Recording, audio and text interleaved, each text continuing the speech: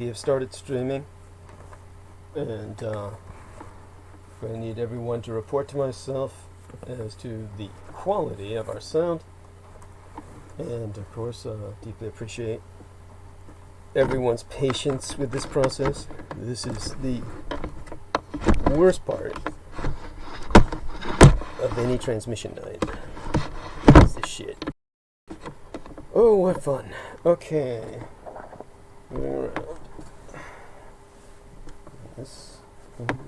I'll keep you company till she gets back. I just What happened? You popped the stim tab? What? Oh, that's no. I'm just answering an email and then I'm gonna go lay down. Okay. I'll keep you company until she gets back. Oh, okay. And I'm, deeply appreciate it. Thank you so much. Well, if you can, just kind of ramble and talk about the weather or something trivial, and hopefully we'll get feedback from people as to the quality of your sound. Well, I tend to this, and what are you tending to? Just the production? Yeah, the streaming. Have to put the links up and all that stuff. Plus, I have to shift it to a comparatively comfortable position, which for some reason, is rather impossible at the moment. I don't know exactly what happened here.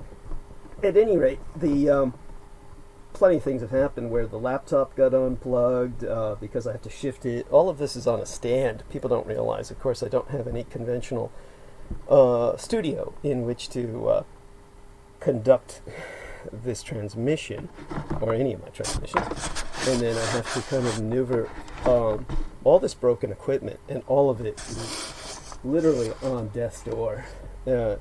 We got like the old personal computer, which is nothing more than a cybernetic jalopy, and literally have to kick it to get it working.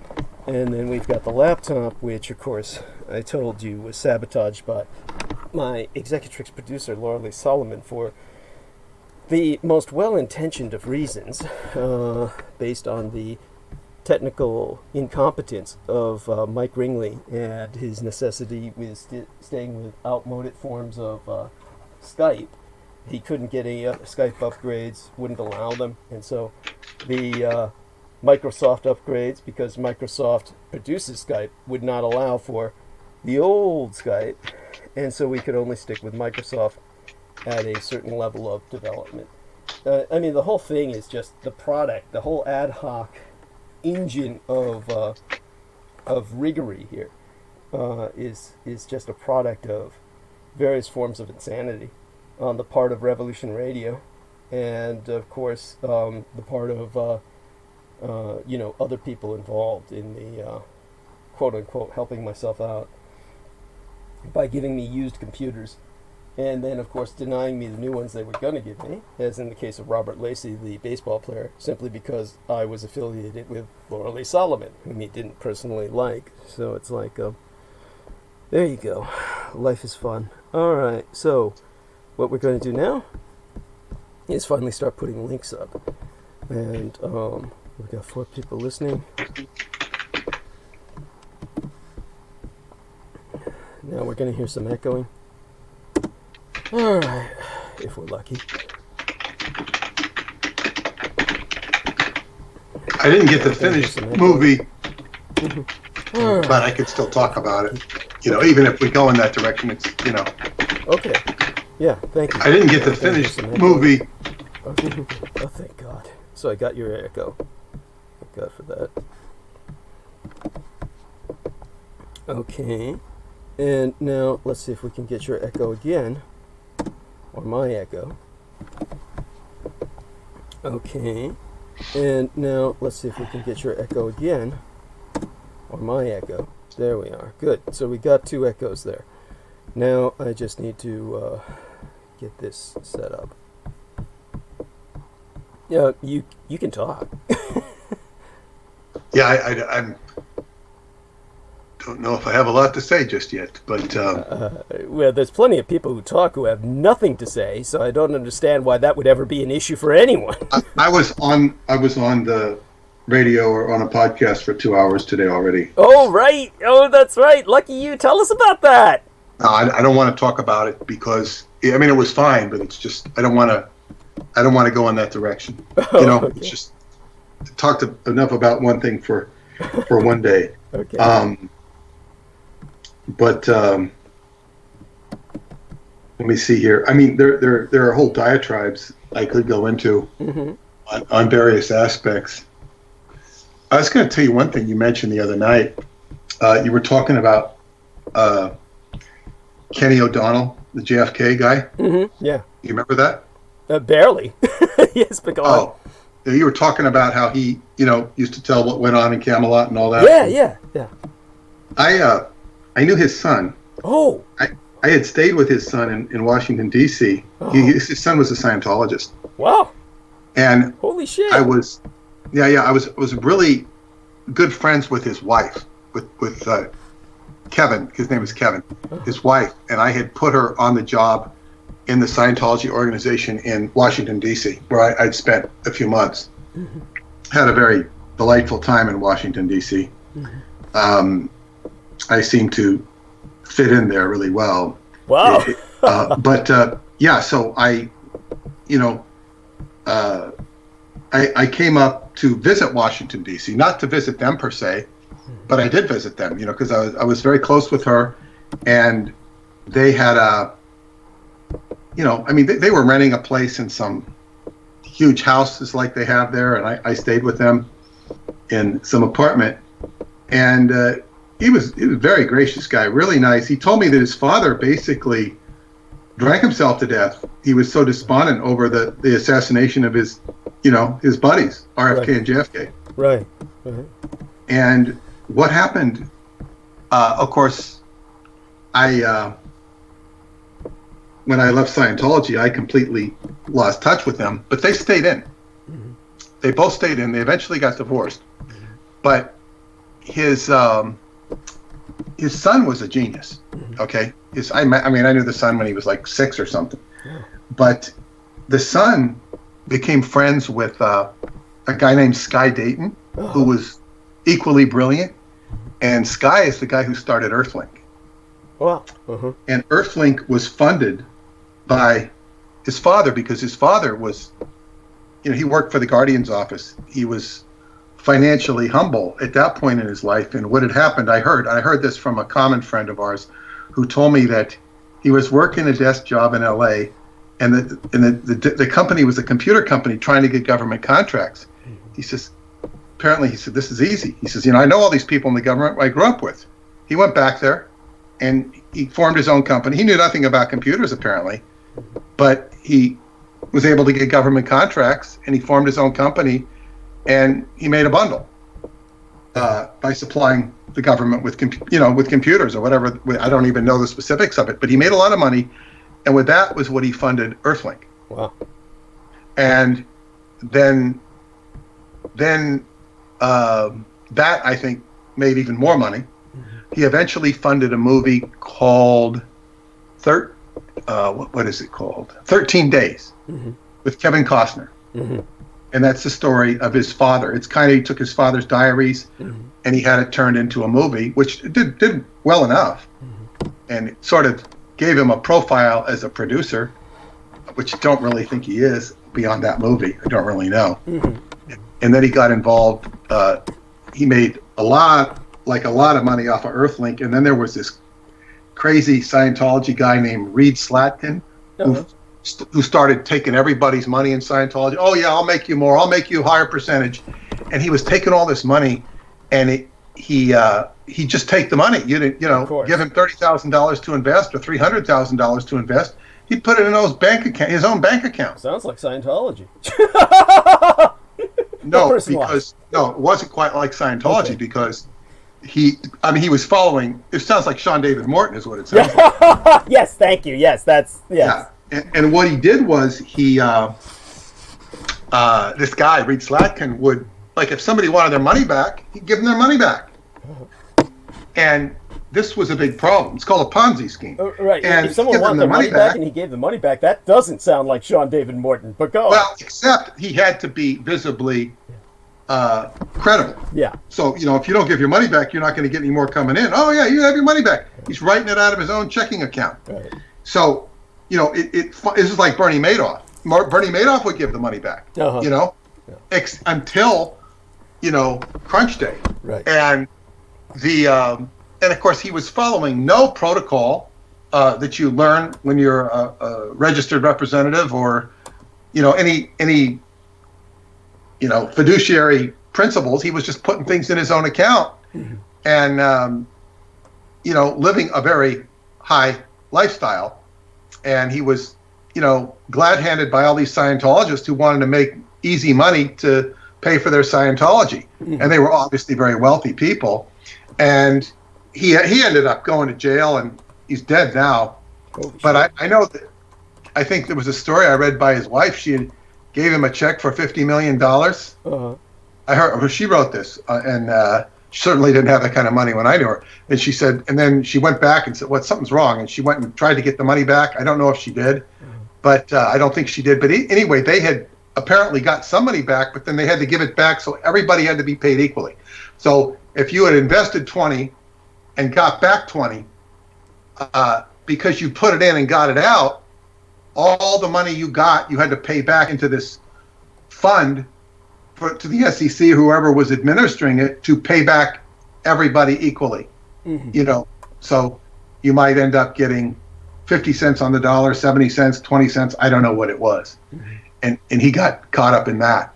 I'm sure he still maintained a high degree of wealth. And last I looked, they were still both involved in Scientology, not maintaining very high profiles, but didn't let go of it. Wow. That's incredible. Thank you for sharing that. I think that's just a compelling story, and it definitely, that's the difference between such Ponzi schemers. They seem to be much more adept than Sean David Morton was.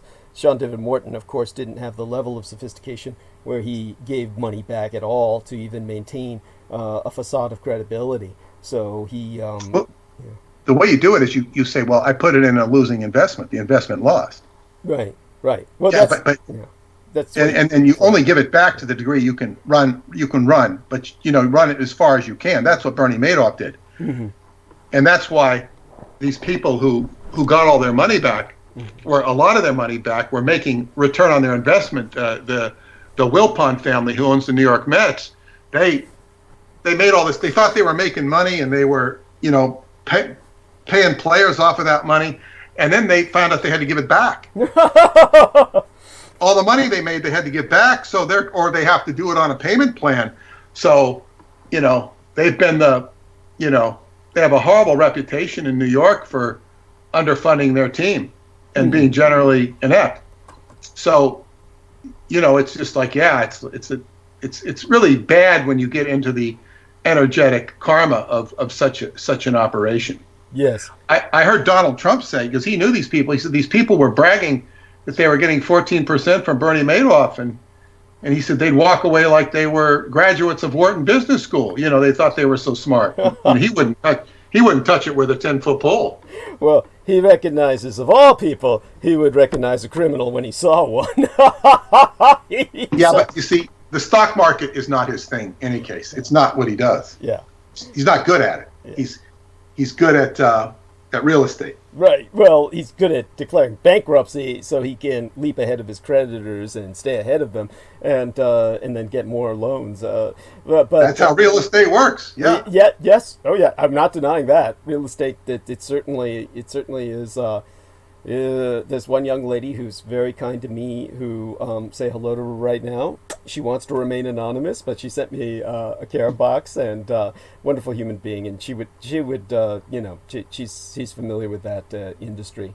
Well, definitely, it's 2 minutes after the top of the hour. I'm going to officially start the transmission. I'm not quite sure if Crystal River is with us or whether she's ever going to return, but hopefully she does. In the meantime, Mr. Moon, you can take your power nap if you wish. And, okay. Yeah. Okay, I'll have you on, and I'll be back. Sounds good. Okay, he went mute, and today is our Pan-Asian Peace Day. Eveday transmission. It is Wednesday, December 11th, in the 2019 year in our Lord, and this was the day, basically many years ago, 87 years ago, if I remember correctly, well, let me just try and dredge what I can out of my memory. It was, of course, United States aggression, which instigated the Second World War in the 1937th annus, or year of our Lord.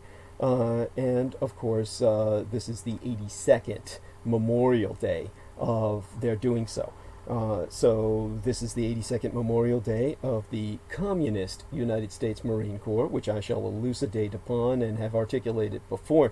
The Marine Corps was heavily communized precedent World War II, and therefore throughout the Second World War. If you're rooting for the Marine Corps in World War II, you're rooting for communism. And so they conducted a terrorist attack on the Sino-Japanese, or the China-Japan axis, during what was Eveday, or that's a Chinese or Japanese acronym in both languages. It's acronymous for PÍNG-WÂ HI, which transliterates as on Sunlit Sky-Time or Pacificity Day.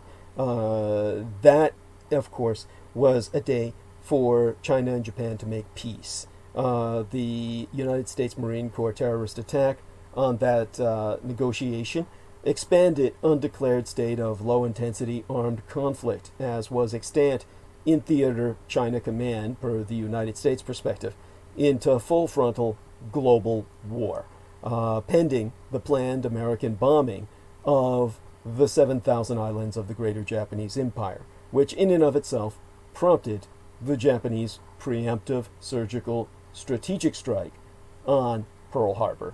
So all of that was prelude to Pearl Harbor, and I will articulate that tonight as I be obligated to do so.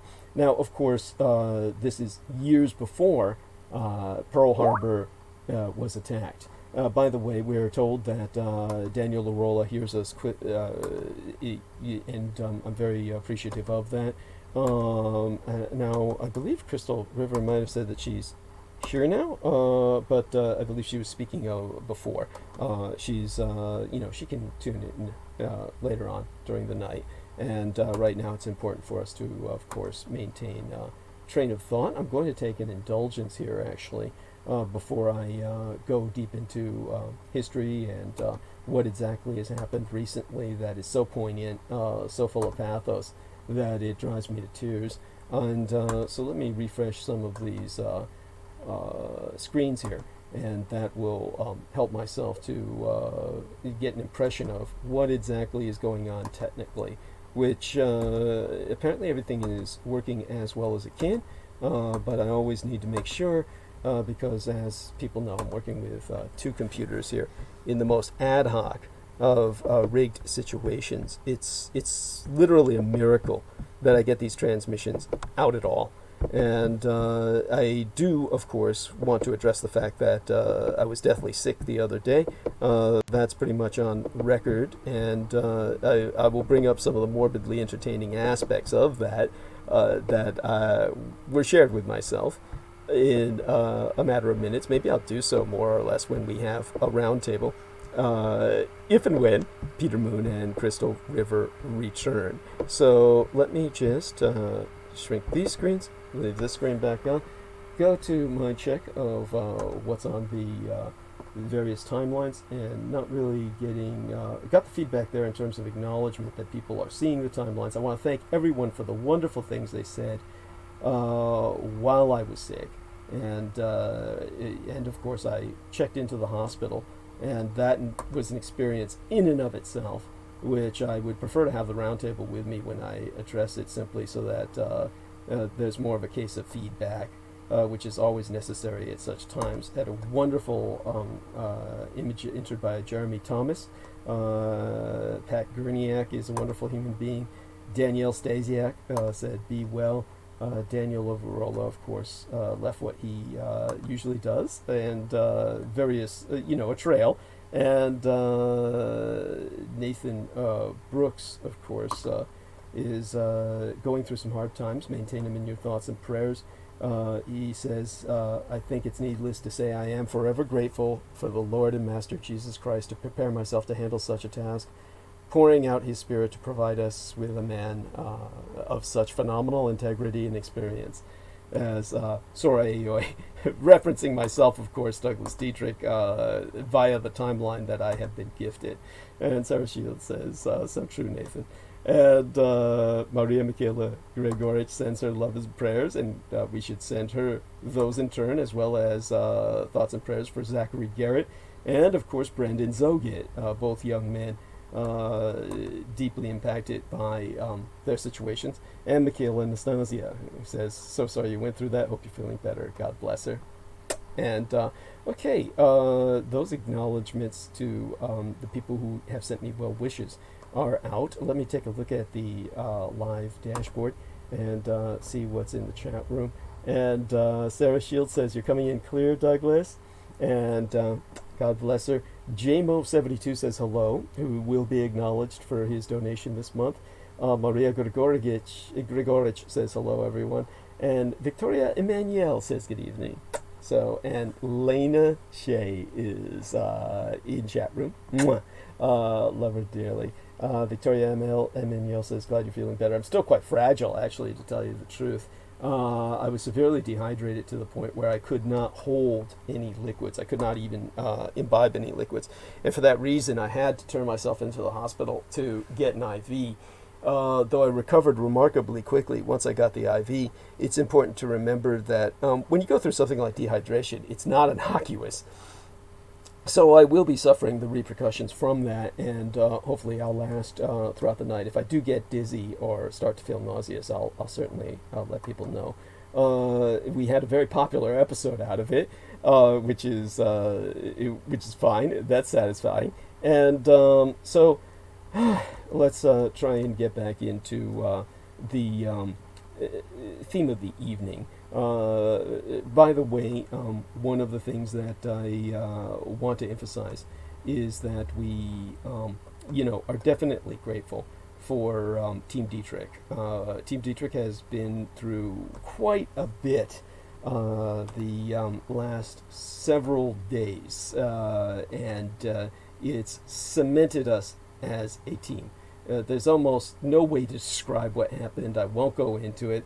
I will allude to it perhaps, but definitely what will happen is that people will find out about it as time progresses. So I will definitely be preparing to actually interact with the public more closely than I have in a long time because of the invitations I've received, and cross ourselves and knock on wood.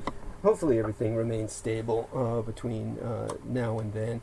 It's definitely one of these situations which I deal with day by day, and with all the other responsibilities that I have, it's just, shall I say, a wonder that this even took place. It was through the efforts of Peter Moon, brought in a lot of collateral and, to myself, unexpected, shall we say, crises.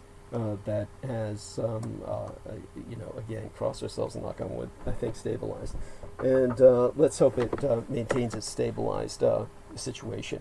Okay, now since we're in a bit of stability, other than for perhaps my physical condition, which is still queasy, I want to remind everyone to contribute to the struggle at showsdd.com/donate.html, where we now be accepting contributions via payroll holdings incorporated on showsdd.com.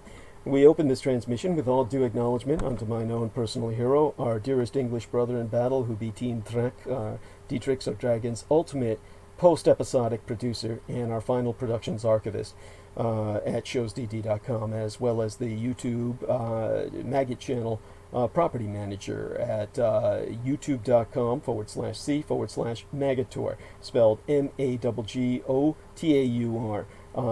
He be, of course, John Henry II, or the Third, McMills Warrington.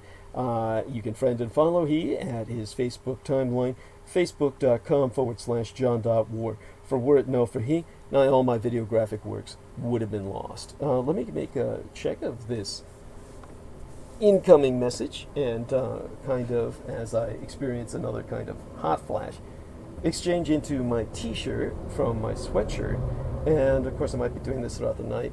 I'm happy to report to you that the pneumonia has been resolved, which I apparently did not have, actually, but whatever caused the symptoms of it has generally been resolved.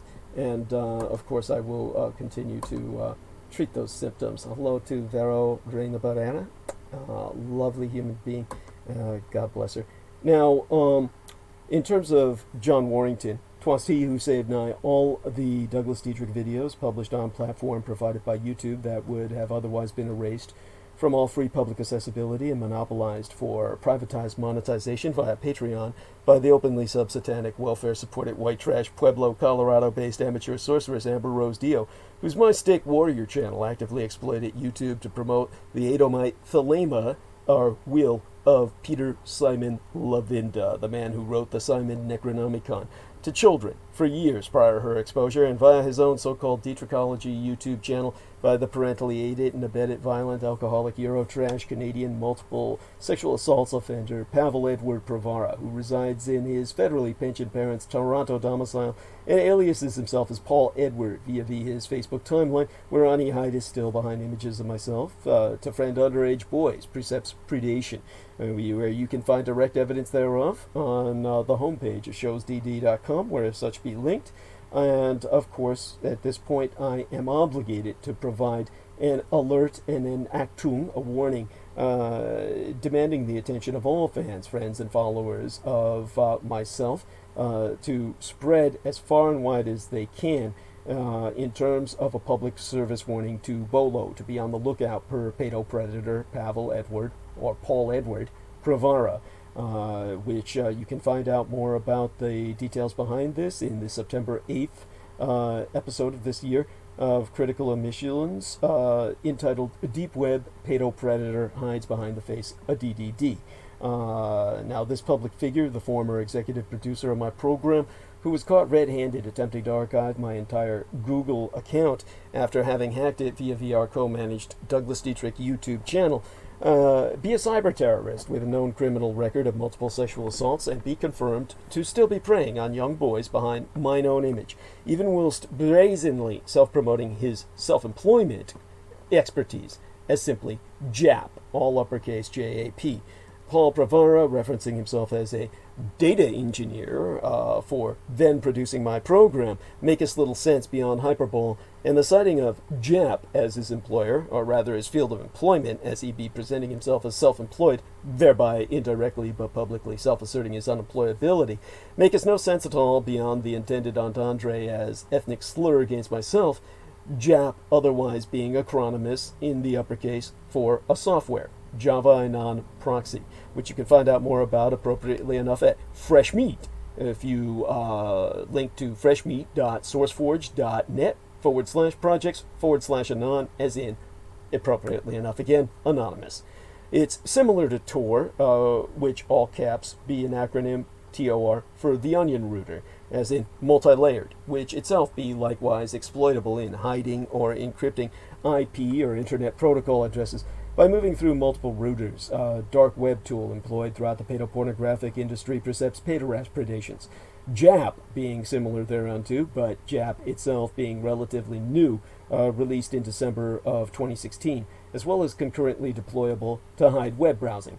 Paul Pravara thereby openly promoting himself as a data engineer in the realm of child exploitation and baby rape, advertising unto others his own ability to deep dive into the depths of deepest darkness and assist others in such.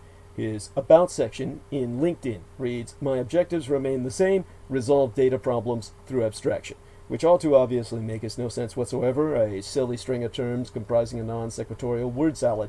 A data engineer develops, constructs, tests, and maintains architectures, such as databases and large-scale processing systems, which altogether might be occulted, obfuscated, as abstracting data problems, but it's not how anyone seriously seeking employment would advertise themselves. So instead, Polyboy presumes any potential contractor to read as, to interpret, his pithy about statement as, I exploit JAP to resolve data problems. It has transmission of questionable data through abstraction, which would mean cascading and mixing the data streams of multiple users in order to obfuscate, it has to call, the data to outsiders, which be what JAP does. Both Polyboy and his handler Agnieszka, or Agnes Maria Środzinska, promote themselves as hackers. It would be self-evidently stupid to advertise oneself as such via LinkedIn Corporation by all common sensibilities, but they have been emboldened by the Temple of Set to hide it in plain sight. Pauly's entire linked entry being utterly senseless by any conventional rationale other than within this context. Ergo, therefore, Paul Volcker be advertising more than meets the eye. Anyone doing a search on LinkedIn for Jap, specifically, in the uppercase, in disambiguation from the ethnic slur, uppercase J with a lowercase a and P, which would pull up anyone's profile who had worked in either a Japanese restaurant or the Empire of Greater Japan itself, would instead, using all uppercase, come across Pavel's page and no more, other than his page, with the nebulous statement of resolve data problems through abstraction, it is via encryption, being the key. Anyone who wants help in questionable tasks requiring Jap now be directed to his page and his page alone. His critical omission, a blatant hypocrisy what speaks volumes in of and for itself, being that he refuses to explain it in his openly published public statement per myself as to why he still misrepresents himself by hiding behind the photograph of a liar, which you can see on his facebook.com/PI342 instead of his own flaccid Eurotrash face, be for reasons that be all too obvious. No one would friend him by his own wretched appearance, despite the fact that he tells underage minors that they have finally found Waldo of the Where's Waldo franchise, and that Waldo was really Harry Potter, his other preferred self-misrepresentation, all along, before offering to let them play with his magical wand. Both the identified malefactors, Rose Dio and Pauly Pravara, ultimately boasted themselves activated assets of the Temple of Set founder, the Setheistic, it is satanic high priest, and primary Wikipedia contributor, the United States National Security Agency Deputy Director, Dr. Michelangelo Mikey Aquino, Colonel, United States Army, Special Forces, Psychological Operations, retired but laterally transferred, and now in consultation. The man who brings us the ever-swelling cult of the kings of Edom, it is the anti-gods. But now you, too, can do your part to help in the fight against total annihilation. Spread the word about Douglas Dietrich, that he, the biological son of Adolphus Jacob Hitler, which you can find out more about by douglasdietrich.com/2019/05/08/ Douglas Dietrich, son of Adolf Hitler, fighting against white supremacist neo-Nazis. And while you're there, confer a footnote on mine biosire to find out the meaning of my father's name, that I, his bio-offspring, be alive and well and resident in the city and county of San Francisco. And if at all possible, electronically relay thy contributions at showsdd.com/donate.html. People are forever asking myself what they can do to fight the paedopathophalacracy, such being our present Slavo-Western government by patriarchy of pathological pedophiles. You can all help spread awareness by supporting myself. We have a new contribution page on douglasdietrich.com where you can make a donation online using either thy credit or debit card. Simply go to douglasdietrich.com and click that red donate button.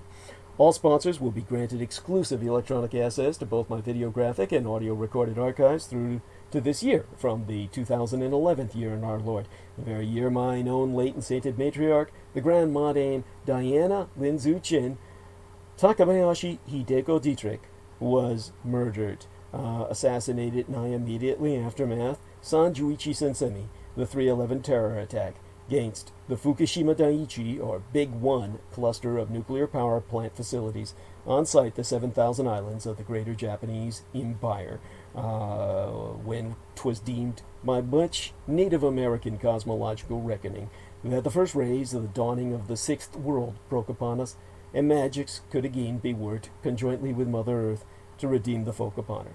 They're not on YouTube anymore. So visit showsdd.com/donate.html and donate online where it is fast, easy, and secure. Only on contribution will thy membership be processed within 48 through 72 hours, between 2 to 3 days, for full access to all mine archives, meaning all those videos that John Warrington saved, aside those on the Maggot Douglas Dietrich channel and the YouTube channel named Taboo Bros 2, spelled TABOO space BROS space Roman numeral 2, as managed by the mixed martial arts maestro Daniel Arola, whom you can visit at facebook.com/Daniel.Arola.3 of Damage, our Daniel Arola Martial Arts Group Incorporated, Kali Combatives. Yea, so, all the Magator-backed Dietrich-hosted vids now be available unto all accepting contents accessible via the aforementioned TB2 and Maggot YouTube channels. Our extensive showsdd.com archives, now including even the old ostensibly professed Revolution Radio archives obtained from the late and unlamented controlled oppositionist Mike Ringley, thanks to private purchase by the well-established alternative acid rock band Deep Space Pilots, whom you can visit at deepspacepilots.bandcamp.com. Lead bandsman Ronald P. Stroine, whom you can find on Facebook as Zeb Shepard, the general practice attorney at law in good standing of the law offices of Ronald P. Stroine and Associates, serving the Chicagoland area's legal needs since 1980 in federal appellate practice, divorce and family law, real estate, bankruptcy, criminal, and DUI. Visit thedebtfreeway.com, as well as the Soi Disant American Freedom Radio, yet another misnomered hobby hole that be neither terrestrially broadcasted, ergo not radio, nor conducive to American freedom transmissions. I myself hosted there for a month, from May 20th of 2018, a month or more worth of transmissions that Pavel Edward Pravara smuggled onto YouTube, perhaps ultimately copywriting them for himself, as alluded to within entitlement of the same dated episode, Douglas Dietrich on American Freedom Radio, about being introduced to American Freedom Radio. Such episodes being re-recordings with new images taken from correspondent points in my presently banned Facebook personal friends page, but reformatted per the date our Grand Magator John Warrington named each file, and, along other John Warrington uploaded programs, inclusive videos, are now only to be found on douglasdietrich.com, once upon you click that red donate button. On past transmissions, I have informed our listeners about the option to send us checks or monetary orders to mine own physical mailing address in order to avoid paying the middle person. Now, my manager, Lineage, has asked myself to clarify unto our audience that I was referring to PayPal Holdings Merchant Services as said middle person, and not herself, who be an unremunerated volunteeress, as my webmistress. The young Madame Lineage has been e-relaying thank you communique on mine own behalf unto everyone who submits their donations online. My presently transitional website situation is in no way, shape, or form analogous to the Aquino-designated suppression asset Lorian Ann Fenton handling, in which she was assigned to sabotage all my contacts per potential sponsors and all my communications via the open public, whilst stealing any and all incoming fiscal succor intended for myself as her personal profits. So fear goddess and dreadnought, whether you send donations online or through the postal services, it will reach myself. Accepting online donations cost us roughly 3% plus or minus to process. So ye can help save us a few extra United States dollars by mailing either checks or monetary orders, never cash, to the personal residential address of the Mr. Douglas Dietrich, which itself be listed on douglasdietrich.com. The most important thing being that people regularly donate what they can within their means. Foremost among my donors, aside mine lady and mistress Lena herself, be our most beloved greater British brother in battle, the Team Thrak, or Dragon, He-Man heavyweight lifter. He's far more than that professionally, of course. He's a bartender, though the heavyweight lifting is nothing to be dismissed. And of course, he's the YouTube Bizarre HD channel manager, whose YouTube channel you can subscribe to at youtube.com/user/Bizarre HD, which be spelled BIZAREHD. That being George Knight. Friend him at facebook.com/George.E.Knight.7, our own personal hero, who has substantially delivered towards my salvation from the streets, and whose self-produced videos entitled How the United States Won World War I and Why We Are Still Legally at War with the Third Reich both be factually substantiated per mine own expositions. Indeed, mine expositions via YouTube would not be possible sans generous benefactions from my listeners on a monthly basis. I am the only person on the surface of this world with the insider knowledge and experience necessary to lead thy resistance against the Russo-sub-satanic occupation and anti-godly insurgency. So again, go to DouglasDietrich.com and click Donate. The very survival of the human species be at stake, and I am not exaggerating. Do not wait. Donate now. It'd be appreciated beyond my ability to express in any language. Subscribe to the Douglas Dietrich YouTube channel at youtube.com/c/Douglas Dietrich and click that notification bell in order to receive notifications that live streams has started. My gratitude unto thee all who grace my self-support.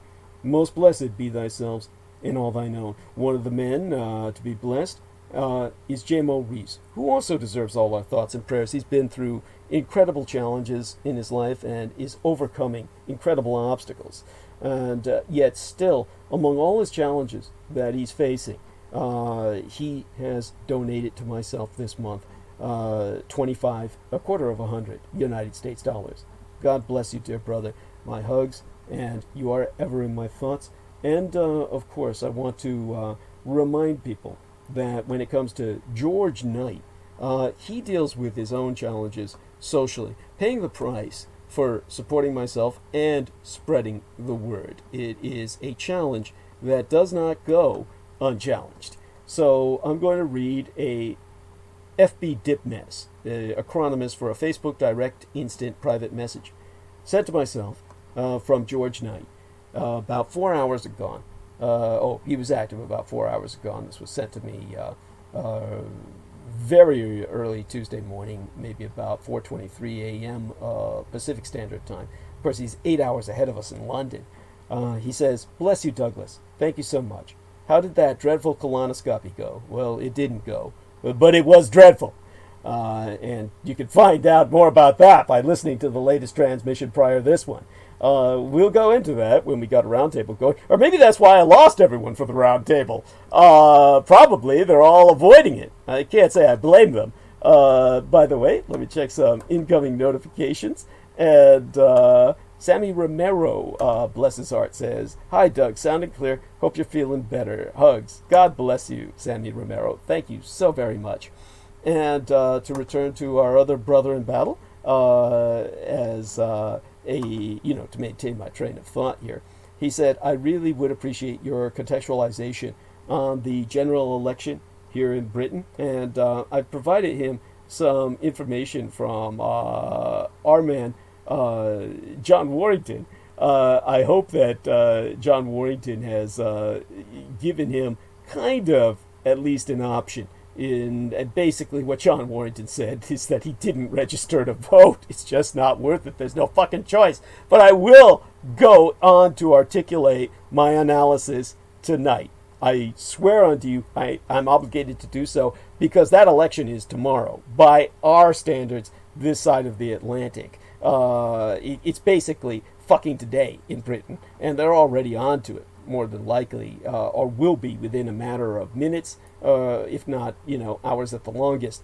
But aside from that, George Knight said that an old school friend of mine came up to myself and told me, because of what I post on Facebook is very controversial, and he assumed I was a defactor. If you can believe that term. I mean, these are the people who invented the language, and these days, most of them can't speak it. So this is why our man George Knight is saying, I have to inform you on something I experienced the other day. And he goes into this man perjuring him, or rather pejoratively berating him with this term. It's obviously meant in the negative. And as George Knight says, I quote his T, "I would assume he meant a defector or a renegade, because I expose a lot of hidden history no one knows about, but what I learned from you. And I even noticed all hostility I get from Facebook from my Facebook friends. The one thing they all have in common is they are all white Caucasian males. Everyone who disagrees with factual history you and myself presentist. They are all Western white males. It's truly amazing how much factual reality you present, Douglas, which is always 100% true and factual. I'm getting hostility from white males, even though I myself am white Caucasian. They are all white supremacists. Thank you so much, Douglas. This is why I will always be on the side of right and the light. Much love, Douglas. God bless you, dear brother in battle, and always and ever in my thoughts. And this is definitely something that is beyond words to describe. Everyone maintain George Knight in your thoughts and prayers for what he has to deal with. With that, we'll go into what makes today so incredibly, painfully poignant, and the pathos that I feel with the passing of a giant, literally and figuratively. Paul Adolf Volcker Jr. has died. He died while I was conducting my transmission, in which I was so sick. I'm not going to say that I had some kind of psychic link with this individual that made myself so violently ill while he was passing on, but it is apropos. There is resonance there. It seems appropriate that I would be that violently sick while this individual left us. And I will show you why, in ways that you cannot begin to comprehend, why this man's passing is beyond loss for our world, our civilization, compared to his predecessors and his ancestors. His ancestors, of course, or his predecessors, they're both the same. It's kind of a different term for the same thing. Brought us the Second World War. And those that have come after him since are striving to bring us the Third World War. So I'll put that into perspective for you, and it's going to be painful. If you're not hurting by the time I'm finished describing this, then you simply are welcoming the destruction of humanity. Apocalypse and the end of an extinction, not just of the human race, but of everything on the surface of our world. Paul Adolf Volcker Jr. died December 8th, Pearl Harbor commemorative day in Asia, which be on the western half, the western side of the international date line. And being west of the ID line, it is ever a day ahead in Asia. So December 7th, the attack on Pearl Harbor Memorial Day in the West, is December 8th, or Pearl Harbor Commemorative Day in the East. And on that day, then I was conducting my transmission and maintaining transmission to the 4th hour while I was literally dying on air. And that's not an exaggeration. I barely made it through that transmission. Not just like I barely made it through, like I, just had to go. I almost died. So several counts of my body's readings were probably at their nadir at that period of time, and did not rebound until I vomited enough times to stabilize, which was extraordinarily hard on my lungs because most of it was dry heaving. And then called the ambulance to make certain that I could recover appropriately. Now, Paul Adolf Volcker Jr., while I was going through that, transitioned, he being the chairman of the Federal Reserve Board who tamed double-digit inflation in the 1980s.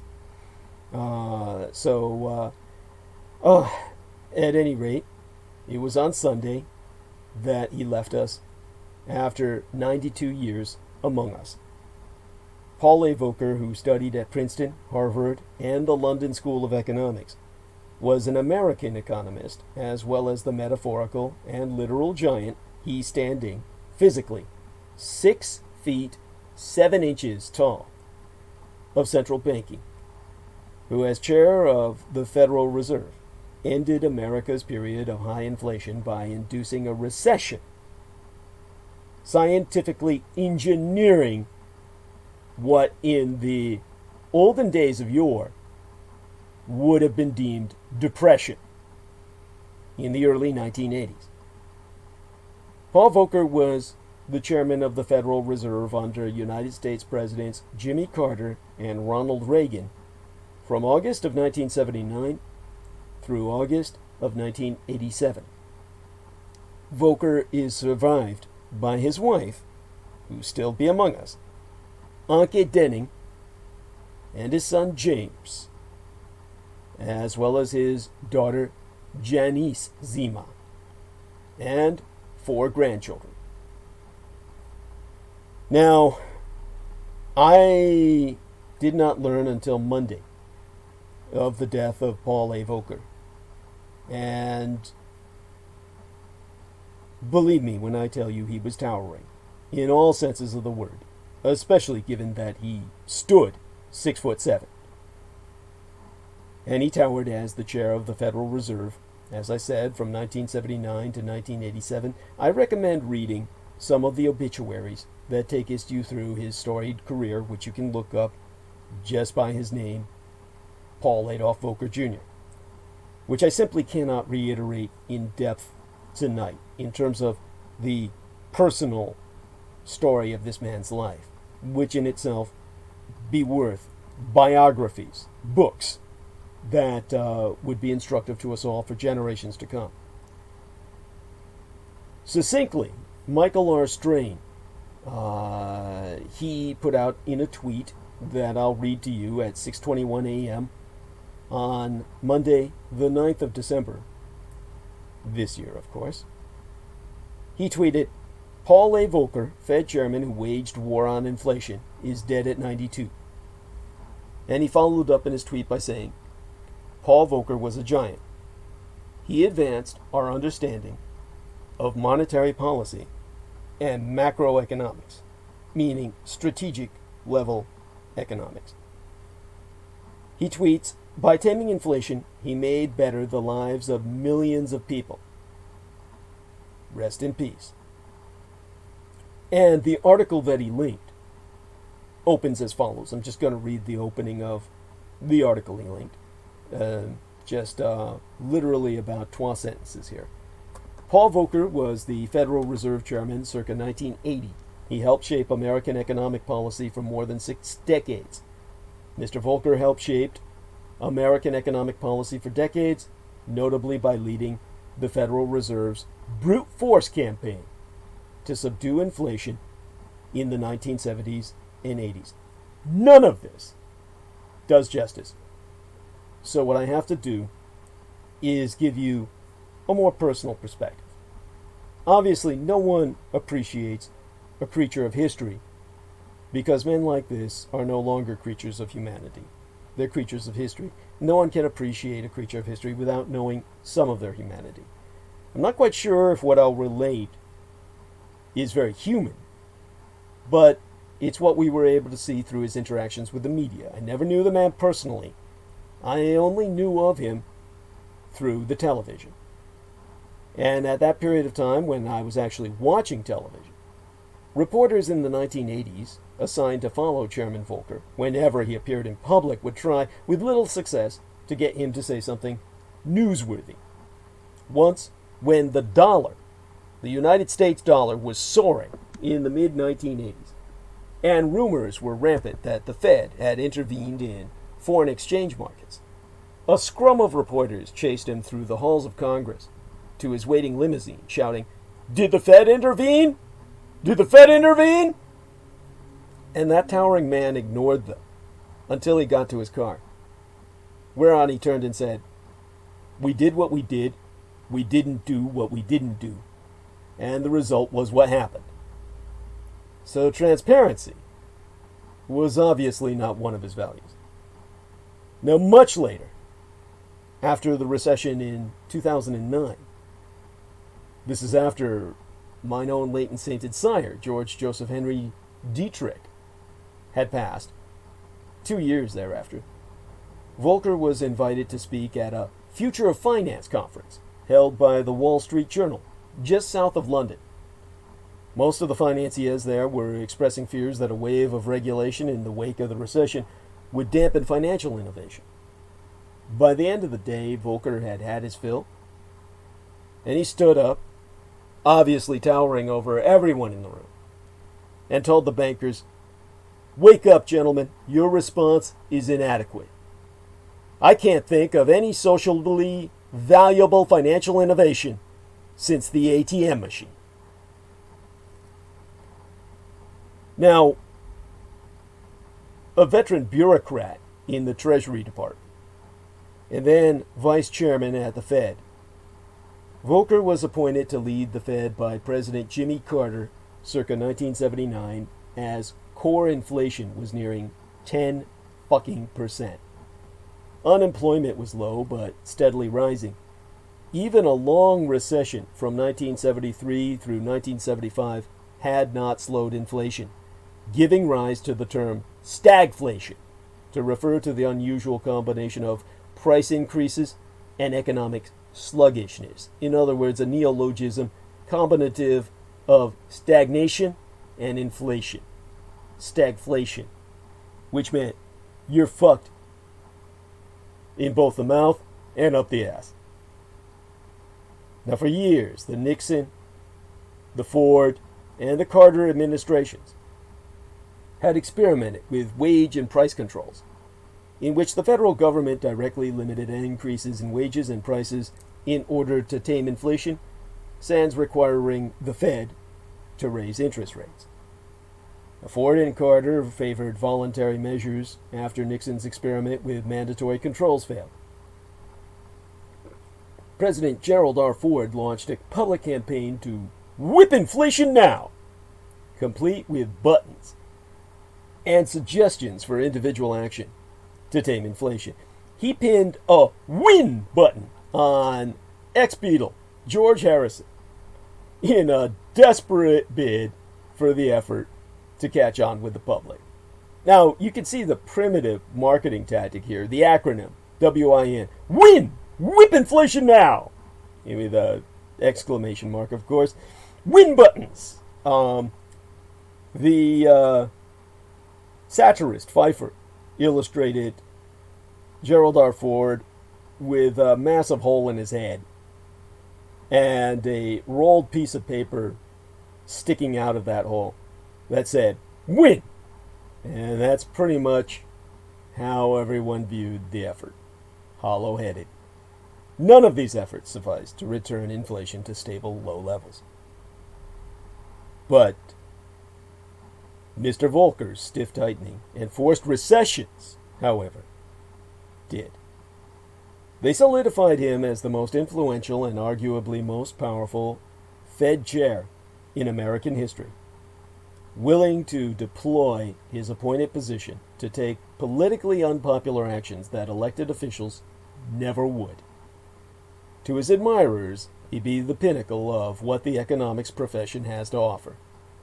Harvard's Ken Rogoff once called him arguably the greatest Federal Reserve chairman of the 20th century.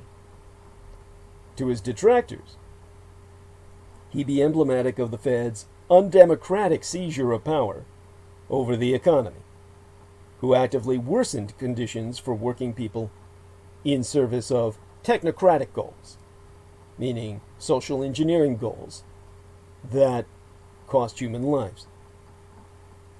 Now that's a strong statement. That means people died because Paul Adolf Volcker took the lead. So how did Paul Volcker tame inflation? Before Volcker came into office, the Fed had tried small increases in interest rates in hopes of taming inflation, to little avail. Volcker, as vice chair, was among the hawks on the Federal Open Markets Committee, pushing for major action. After a couple of modest increases in the first month of his tenure, he called a surprise meeting on the 6th day in October of 1979 and set on a new, dramatically tighter course of monetary policy. The Fed would allow us a much wider band on interest rates, effectively allowing them to go higher than before, and announced it would recalibrate policy regularly in response to changes in the money supply. If the money supply was growing too quickly, the Fed would crack down harder. That month, the Fed's interest rate was set at 13.7%. By April, it had spiked a full 4 points to 17.6%. It would near 20% at times circa 1981, just as I was entering high school. This approach took 2 tries, 2 major campaigns, to get its intended effect. Volcker's tightening slowed economic activity enough that by January of 1980, the United States was in recession, what we used to call depression. But Fed interest rates actually began falling sharply after April, which limited the effectiveness of the Fed's anti-inflationary efforts. The Fed tightened again after that, and sparked another recession in July of 1981, when I was not only in high school, but also serving as a Department of Defense librarian's aide. This depression, as we used to call it, was far worse than the first. While unemployment peaked at 7.8% during the 1980 recession, it would peak at 10.8% in December of 1982 in the middle of the 16-month-long second Volcker recession. That's a higher level than at the peak of the Great Recession, circa 2009. When Volcker, and remember, that 2009 year was a direct result of the crash of all of the swindlers, the Bernie Madoffs, running your economy to the ground by 2008. Now, when Volcker had left office circa August of 1987, inflation was down to 3.4% from its peak of 9.8% circa 1981, but little over half a decade earlier, after the first Volcker recession failed to drive prices down. Persistent low inflation has been the norm ever since. The United States has never had inflation again above 5% since September of 1983, when I was getting out of high school via a GED, so I wouldn't spend another year at San Quentin Prep, John O'Connell Vocational School of Technology. Now, to Volcker's admirers, he was the most successful Fed chair in history, who beat back the inflation problem even when his actions were grossly unpopular, and he was greatly reviled. One of the most hated men in history you never heard of. One of the people who denounced Volcker's moves was then Senate Majority Leader Robert Byrd, surname spelled B-Y-R-D, who himself was, as far as I'm convinced, a veteran of the American Civil War between the states, and who declared after Volcker announced his new effort in October of 1979 that, to quote his team, attempting to control inflation or protect the dollar by throwing legions of people out of work and shutting down shifts in our factories and mines is a hopeless policy. Building contractors and carpenters mailed Volcker's office all the 2x4s that they weren't able to use to build homes, as the mortgage market had dried up completely. Farmers protested by blockading the Fed headquarters with tractors. It took the rolling of tanks in the streets to back the tractors off. Ben Bernanke, who served as Fed chair from 2006 through 2014, kept one of those 2x4s in his office, telling the New York Times that Volcker came to represent independence. He personified the idea of doing something politically unpopular, but economically necessary. But that program came at a huge human cost that has led critics to ask whether Volcker could have broken the back of inflation in a more humane way, sans triggering the highest levels of unemployment since the Great Depression of the 1930s. Historian Tim Barker, in a review of Volcker's recent memoirs for N+1, has noted that liberal economists of the time, like Nobel Prize winners Kenneth Arrow, Paul Samuelson, and James Tobin rejected the idea of an induced recession as unnecessarily harsh. Barker also blames the Volcker shock, as it's known in economic history, for setting off a wave of financialization in the United States. High interest rates made it hard for brick-and-mortar businesses to borrow for productive investment and drew foreign money seeking higher returns into United States banks, offering high rates. Ironically, Volcker's own last major effort in public life, after a long career at the Wall Street investment bank Wolfensohn, spelled Wolfensohn,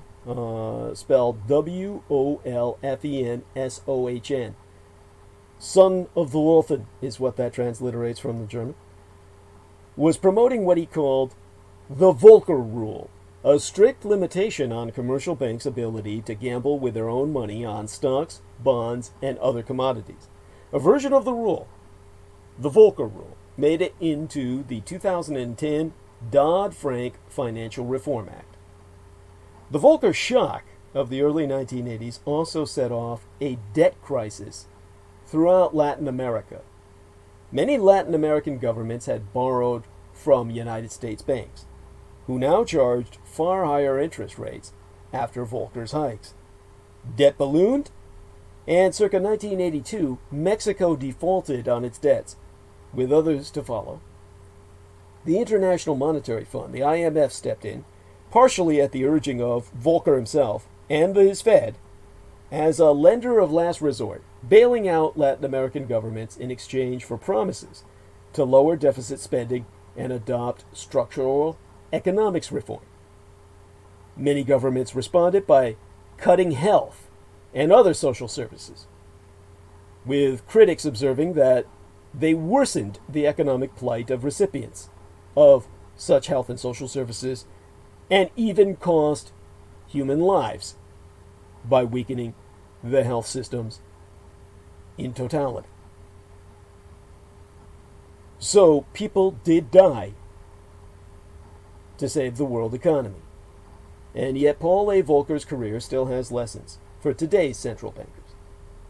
I'll now take us these moments to reflect on how much has changed since Volcker strode the halls of the Federal Reserve. While today's central bankers face a different task than the one Volcker took on, they would be well advised to pursue their goals with the same relentless commitment he brought to the Fed. To understand as why Volcker looms so large in the history of not only American but also global economics, you must start by wrapping your head around twain numbers. Two factoids, 11.6% and 1.3%. The first number, the big one, is the rate that inflation peaked at in the third quarter of 1980. 11.6% a few months after Volcker was appointed federal chairman. The other number is the most recent variable of the same variable. I mean, like, hot off the calculating machines. 1.3% today. Consider that a rate of inflation running at 11.6% cuts the buying power of your paycheck in fucking half. By 50 fucking percent in just half a year. Half in 6 months. At 1.3%, that takes more than 4 fucking years. And that's what you've got today, thanks to this man. He's bought you 4 fucking years to get yourself a college education. With what he did. Yes, people died to give you that privilege. As Ben Applebaum shows in his recent and compelling history of economic policy entitled The Economist's Hour, Volcker himself was born to take on inflation. Applebaum recounts that when Volcker's older sister went to college in the late 1930s during the Great Depression, their parents gave her a stipend of $250 a month, which would be something like $2,500 a month today. She could have rented a flat for herself in San Francisco, or rather, a single-person apartment. So at 25 United States dollars a month, she was set. 10 years later, when Volcker went to Princeton University, his parents gave him the exact same fucking amount as his stipend. He argued that the dollar had lost 40% of its purchasing power by then, a fact that failed to change their dementedly addled, Alzheimer's-ridden, senile minds.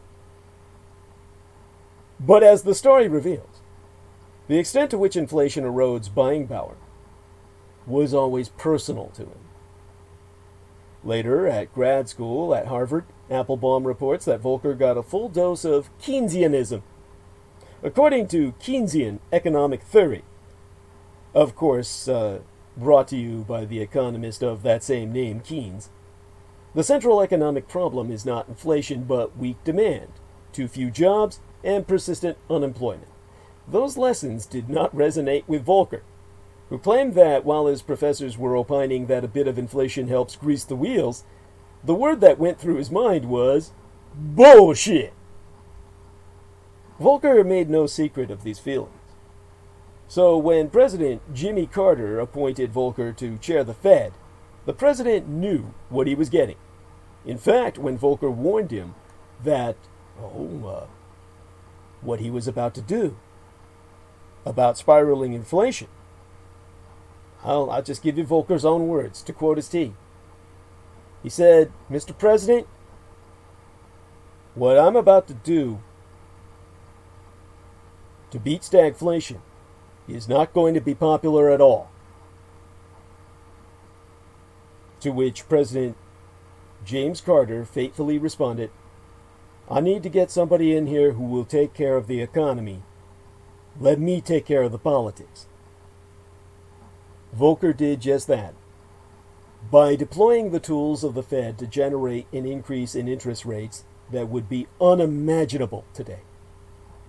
The Fed funds rate, the central bank's main tool to manage inflationary pressures, went from about 5% in the mid-1970s to 20% at its peak in the early 1980s. In a battle against inflation, Paul Volcker concluded that things had to get worse before they could ever get better. It'd be easy to forget just how miserable the situation was for the United States economy when Paul Volcker took charge as its chief central banker in August of 1979. Inflation was nearly 12% a year and rising. People were lining up for gasoline. Unemployment was 6%, having spiked over the previous 4 months. President Jimmy Carter had delivered an Oval Office address a month earlier complaining of a crisis that strikes at the very heart and soul and spirit of our national will. His famous malaise speech. In that world of hurt, Mr. Volcker, who died Sunday at 92 years of age, came to an unpopular conclusion. Things had to get worse before they could get better. His view was that Americans' expectations of ever-rising prices was creating a vicious cycle, and that only aggressive actions by the Fed to constrict the money supply would stop this, even at the cost of what would become the worst recession in the 7 decades between the Great Depression and the global financial crisis, the crash of 2008. The standard story that be told about the legacy of Paul Volcker be that history proved him correct. The recessions his actions triggered were painful but brief, and by the end of 1982, the United States was beginning what would be called the Great Moderation, a quarter century, 25 full years of steady growth, low inflation, booming financial markets, and recessions that were rare and mild. Those of us who were around to remember something else about that period, those of us who were back then, like myself, who actually lived through this, I would better say survived it, we also remember that there were the double-dip recessions of 1980 through 1982. Again, during my high school years, in which Volcker successfully slew the inflation dragon, but he came close to breaking the world economy in the process. He didn't just step on the brakes. He slammed them, yanked up the emergency brake, and shifted the car into reverse. And as the dust cleared, inflation fell steeply, as it had to, given what Volcker and the Fed had done to the cost of borrowing. People stopped borrowing to buy homes, cars, and pretty much anything else that required credit. As demand collapsed, so did inflation. And so too did jobs. Overall unemployment reached 11%, and that of black African Americans peaked at a stunning 21%. Confronted with jobless rates of that magnitude, Jimmy Carter was far from able to take care of the politics. Did a full fifth of the black labor force really need to be unemployed to bring down inflation? Volcker believed the economic damage resulting from his program was necessary, and he wasn't alone. From today's perspective, in an economy where interest rates and inflation have become remarkably insensitive to the pressures that once prevailed, what Volcker did looks awfully extreme and terribly costly to the most vulnerable of populations. But this is not the time to litigate that question. Instead, let's consider how the job of central bankers has taken a 180-degree turn. Instead of soaring inflation, we've got sagging inflation. For almost a decade, inflation has been running far below the Fed's 2% target. Volcker-era economics was obsessed with preventing inflation. Today's economics is, or at least should be, obsessed with getting to and staying at full employment. In that regard, our Fed officials would do well to act in the spirit of Mr. Volcker, even in pursuit of a goal antithetical to his life's work of choking inflation.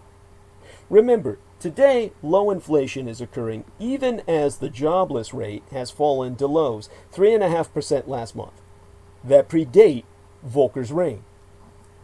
Such a weakened correlation between unemployment and prices gives our monetary authorities the opportunity to pursue maximum employment with the same single-minded vigor with which Volcker pursued low inflation.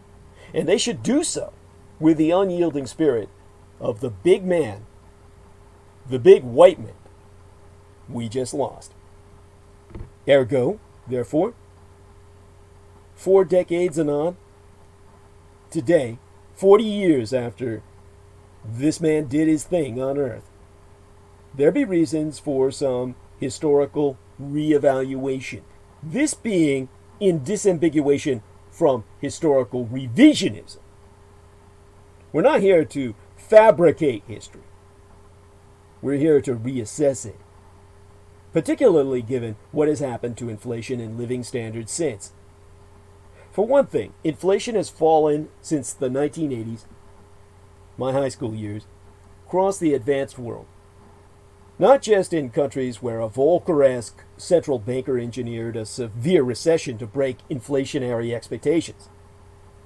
And there be reasons to think the doctrine that Mr. Volcker and his successors embraced, of raising interest rates to slow the economy whenever a risk of inflation appears on the horizon, has actually contributed to stagnant wages for many workers. If a central bank views higher pay for workers as potential cause for alarm, but is more sanguine when corporate profits rise, it'd be reasonable to expect that the share of national income going to capital versus labor will rise over time. And that is exactly what has happened in these United States since the Volcker era. So, Paul Volcker's greatest lesson wasn't on economics. It was on being a public servant, fighting conventional wisdom to arrive at the right answer, not necessarily the most popular one. These kinds of reassessments be important for taking the right lessons from Mr. Volcker's era. After all, he left the Fed chairmanship 32 fucking years ago. What made Mr. Volcker a great economic statesman was not so much the details of his analysis of inflationary dynamics and the money supply circa 1979. It was a culture and mindset he brought to that job, and all of those he held over a career in public service that stretched from the Eisenhower administration to the Obama administration. Mr. Volcker was a civil servant's civil servant. At the Treasury Department in the Kennedy, Johnson, and Nixon years, he toiled at rethinking an international monetary system that was breaking down around him. Breaking down around all of us. Because despite jobs at the epicenter of world financial power, early in his career he worked at Chase Manhattan, and he would lead the Federal Reserve Bank of New York before Mr. Carter picked him as Fed chair. He seemed uninterested in the trappings of wealth and power. He was always rumpled, always mumbling. His 6'7" frame, oftentimes even slumping. And he was not trying to be a globe-trotting master of industry or a political mover and shaker. He was oftentimes dismissive of the views of powerful bankers and politicians. And he lived himself quite modestly, wearing ill-fitting suits and smoking cheap cigars, and living in a small, not at all posh apartment in Washington, District of Columbia, with his family, back in New York, entirely separated from him. A man severed from those he claimed to love, even personally. He didn't focus much on his own status, which made him especially suited to resist the inevitable political pressure that arose when his course of action caused mass unemployment in the early 1980s. The tidy story of Mr. Volcker's early years at the Fed, that a central banker needs to be willing to take the economy, or rather to tank it, to prevent inflation, is not necessarily the most important lesson to be had. What made Mr. Volcker such a consequential figure is that he did not merely take the conventional wisdom of public policy as he inherited it. He was willing to rethink the Fed's policy based on what was happening on the ground, not on the theories of politicians and tradition-bound economists. Right now, Fed leaders are grappling with an opposite set of problems from those that Mr. Volcker inherited. Inflation is too low, not too high. Workers' wages are rising too slowly, not too fast. With interest rates persistently low, it's not clear how central banks will fight the next recession. Meaning, we may experience a crash and collapse if they don't know how to handle what we've got confronting us now. So essentially, the post-Volcker conventional wisdom of how central banks ought to act is in doubt. No surprise, given that he left the Fed more than 3 decades ago. His successors have to figure out what elements of his approach have staying power and which should be discarded in creating a 21st century monetary policy. Regardless of what those answers turn out to be, Mr. Volcker's life offers guidance about the values they might want to embrace in seeking them. His life be a testament to what dedicated public servants can do when they put their heads down and are guided not by how things worked in the past or how they might wish them to be, but by the world as it is. And the right answer isn't always the most popular. In this age of populist-personated elitism, Volcker's critical legacy be his reminder that popular democracy has its limits. What he personified and embodied for America was Führerprinzip, the Führer principle, the principle of the leader. That leaders be expected to lead, not just blindly follow public opinion. Volcker was the Adolf Hitler of America, leading the fight against inflation in the face of immense popular protest from both the left and the right, a radicalized centrist like my biological father. Interest rates soared because of his policies, but he held firm, and the folks in the White House, across 2 different administrations, one Democratic and one Republican, let him do his business.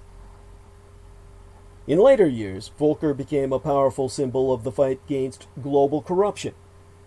And to the end, he worked to bring more qualified people into public service. He wanted his legacy to be raising the quality of those entering government. In today's parlance, he believed passionately in the importance of the deep state. That be the lesson to take. You need a Führer, a leader, and that man must steer the deep state, or you'll be left stateless. There will be no ship of state for you to rearrange your deck chairs on. You'll be lost in the open sea and fodder for the fucking sharks.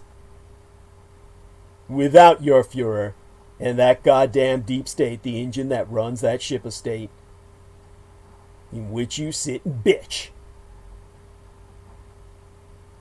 Great men are always easier to identify in retrospect than in real time. But Volcker's greatness was always unmistakable. He saved the global economy in the face of immeasurable opposition. And for saving the fucking world, that man who died on Pearl Harbor Commemorative Day this last Sunday deserves our deepest gratitude. And that brings us to Pearl Harbor and the strategy of economic sanctions. There have been many propaganda constructs founded on the Japanese preemptive strategic surgical strike on Pearl Harbor. One was that, wars need not begin according to international law. Despite the fact that Japan, of course, sat on the League of Nations and helped make that international law, helped to forge it and to write it, just so others could break it. Another was that attacks can be unexpected and that constant vigilance be of necessity. Rationalizing your ever-operative and ever-expanding warfare state of the military junta. Still another was that failure to understand how new technology changes the nature of war can be disastrous. Asinine on the face of it when everyone understood the applicability of attack carriers, as demonstrated to the world by the precedent Pearl Harbor, the raid on Taranto, the Italian port that sank their fleet by the British using World War I biplanes. The list of propaganda constructs is, of course, longer than the list of lessons to be learned, one of which be particularly germane at this moment in history. When imposing economic sanctions, the more powerful the sanctions, the greater the pressure on your adversary to strike back. At a time when the United States is shifting from the use of military force to the deployment of economic power, the lesson of why Pearl Harbor was attacked needs to be reconsidered most carefully. That brings us to the war plans of the United States in its conspiracy, its writ conspiracy, to conquer the world. When the Germans were placed on trial as a people through their representatives at Nuremberg, what the Americans accused Germany of was conspiracy of conquest. Yet the United States itself had developed a series of global war plans after the end of World War I, in which they had established not a peace, but had but created a desert. A desert of diplomatic power vacuum, filled by revolutionary anarchists and Bolsheviks the communist invasions and insurgencies of Joseph Stalin. Prior to World War I, the Empire of Japan was the leading industrial power in the Western Pacific. After World War I, the Empire of Japan expanded its military sphere of influence to defend its interests, its vulnerable industries, which had no natural resources of their own to fuel their industrial machines that kept the Japanese people employed and their economy a-running. Japan had sided with the Anglo-French alliance during the war, and as recompense, Deutschen, or German holdings in the Western Pacific, German Polynesia, were turned over to the Empire of Japan. This paralleled the growth of Japanese naval power, and it seemed that the American position in the Pacific, built round their invasion and illegal occupation of Hawaii and the Philippines, in which they had conducted mass genocide to secure their power, was all in danger. And so the United States developed their conspiracy of conquest. War Plan Black presumed their intended war with Germany. War Plan Red presumed America's intended war with Great Britannia. Since the United States had been dueling with the British Empire over control of the North Atlantic since its founding as an Atlantic seaboard republic. President Franklin Delano Roosevelt's ascendancy to power in 1933, the same year as Adolf Hitler became chancellor. His administration on this side of the Atlantic was dedicated to a communist-modeled collectivist New Deal. And FDR's New Deal was the brainchild, in turn, of Lachlan Bernard Currie, an avowed communist and a Canadian citizen who had never applied for, nor in his lifetime would ever be awarded, United States citizenship. Yet, come 1934, as sanctions encouraged by Judea in their declared state of war against the Third Reich were in full effect, creating a state of emergency that forced Adolf Hitler to renounce the Reichskanzlership and rededicate himself as Führer of the German people. All of that forced a turn in leadership that made Adolf Hitler declare an unlimited state of emergency. And so, these sanctions, the rally to boycott Nazi Germany, that began with a rally held at the 3rd Madison Square Garden on March 15th of 1933, brought headlines across the world: Judea declares war on Germany. These were the first shots of the Second World War.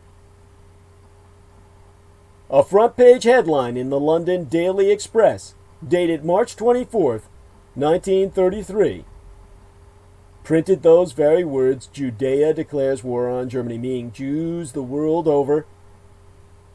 The Jewish declaration of war on Germany was world known, written print, and it was driving the German economy, already pushed to the brink, to the edge of human civilization from which it could never recover from anarchy. Germans were already engaging in cannibalism. Do not disbelieve me on this. This is easily vetted. They didn't have the term serial killer in the days of 1933. And yet serial killers abounded. Only we really couldn't call them that, because they were eating people for sustenance. not for thrills. So Adolf Hitler assumed the principle of leadership, took total control as he had to, and established a police state under unlimited emergency due to a war of sanctions, in which many Jewish people joked because it was the Christian nations that were applying their lobbied sanctions against the Third Reich based on its Judeophobia. They would jokingly use the phrase, "onward Christian soldiers." And here in America, on this side of the Atlantic, we had this spy of Joseph Stalin, proven so by the Venona Project, all uppercase Venona, which intercepted his communications with Moscow. Lachlan Bernard Curry, a Canadian communist, who in 1934, as Adolf Hitler was forced to assume the position of Führer in the Third Reich, that was the same year FDR assumed the same total control of state by naming, circa 1934, Lachlan Bernard Curry, a product of the London School of Economics, who had somehow emerged from the freshman brain trust of the United States Treasury Department. This factor alone being exceptional, as the British Empire and the American Republic were not contemporaneously engaged in any cordial relations. He emerged as the administrative assistant to the president himself, advising FDR personally in all matters of war against the world. To commence with Lachlan Curry's own treasonous cooperation in conspiring to launch an intended American invasion of his own Canadian homeland.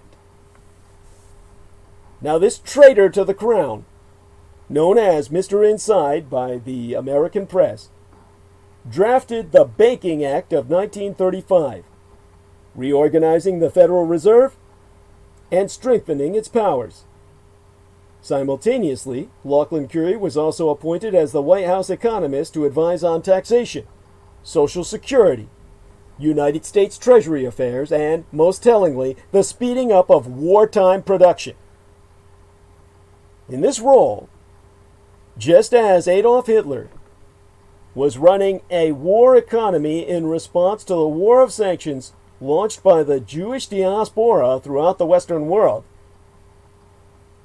Lachlan Curry, this side of the Atlantic, constructed a net federal income creating expenditure series to show the strategic role of fiscal policy in complementary monetary policies to revive an economy in acute, persistent depression, as well as instigating immediate enactment of War Plan Crimson, the United States conspiracy to conquer Canada.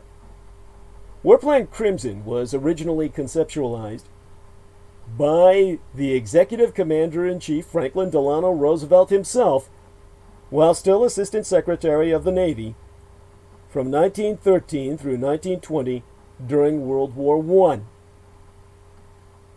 It was named War Plan Crimson as a sub-coloration of War Plan Red, the plan to conquer Greater Britannia and her empire.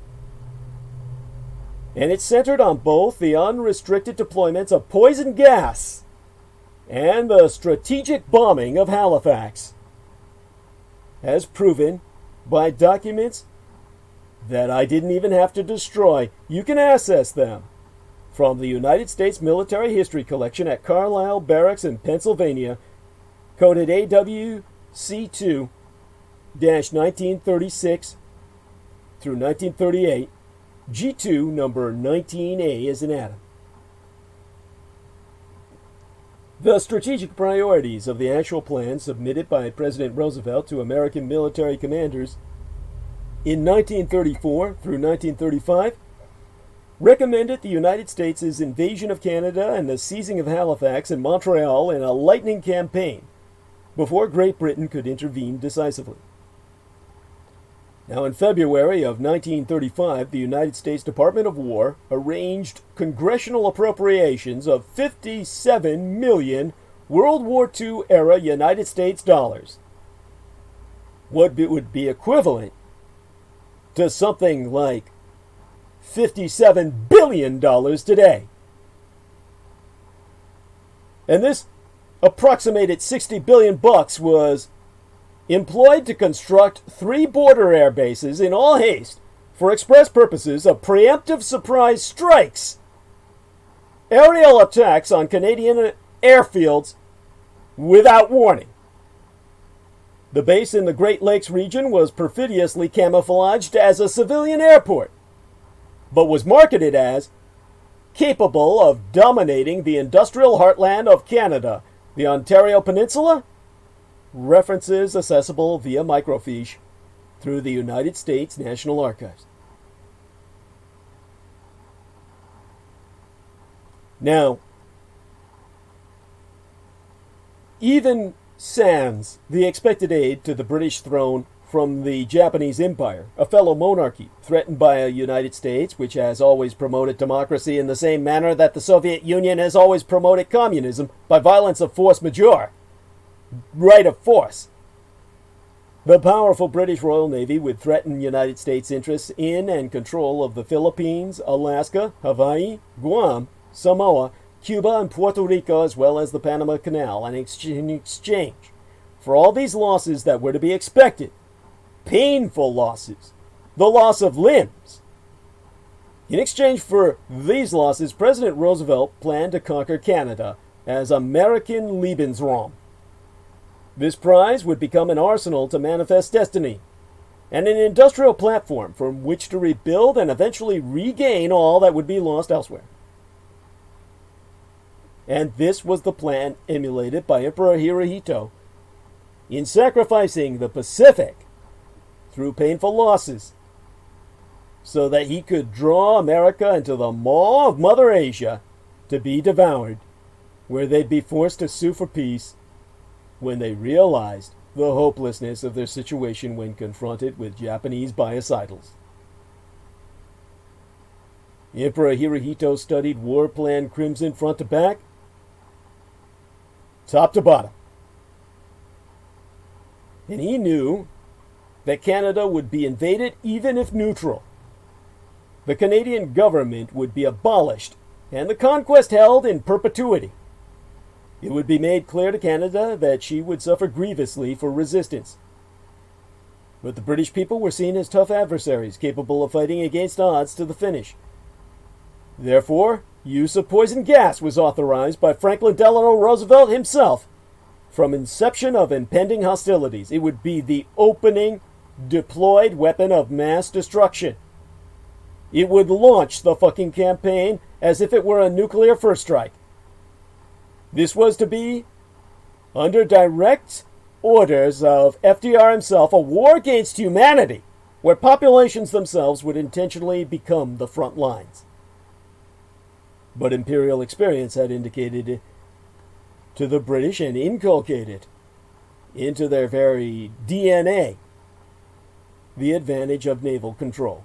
And North American geography provides an inland ocean.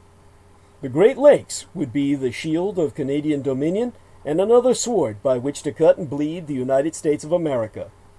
And so a period of Anglo-American tensions ensued, during which both sides made military preparations which included building naval forces for the Great Lakes. And come August of 1935, over 36,000 regular United States Army and United States National Guard troops, elements of 5 fucking divisions, maneuvered as the First Army in a show of force that anticipated commencement of War Plan Crimson, in context, of course, of America's Rainbow War Plans, articulating the United States' ultimate objectives of worldwide conquest. Targeted nations were referenced by colors. Great Britain was red, Canada crimson, Japan orange, etc., across the map of the developed world, till all the dominoes fell to capitalism. War Plan Crimson was a subset of War Plan Red, the planned war with England, and was the largest and most detailed and most amended of all the United States war plans, as edited by FDR himself.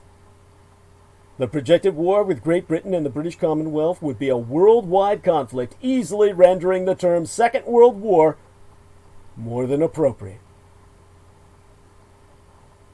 This showing of the flag, which I've just articulated, extended over all of upstate New York, mine own late and sainted father's birthplace.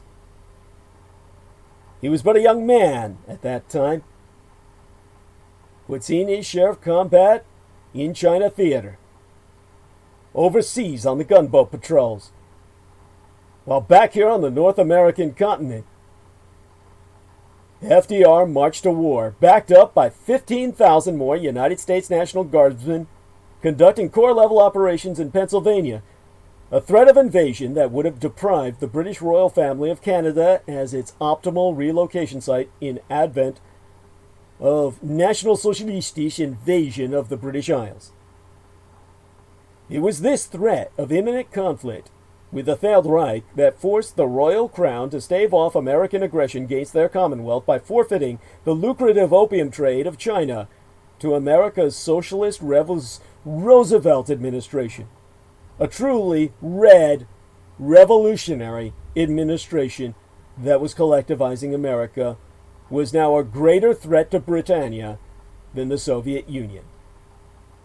And the opium wars they had fought against the forces led by my own relation, Commissioner Lin, who bears my Chinese surname, the man who sacrificed his career and went into exile, going down fighting the British in Hong Kong and environs. This man, whose war against the British cost him what mattered in his life.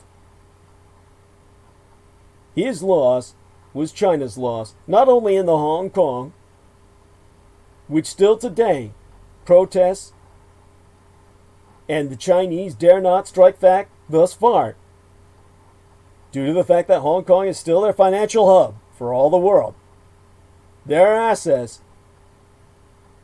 to the rest of the global economy. Not only was that collateral the loss of the Opium Wars to the Qing dynasty of monarchist China, but as well, they were forced into purchasing supermassive amounts and abundance of opium for every Chinese citizen under Imperium. This is what floated the economy of the Greater British Empire. But the royal family gave it up to Franklin Delano Roosevelt, which resulted in men like my late and sainted sire, George Joseph Henry Dietrich, being shipped overseas in gunboats, relics of the Spanish-American War, to patrol the rivers of China and maintain the opium trade for American profit. This brought the Americans in direct conflict with the Japanese, and by 1937, the American Communist Allies invaded, resulting in the First Japano-Soviet War. Circa 1937, Japano-Sov War I, the Japanese diplomatic codes were broken with British aid through the Ultra/Magic program. And Sir Winston Leonard Spencer Churchill was not yet even legally Prime Minister of the British Empire. Indeed, 'twas the political machinations of the Royal Crown that were involved in placing that half-American bastard, Churchill's mother, Jennifer Churchill, being a United States citizen of the moneyed class, into functional leadership of Pax Britannica, all purposefully intended to instate a man with impeccable American connections in position to placate, manipulate, and redirect United States President Franklin Roosevelt's power-mad aspirations. By that time, the rogue Roosevelt regime had already plunged the world into undeclared global war. And what was frontal war, and in-theater conflict became World War II. They did so on this date, 83 years agone tomorrow, this being the eve date of the critically sensitive Sino-Japanese peace negotiations then ongoing in Nanjing, anglicized as Nanking, during mid-December of 1937, that were ruthlessly sabotaged by a United States which could ill afford Japano-Sinitic, Chinese nationalist in this case, reconciliation with the Japanese Empire at a time when Captain Claire Lee Chennault's American mercenary battalions, sworn to be in service of the Chinese government, but serving only America in an illegal insurgency since August of 1937, to establish American coordination of the Asian narcotics trade through CNAC, CNAC, acronyms for China National Aviation Corporation, an opium airlift operation, via Douglas DC-3s and Douglas DC-4s, bringing them in direct conflict with Japanese narcotics interdiction operations, forcing the creation of the Flying Tigers to act as escort for the drug importing and exporting, the drug lifting Douglas DC-3s and DC-4s. And at that time, the United States Marine Corps General Evans Fortis Carlsons, an outspoken communist collaborator, who in any other American administration other than FDR's would have been court-martialed for his subversive activities, coordinated his in-country Marine Corps raiders with Mao Zedong's Chinese communist guerrillas to launch a series of terrorist attacks that thoroughly disrupted Chinese and Japanese peace efforts and, all too tragically, provoked their intended effect. The Japanese misinterpreted the USMC, or United States Marine Corps orchestrated Chi-Com, or Chinese Communist terror attacks, as symptomatic of Chinese treachery, and responded in a predictably monstrous fashion as the honor-bound samurai code of Bushido demands when one has been violated under truce of trust. And 300,000 and more Chinese lost their lives in that retaliation due to the United States Marines coordinating with the Red Chinese to destroy all hope for Sino-Japanese peace. And the Anglo-American war with Japan commenced in earnest. Once it was exposed that Caucasians had been sighted in ink-blackened Chinese coolie uniforms on site the scenes of terrorism, the Japanese sank the American USS, the United States ship Panay, and the British HMS, His Majesty's ship Lady Bird, in retaliation. And so tomorrow will be the 82nd Memorial Day of the Communist United States Marine Corps terrorist attack on the Sino-Nippon Ande. PÍNG-WÂ HI Tiān, transliterally on or sunlit sky time, Pacificity Day. This attack expanding undeclared state of low-intensity armed conflict and drug interdictions into full frontal global war, pending the planned American bombing of Shichi-Seno-shima no Oiki Nīpphôn Tohikoku, the 7,000 islands of the Greater Japanese Empire that prompted Nīpphônjīn, the Japanese people's preemptive strategic surgical strike on Pearl Harbor. Now, the very day itself, the name of what tomorrow's commemorative anniversary means, PÍNG-WÂ HI Tiān, transliterally on sunlit sky time, Pacificity Day, the Ping iconograph, the character of Ping, thereof, is integral to mine own Chinese name, meaning calm, peaceful, or flat and level, as in an evening becalming of the seas.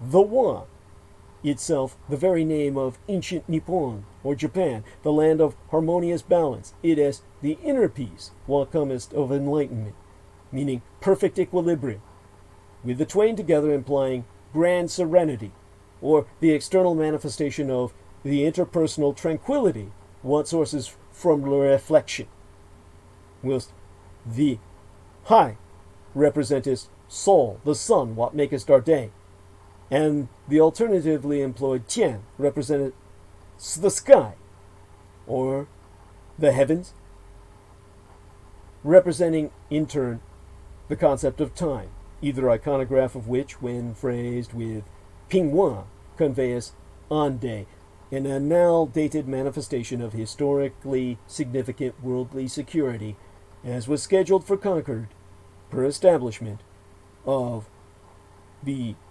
̶ChuōnggkGHuóuárén, or the Sino-Japanese People's Axis, on December 12th of 1937.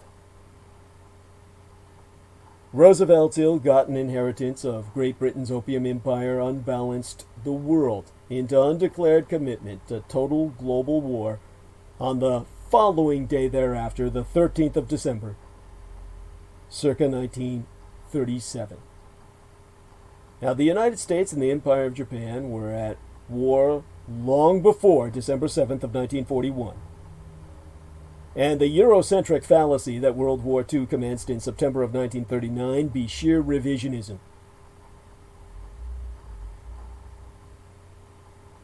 And the United States of America instigated this Second World War in direct consequence of both President Franklin Roosevelt's pathological Judeophobia and his rabid commitment to communism. His Judeophobia being triggered by the Japanese establishment of a new Israel in Asia, taking those that fled the Third Reich into Manchuria, establishing the buffer state of Yevry, with its capital at Birobidzhan. Conquered by the Soviets in 1945, it became a Soviet oblast, known in America as the Jewish Autonomous State. You can vet this and look it up yourself. That little buffer statelet, that Jewish Autonomous State, that oblast, O-B-L-A-S-T, of Yevry, Y-E-V-R-E-Y, its capital at Birobidzhan, was propagandized as having been established by Joseph Stalin. Laughable on the face of it. Emperor Hirohito had purchased that real estate in blood. The blood of thousands of Japanese soldiers who made their sacrifice in samurai service to repay the Jews for the debt they owed them from helping them win the Russo-Japanese War, when Japan almost went nationally bankrupt. But Jews who had suffered persecution under the Tsar propped up Japan's economy with supermassive loans out of New York. Now, after war plans Crimson and Red, the tertiary plan, the plan third in place that was taken most seriously, was War Plan Orange.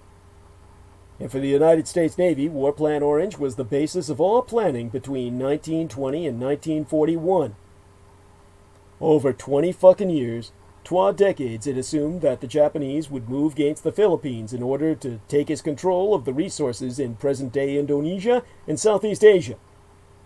The United States assumed that Japan could not achieve its goals unless the Philippines was in Japanese hands, since ships in the Philippines could cut the flow of supplies to the Japanese Empire.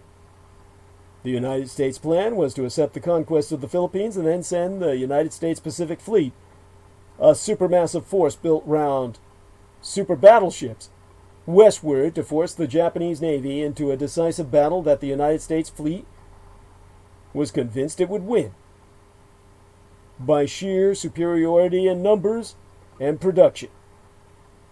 The entire premise behind War Plan Orange was that the Japanese had a hunger for raw materials, this being the decisive reality.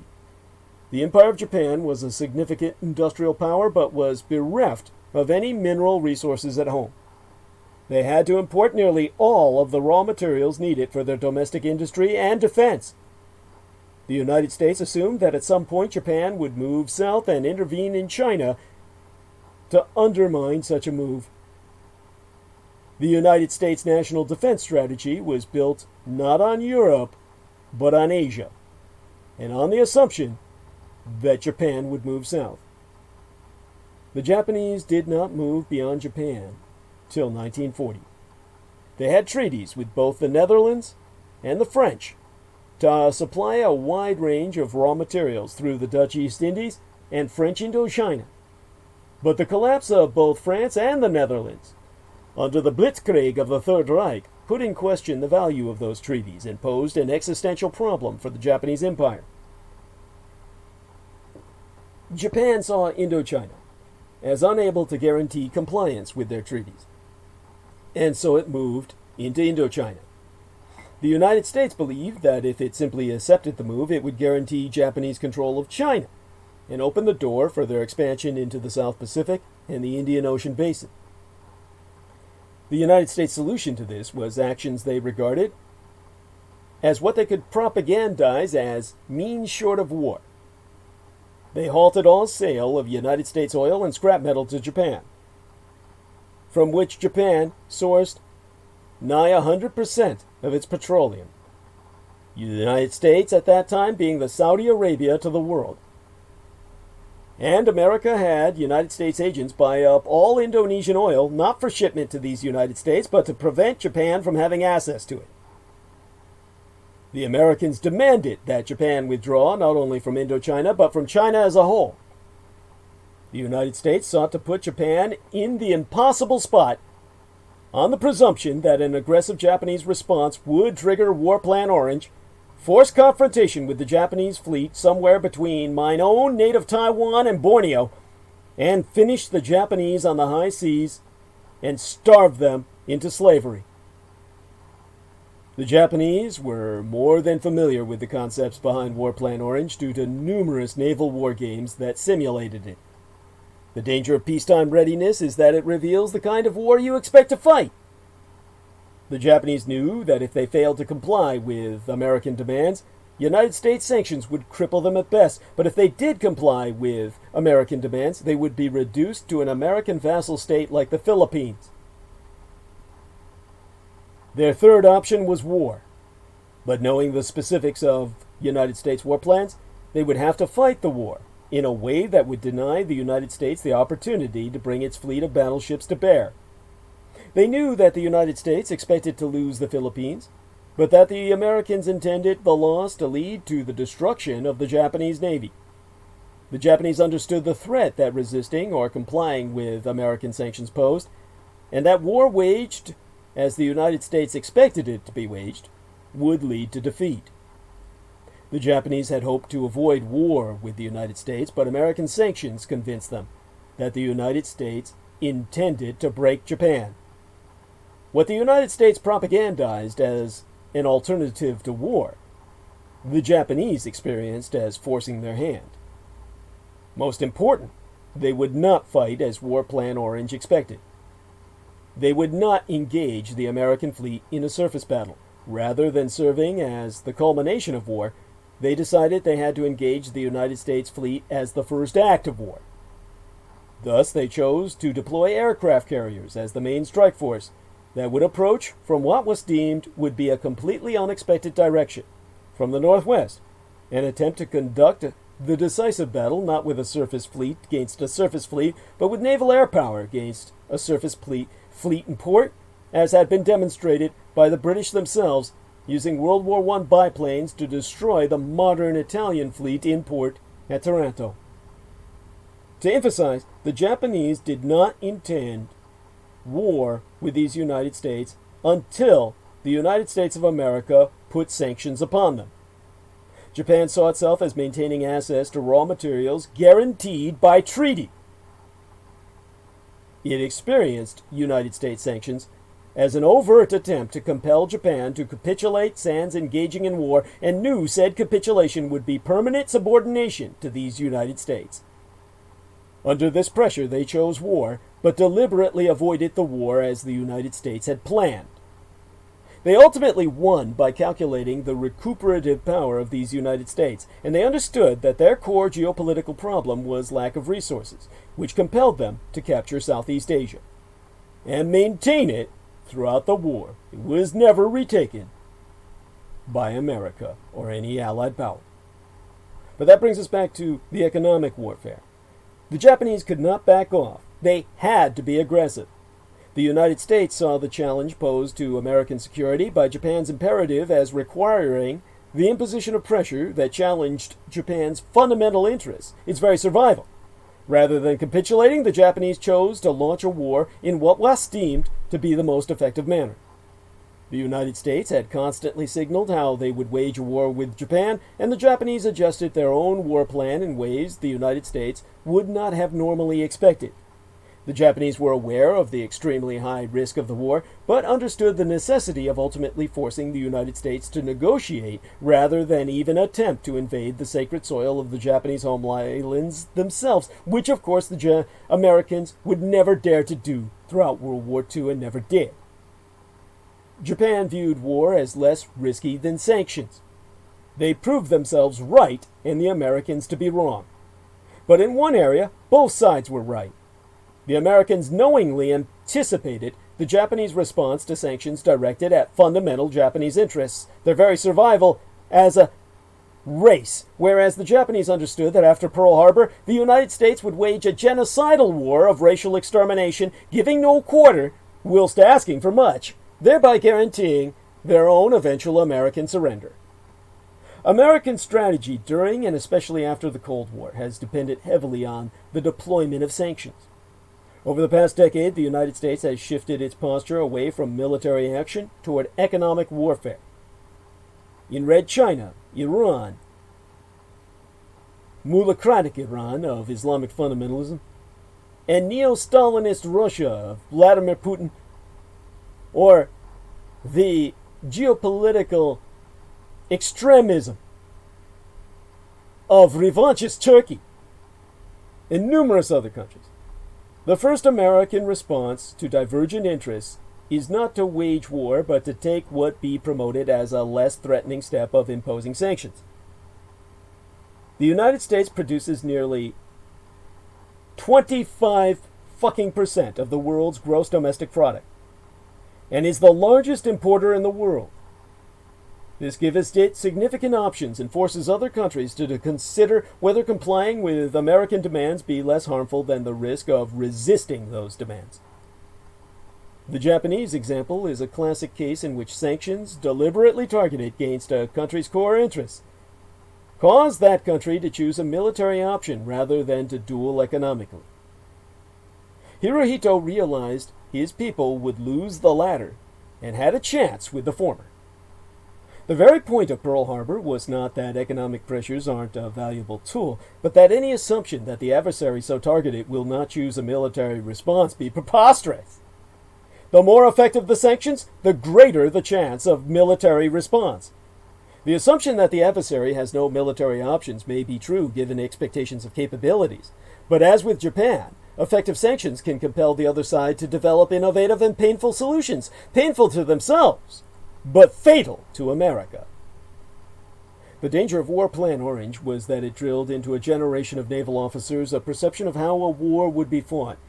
The combination of effective sanctions and the gift of a clear understanding of American war plans caused the Japanese to adjourn the economic confrontation and commence what was universally known to be an inevitable war.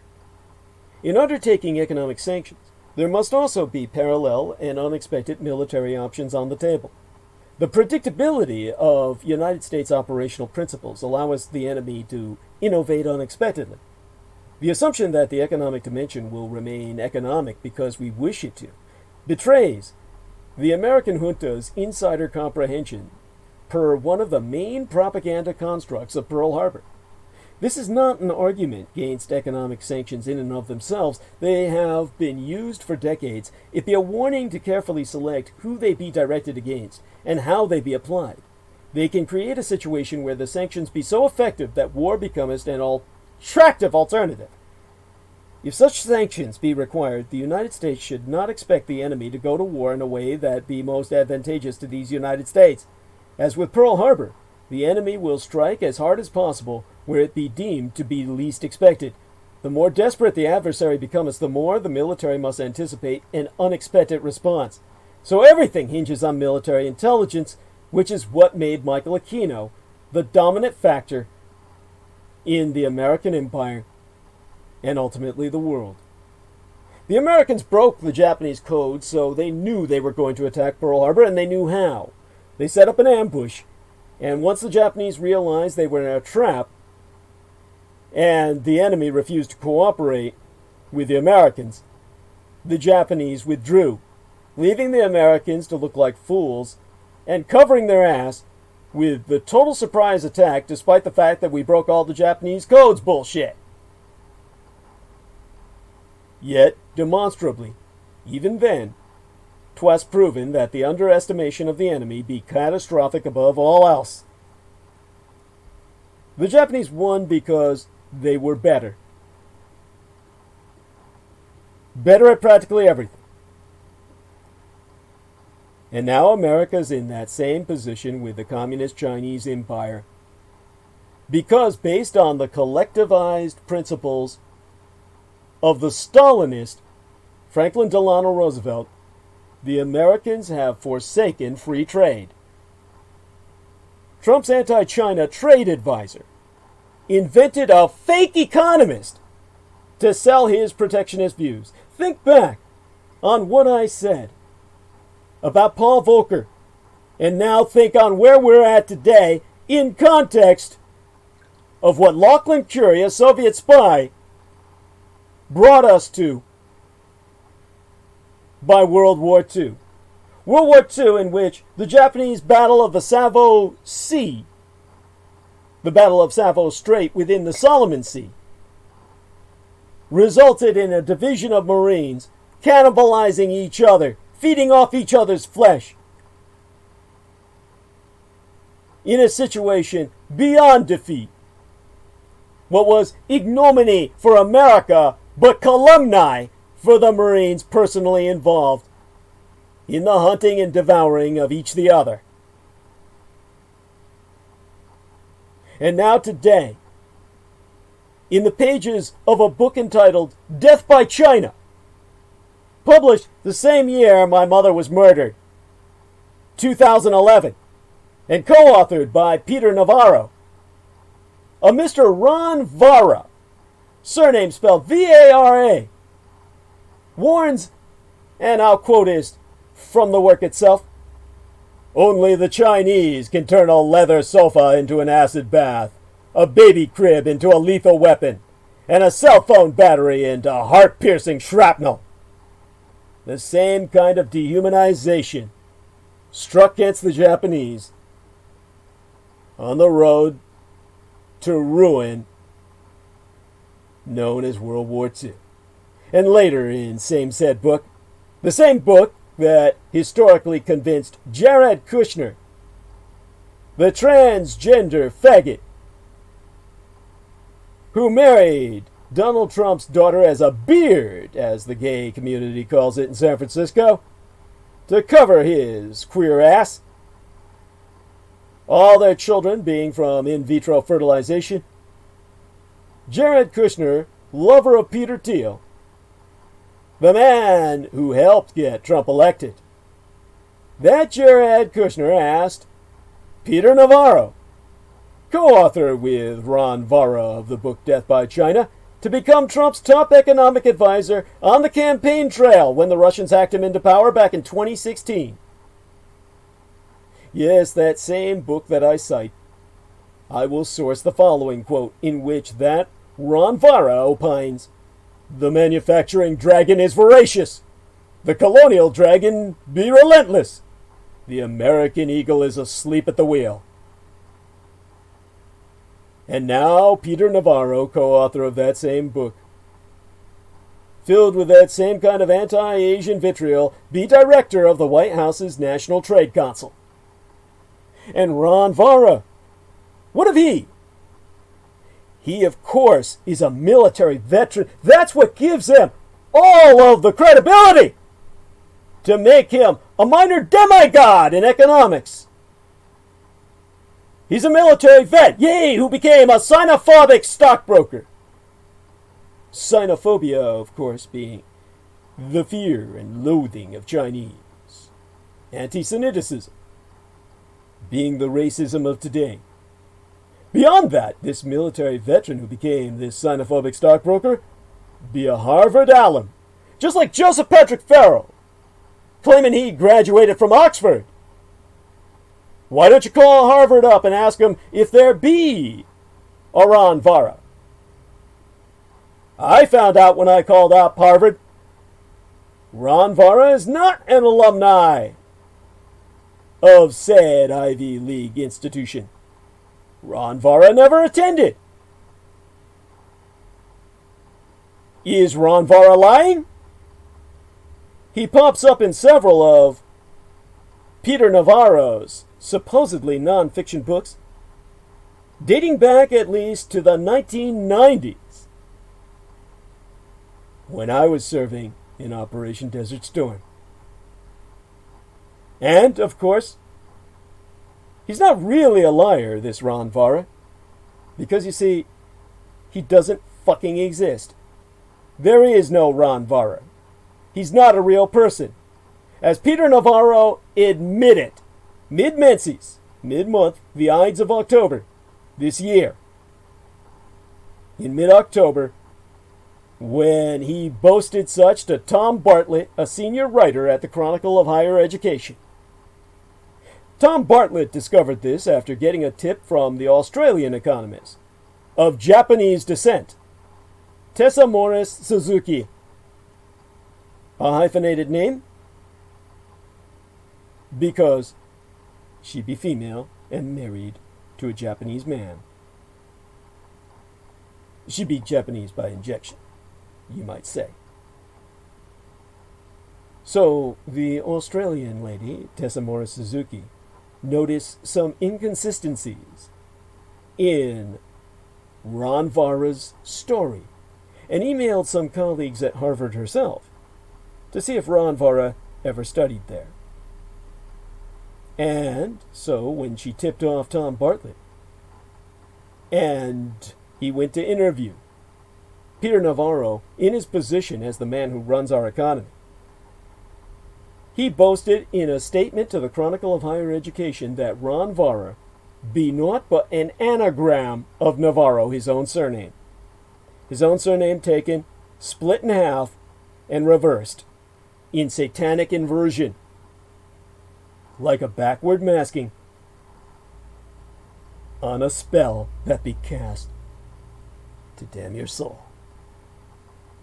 And he said that this was all a whimsical device and pen name I've used throughout the years for opinions and purely entertainment value, never as a source of fact, meaning everything through Ron Vara is a lie. And he compared Vara's role in the books to that of a MacGuffin, a term we learned from Peter Moon, for how Alfred Hitchcock used to make cameo appearances in his own films. But Hitchcock was making fictional films. Navarro was writing allegedly non-fiction books about economics and foreign affairs, and he was using Ron Vara as a xenophobic mouthpiece. A mouthpiece to promote virulent, anti-Semitic racism. The ideology of xenophobia. Fear of all Chinese. And Navarro's co-authors don't even seem to have been in on the sick joke.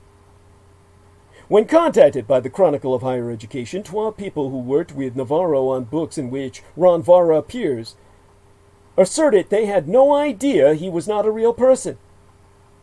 One wonders if Alfred Hitchcock's camera operators would have been similarly surprised. I would certainly hope not myself. Take us what Ron Vara, through the representative Peter Navarro, told Fox Business, the propaganda machine of the Republican Party, circa March of but yesteryear 2018, just a day after the Trump administration announced new tariffs on imported steel and aluminum. Peter Navarro then said, "I don't believe any country in the world is going to retaliate." Well, they did. And the administration has now spent more than $25 billion United States dollars to bail out farmers hurt by the retaliation that Peter Navarro asserted would never happen.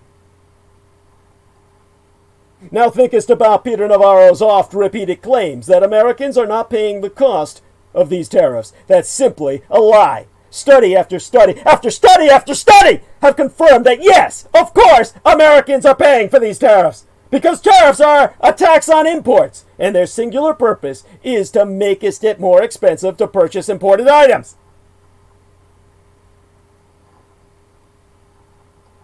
In the April issue of Reason magazine, an actual economist named Deirdre McCloskey described Peter Navarro as a White House economist who never learned economics. So the fact that tariffs be a tax on imports is not news, unless you be such as he, a charlatan, a fraud. The closer you look at Peter Navarro's track record, the more you realize he's just been making everything up this entire time. A significant portion of your administration's rationale for starting a trade war in the first was the idea that America's trade deficit with communist China be a serious problem. Who was pushing that idea? Peter Navarro, who claims trade deficits, the difference between the value of goods a country imports from another country and the value of goods it exports to that same country, reduce jobs and wages. Indeed, in a Wall Street Journal opinion editorial, an op-ed published this year, Navarro wrote, "Because imports don't contribute to gross domestic product, unfair trade reduces growth, and narrowing the trade deficit through higher exports and lower imports boosts growth." That's about as real as Ron Vara. Navarro is completely ignorant about how imports affect gross domestic product calculations. Read Tyler Cohen and Alex Tabarrok, who have explained that exact error, and I will go into the nitty-gritty now of gross domestic error. There was a surprising error to exemplify this from The Economist magazine itself out of London, which wrote that last week of May this year, and I quote as they from their own column. There was some head-scratching this week as data showed Japan's economy growing by 2.1% in the first quarter at an annualized rate, defying expectations of a slight contraction. Most of the growth was explained by a huge drop in imports. Because they fell at a faster rate than exports, GDP rose, meaning gross domestic product rose. No.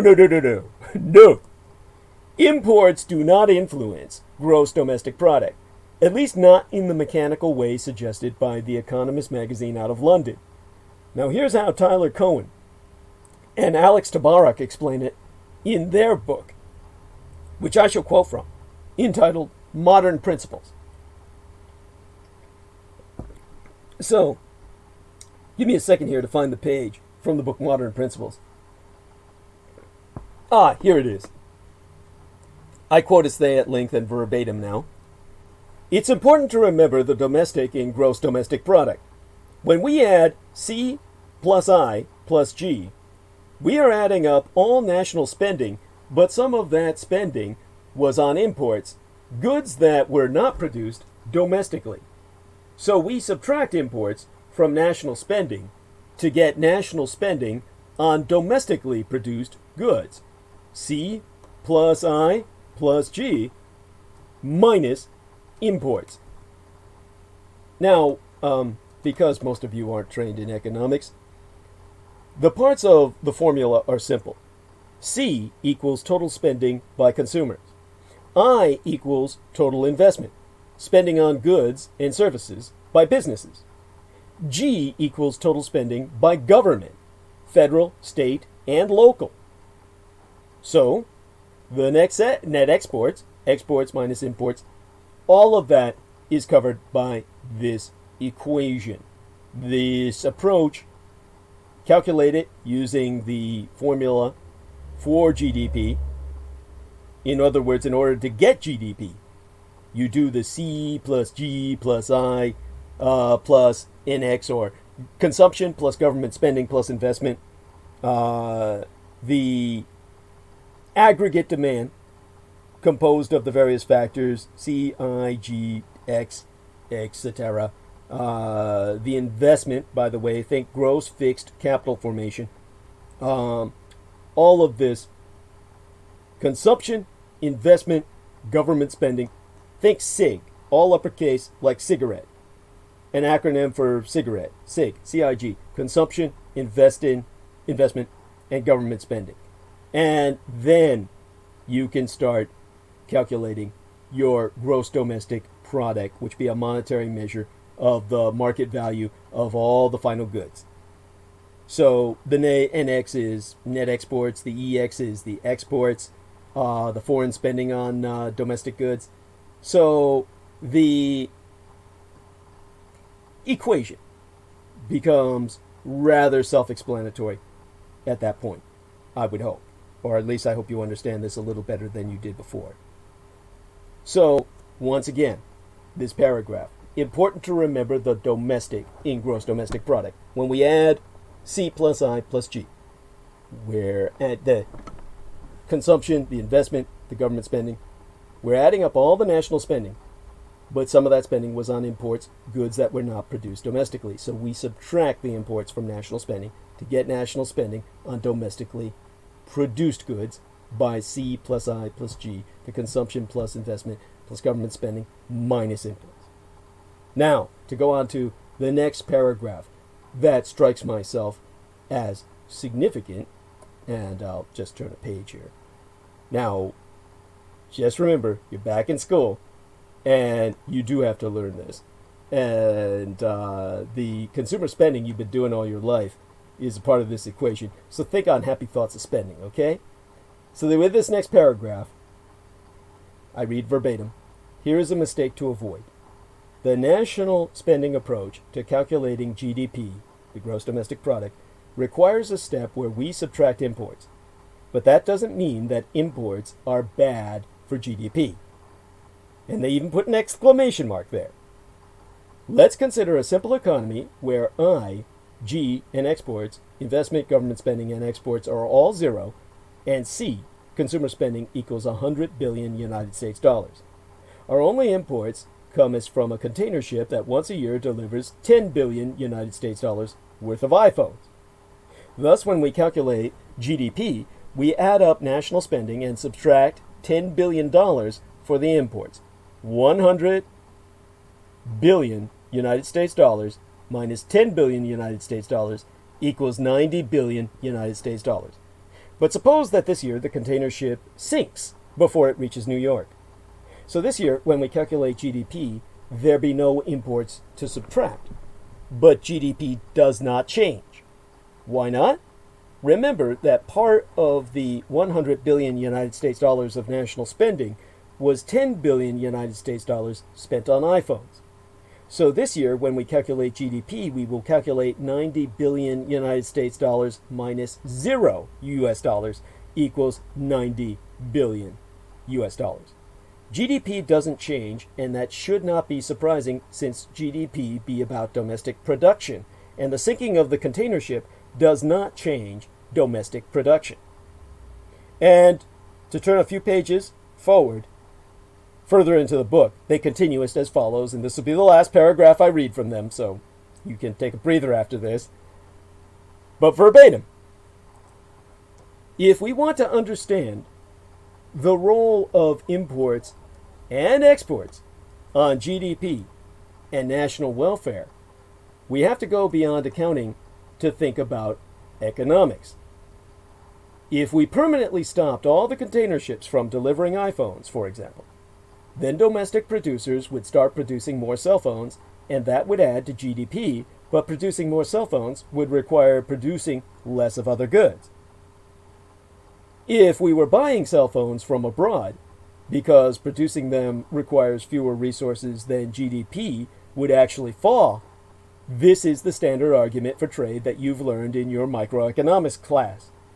The standard answer could change, however, if there were lots of unemployed resources, an issue we will discuss in Chapter 32 and later chapters. The point we want to emphasize here is not whether trade is ultimately good or bad, but rather that Y plus C plus I plus G plus NX is an accounting identity that cannot by itself answer this question. So I'm glad that Peter Moon is back with us. I don't believe he's heard anything from Crystal as of yet. And that's fine. We'll continue without her if we have to. And in the meantime, what I would like to do is go back to that last equation that I had mentioned, which was gross domestic product, or the gross domestic product definition. And we want to remember that this is all about solving the GDP equation, and that this is macroeconomic in nature. So when you go to the point where I'm trying to clarify this as much as possible and catch people up who have never been trained in this kind of research onto a kind of comprehension of GDP, remember its history. It first came to light circa 1937, the very year that the Americans plunged the world into global war. And it emerged in a report to the United States Congress in response to the Great Depression, as conceived of and presented by an economist at the National Bureau of Economic Research named Simon Kuznets. At the time, the preeminent system of measurement was GNP, or Gross National Product. After the Bretton Woods Monetary Conference, circa 1944, GDP was widely adopted as the standard means of measuring national economies, though ironically, the United States continued to use GNP as its official measure of economic welfare until 1991, when I served in the fucking Gulf War, after which it finally switched to GDP. Beginning in the 1950s, however, some economists and policymakers began to question GDP, even long before the United States began to apply it. Some observed, for example, a tendency to accept GDP as an absolute indicator of a nation's failure or success, despite its failure to account for health, happiness, inequality or equality, and other constituent factors of public welfare. In other words, these critics drew attention to a distinction between economic progress and social progress. However, most authorities, like Arthur Okun, an economist for President Kennedy's Council of Economic Advisors, held firm to the belief that GDP is an absolute indicator of economic success, claiming that for every increase in GDP, there would be a corresponding drop in unemployment. So, the bottom line, as probably exemplified by Paul Samuelson and William Nordhaus in their seminal textbook entitled simply Economics, neatly sums up the importance of the national accounts and GDP. They liken the ability of GDP to give an overall picture of the state of the economy to that of a satellite in space that can survey the weather across an entire continent.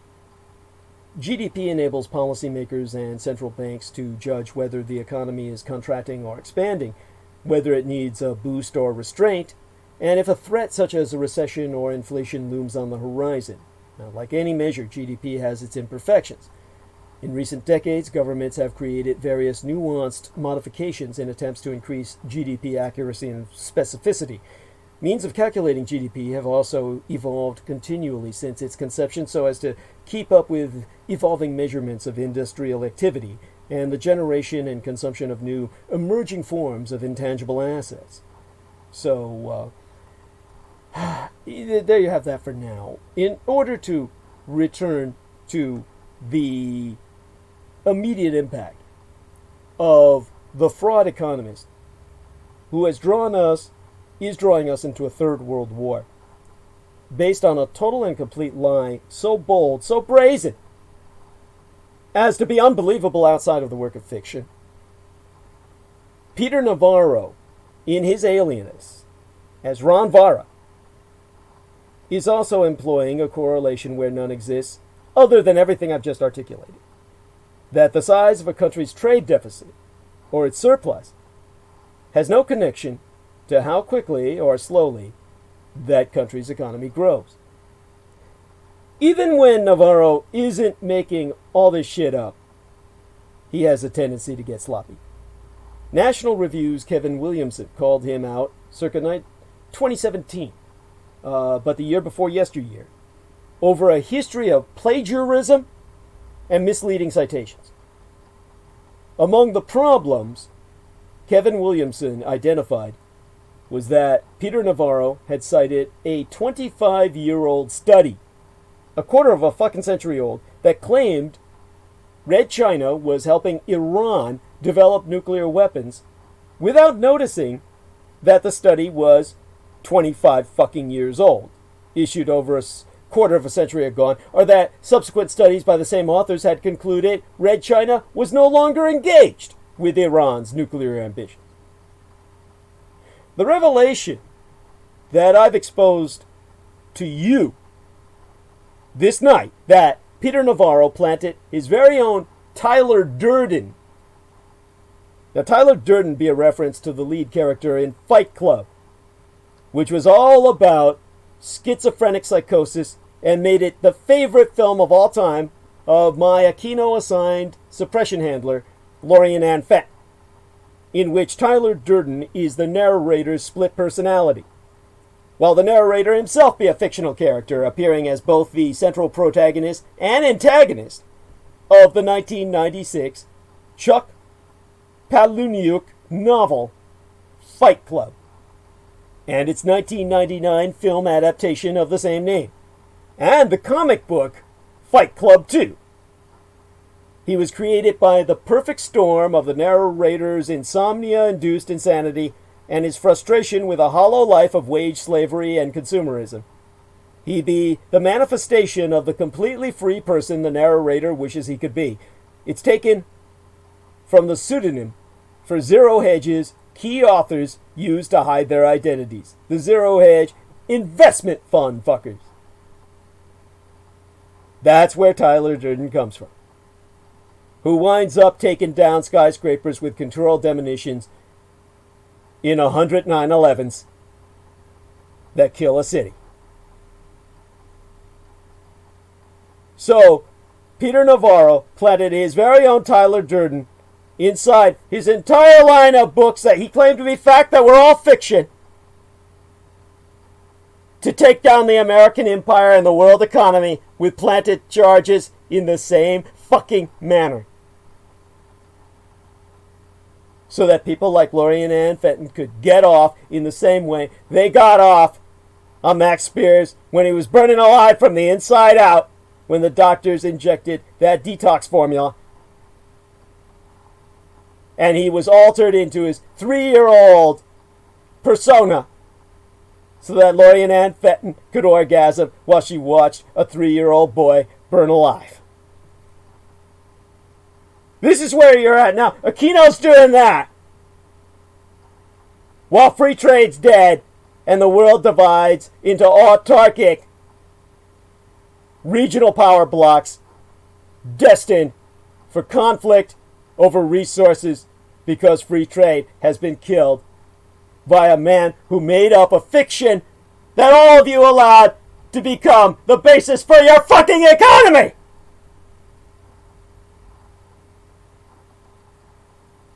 All following the whims of a fictitious character who couldn't be a veteran because he never fucking existed. And yet, even this revelation I provide you this night doesn't tell us anything we didn't already know about Peter Navarro's propensity for fabricating reality, or that of the entire fucking Republican Party.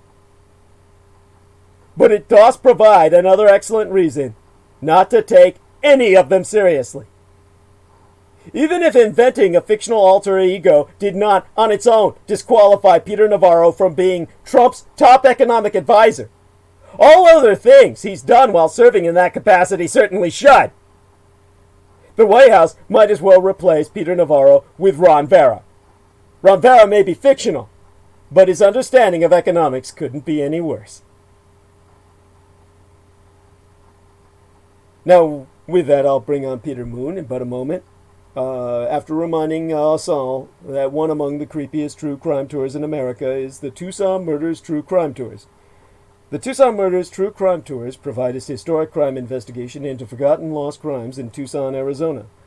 These small private tours are hosted by the Mr. Ben Berenistenis, a true crime researcher and enthusiast, who will personally take us to real historic crime locations related to these crimes in Tucson. Relive these events and hear the untold stories behind the stories.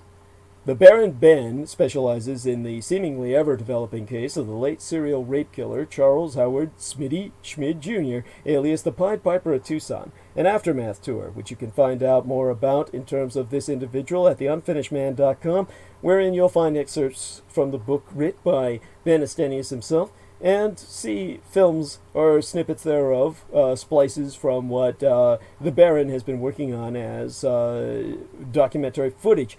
But other cases, such as the strange case of Morris Brady, the Dr. George Marvin Tejardine case, and the Red Rapist, are also within his repertoire, as in fact are all the crimes that shocked the Southwest throughout the 1960s, the very decade I myself entered this vale of tears. These devastating crimes stained the city so deeply they may never be removed. For tour information, contact the Baron Ben Estenius at the TucsonMurders.com. Tucson, or Tucson spelled like Tucson, Tucson, put the word "the" in front of it. The TucsonMurders.com, or you can telephone the Baron Ben personally to establish guidance for your personalized private tour at 1-520/323-3406. That's 1520-323-3406. So, Peter, I was explaining to everyone the fact that a world-class economist, a historical-level economist, Mr. Paul Volcker had died. I heard most of Paul Volcker. Yeah. Okay. Great. And I certainly remember him, and I remember Hubbard used to refer to him as Vulture. Interesting. I could see why. I'm sure. And so, did Hubbard ever explain why he had such an aversion? Well, I think he thought all of the government was basically out to get humanity in one way or another. And it's hard to disagree with him in some respects. I mean, you know, the government does provide human services. It also provides other things that aren't so good. In fact, I'm thinking of an old friend, more of an acquaintance than a friend, but I consider her a friend. Oh, boy. You know, some of the people I've known in my life, they might be interesting guests. That has to do with blood supply. She worked as a nurse, and she was part of the group I met in New Jersey. A lot of abductees and whatnot in that group. But she, oh man, the stories she talked about blood supplies and what they do. And when she began to ask questions, they moved her from, we're talking about the government here. But, you know, she started asking questions, so they transferred her all the way from Trenton, New Jersey to New York City to try and get her to quit. But she didn't quit. It's a 2-hour ride, you know. And but I think she's retired now, but well, guys, she can tell some. But the whole idea is, what sort of, you know, people talk about all this stuff that, you know, for surveillance by Facebook and whatnot. And the government's been doing, and that wasn't the government. That was these big blood supply houses or whatnot. But they might as well be the government because they all operate together. You know. Well, they contract. They contract, but they're more like states within a state. Yes, go on. Oh yeah. So I'm saying is Hubbard looked at the world in a, you know, I mean, you just look at the institutionalization of laboratory psychiatry, which was just vicious stuff, and I mean you know, he looked at the planet was an enslaved planet, a slave planet, and he really believed it, and he looked at it, and I think one of the most interesting things about him is he had sort of a cavalier attitude about it, like he kind of like he wasn't. You know, it didn't fool him for a bit what was going on with the minds of people and how completely vacant they could be. Very interesting character, very unique perspective, very. And I think one thing he said, the universe was a very strange place, and he was no exception. But you know, I mean, the economy. I knew one of the guys at Psychotronics. He was the vice president of Psychotronics when I hung out there, Howard Metz. He was a pyramidologist. He knew practically every mechanical piece of fact about the Great Pyramid, and he knew all about the Federal Reserve. He knew every in and out of the Federal Reserve. It was like his baby or his bane or his whatever. Obsession. Yeah. Oh, yeah. And he knew all about it. And I think some spiritual channel that he used to go to once said to him, well, if you want to get rid of the Federal Reserve, what are you going to do to replace it? Because it does serve a function. Yes. So Volcker, I mean, I remember those times. Inflation was going out the roof. Volcker was, the man in the middle of it all. Mm-hmm. And it's just something that we all those of us who are alive lived through that period. So, I know, and when I used to think, people would say, oh, inflation is going to hell. Well, if you owned gold or you owned real estate, you made a lot of money. Yes. You could make a lot of money during that time period if you had your investment in the right thing. That's why when people think, they try to sell you on economic chaos. Mm-hmm. And I'll tell them, I said, well, if you think the stock market's going to hell or the currency's going to hell, you can get an option, a put option, which, you can make money on it going down. Mm-hmm. And people who usually say that, they don't really know what an option is. And they'll say, well, it's going to go down anyway. You're not going to be able to get that either. It's like, okay. Yeah, the economic system could break down. It's totally true. Yes. Yes. And, but, well, anyway, you paid some sort of homage to him. And the history's full of characters. By the way, what you said about FDR. Yes. And that whole part, this I think is some good fodder for the book. I'm going to go back and listen to it again. Thank you. Because it's so rapid fire that it's hard to retain it all. But you put some really good nuggets in there that I would have eventually asked you about anyway, with the gestation of World War II. Yes. And so that was really good. And I haven't heard a peep from Crystal. Well, the poor dear, she was having technical problems. Let's, in all fairness, let everyone know that Crystal River was letting us know that she was being informed. Let me see if I can access the Skype here, and I'll see the message that she left myself in particular, which I'm sure she sent to Mr. Peter Moon. No, I got nothing from her. Oh, okay. Well, I didn't get any new messages, but what when I was reanimating after my own power nap earlier, basically she said that, get this, Comcast has told me that my internet has been messed with. Working on it now. Wi-Fi is allowing me to continue on Skype, Messenger, etc. And then she was on with us for the brief amount of time she was. And she seemed just to have totally disappeared. So do maintain her in our thoughts and prayers. Let's all do that. Hope she be well. She's been through a lot in life, and some of it has been life-threatening. So we definitely want her to, be maintained in her present incarnation for as long as possible. And so everyone, do join us in prayers for her safety and all her own.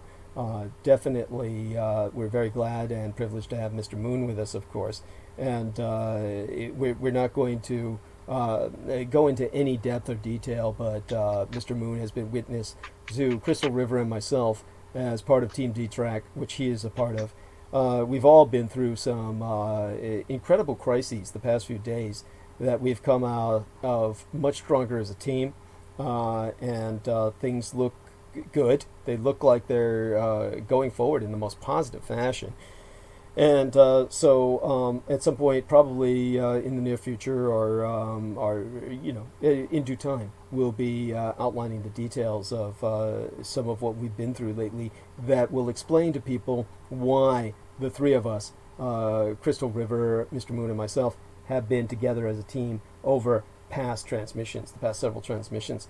Her not being here makes it less fun to relate everything that was going on while I was basically dying on bandwidth for all to see and hear, or all to hear at least, and to imagine in terms of what's going on. I basically will clarify what was going on happily in the near future, but I'll try and wait till I have more of a kind of circle around me to do that, because it's morbid entertainment, and it deserves to have enough people to interact with, where there's enough response to be generated that the audience can listen to make it worthwhile to relate. So right now, what we'll kind of go into with Mr. Moon may not be too much. I want him to. First off, I want to thank him for coming back on, for hearing what he did, for knowing that he'll review some of the other stuff in general. One of the things that we might go into would be aspects of subjects that we've brought up in the past, but I think it's all been kind of, how would I say it? Just kind of, we've all been left rather exhausted by everything that's been going on lately. I'm not going to close the transmission now. I still have much to relate. But what I'm going to decide with Mr. Moon now is exactly what direction we'll take it in for the next little bit of time, and then maybe I've got a good direction. What's that? I've got a good direction. Oh, good. Let's take it there. Okay, and this relates to what we were talked about in a previous broadcast with regards to the Great Pyramid, but also with regards to the conversation we were having. I think it was yesterday. Whereas you had really opened up my eyes, and let's go back to we were talking about the Great Pyramid in a previous transmission, and we're not going to rehash that, except to say that was the battleground of Horus versus Set. Yes. And Horus, according to mythology, comes out the victor.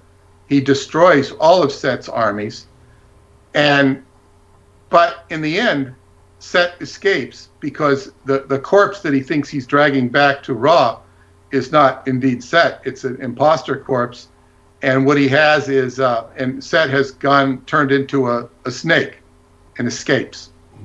So Set continues to, exist. And in a more, I guess, less sinister sense, Set in Horus is the dance between day and night.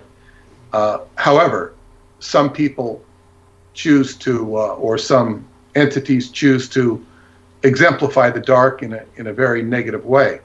And so there's this clash between, and I'm trying to contextualize this for the audience, this clash between Set and Horus, which is a mythological event, is representative of a dichotomy of forces and a war that goes on today in the most mysterious and invisible way. Nevertheless, the manifestation of it shows up in daily life. And Horus was the god of war in his incarnation as Mentu, or Mentuhotep, which very much relates to the word Montu and Montauk, phonetically and otherwise, Montauk being a war machine. But with regard to what you were talking about in our private conversation with Crystal about Set and the War Department, the Pentagon, and how that infiltrates civilization to this day, I think it would be very informative to the audience if you just rehash that a bit, and how the Pentagon is actively basically programming people to carry out Sethian objectives. Sure. I think that what you've said is so important and so fascinating, and I really appreciate your giving my voice a break. You have no idea how much I appreciate that. And when it comes to... I'll chime in a little bit more if you want, just to save your voice, but you're going to have to add the details. And what Douglas was talking about was, like, say, you're probably familiar, although most of you haven't played it. I know I haven't, is a software program called Grand Theft Auto, which, teaches you, you're trying to steal a car and I guess get away from the police and be involved in a Steve McQueen chase scene from the movie Bullet. Right. The classic chase scene, all of which take place in San Francisco. And by the way, I was watching one of the chase scenes in one of the Clint Eastwood Dirty Harry movies, and they completely screw up the geography of San Francisco. You know, you think you're in one area, it's like they really butchered it. All of a sudden you're by the Embarcadero, and now you're up in Lombard Street. Right, right.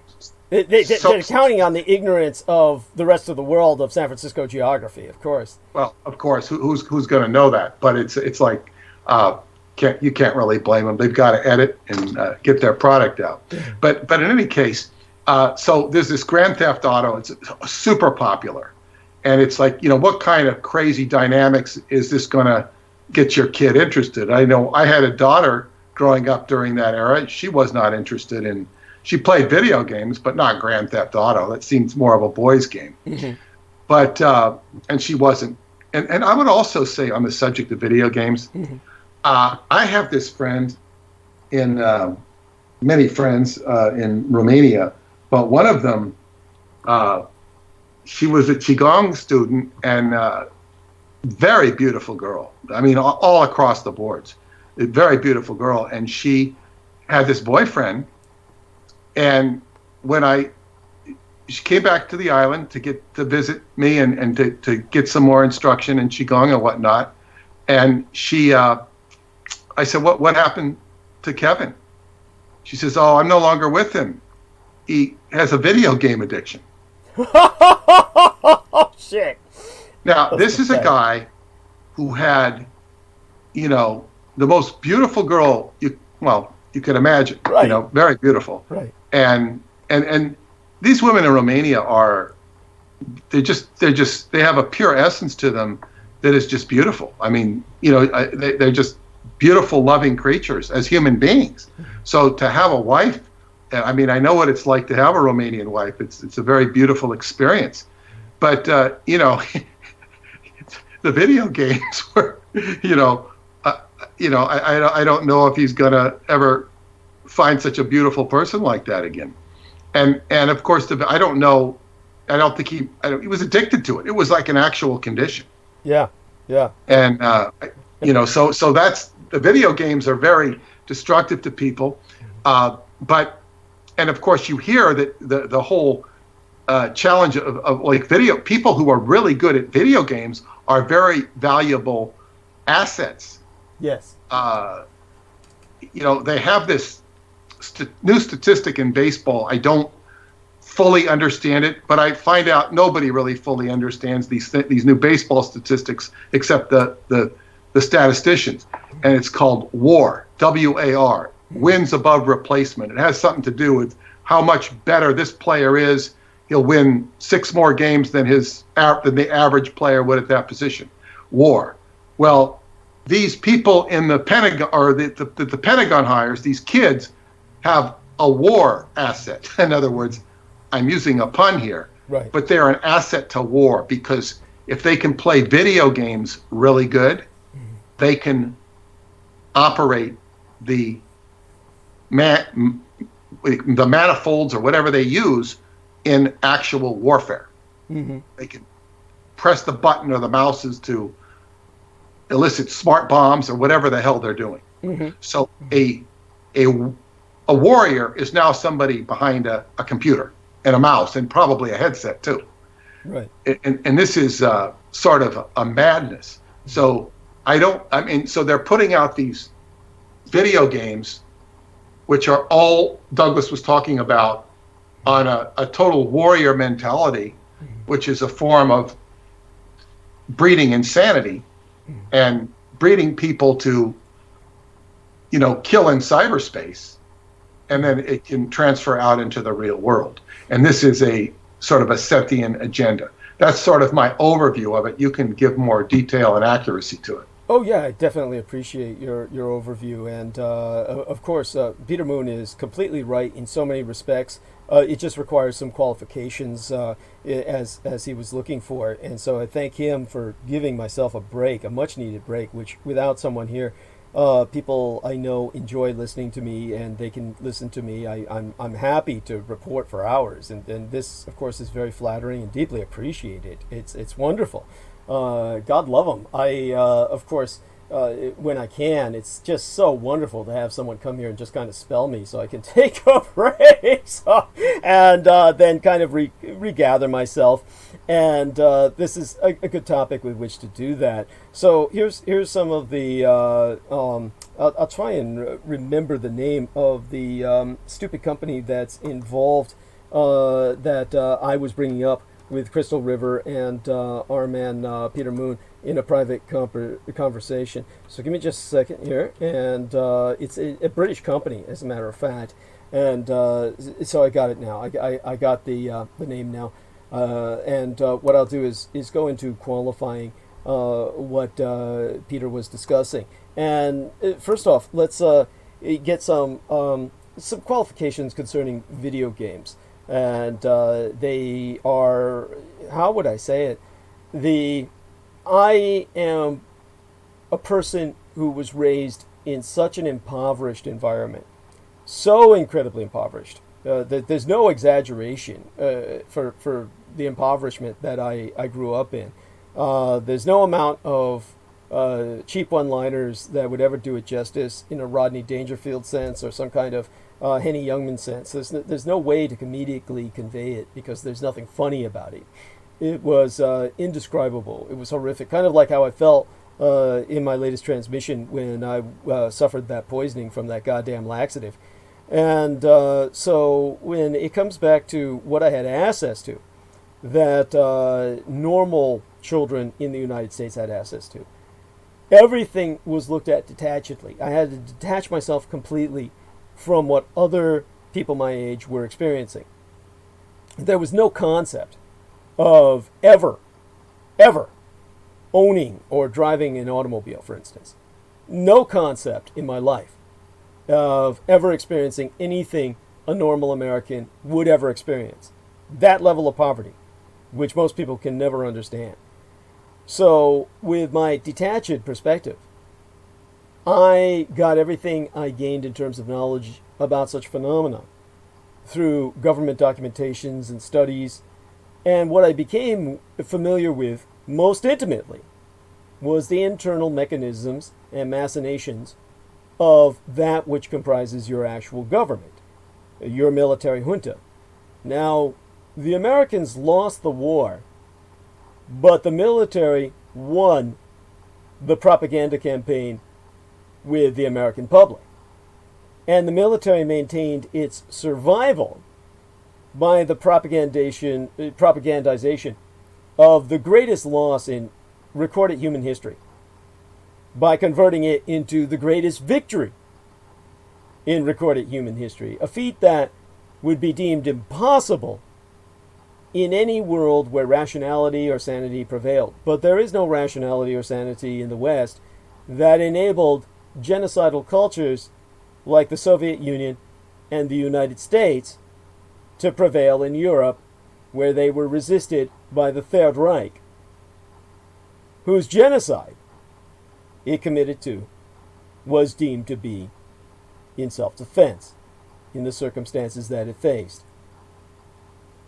I've gone into the articulation of that before. I'm not going to do so right now. There are elements of Judeophobia I will bring up later in transmission tonight within arc of this narrative. But they are, of course, going to be immediate and inevitable under Republican administration. But before we go into that, while Peter and I are still here speaking about the more strategic, more metapolitical aspects of this, what happened in World War II was, as the American military was losing the war in every way imaginable, while still pumping to the public the propaganda campaign they were winning in every way imaginable, they instituted themselves into every aspect of American life. This is beyond the OWI, or the Office of War Information, dominating all American media. This is ultimately, and remember, American media was, comparatively speaking, incredibly small at the time of World War II. You had very few sources of information. So when the government keyed in and took control of those sources, it was just like that. It was just easy. It was like not even breathing hard. They did it in their sleep. It wasn't even requiring an effort. these days, everything is controlled through manipulation of perception by making people think that they have a freedom of choice of information. But all the information that they offer as the choice, the alternative media, is all run by that aspect of the government, which is pure raw evil. The military junta, which I gave an acronym to, that is clumsy enough where it's not really practical to apply it. It's kind of like the clumsy acronym Quilts Badge, which I developed for all the alternative lifestyles within the various communities that are transgender, homosexual, as they used to call it, no longer an acceptable term. Nowadays, queer will do. And various other lifestyles, such as intersex, etc. These, of course, there's so many of them that I find the LGBTQ acronym to be, it's just stupid. It doesn't even form a word that's memorable. So you wind up memorizing an alphabet soup. You're kind of stuck with that kind of acronym when you're trying to analyze all the major areas of our society that the military junta has infiltrated. And, of course, you're tempted to use the term deep state, but it's really something that I've been trying to demystify, that term. So we may as well go back to the traditional Eisenhower term and build upon it. So when Eisenhower first came up with the term military-industrial complex, he actually wrote a triune group of interests. He called it the MIC, not for military-industrial complex, but MIC with a double C, like MIXI, which is acronyms for Military-Industrial Congressional Complex, because it's Congress that approves ceaselessly and without fail, year after year after every goddamn year, all of our economy feeding into the military-industrial complex. So it can't exist without Congress. That's why the super soldier program was created, to compromise Congress, to make certain that every politician was compromised to the extent where the military always gets over half the national fucking economy, over half of finances available any given year. And so when you take a look at the military in turn investing this money in contracts with various aspects of society, video game industry, which is simply subsidiary to entertainment, educational industry, where they contract professors, medical industry, from where they contract doctors. All of this can be summed up in an acronym that I came up with decades ago, the US Maimonanisic.com, or -com, the US, or us Maimonanisic.com, and that would be acronyms for the United States Military, Intelligence, Medical, Occult, Entertainment, Narcotics, Academic, Nuclear, Information, Sciences, Industrial, Congressional Complex. But you can simply call it the junta.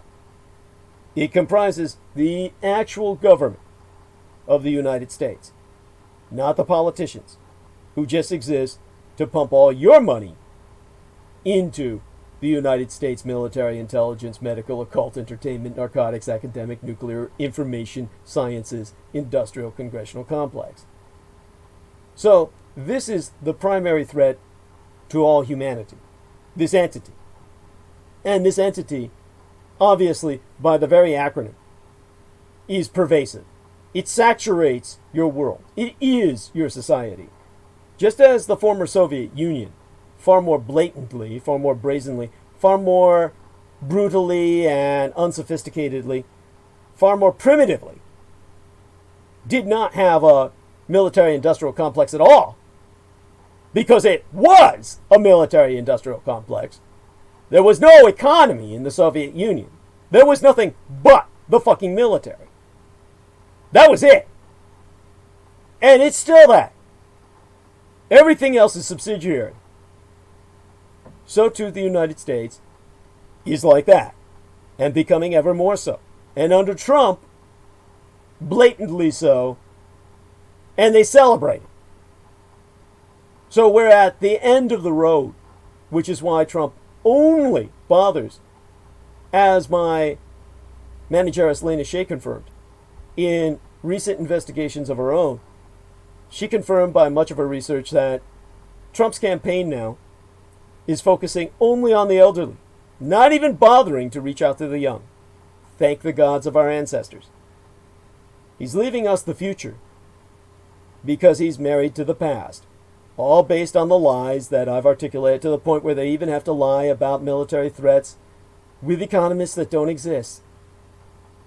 This is what your military junta has come down to under the psychological warfare operations of Michael Aquino, where he wrote the book Mind War with General Paul Volcker as his co-author to instigate a world in which psychological operations were conducted 24 hours a day, 7 days a week, 365 days a year. So, your entry into this trade war was part of a psyop that will kill your economy, which make us the real public servants, like the Paul Volcker who I related the life of. All the more a treasure in terms of memory. They just don't exist anymore, these people. Our government has been taken over by no deep state, because these people are open. This is your open state of pure, raw, unfettered sewage. A corruption that you're drowning in. You're choking on shit. And so, in the midst of this primal struggle, even though Trump is not bothering to reach out to the children, Michael Aquino is. And through the war games, as Peter Moon is understanding them, he's bringing them in on the side of darkness.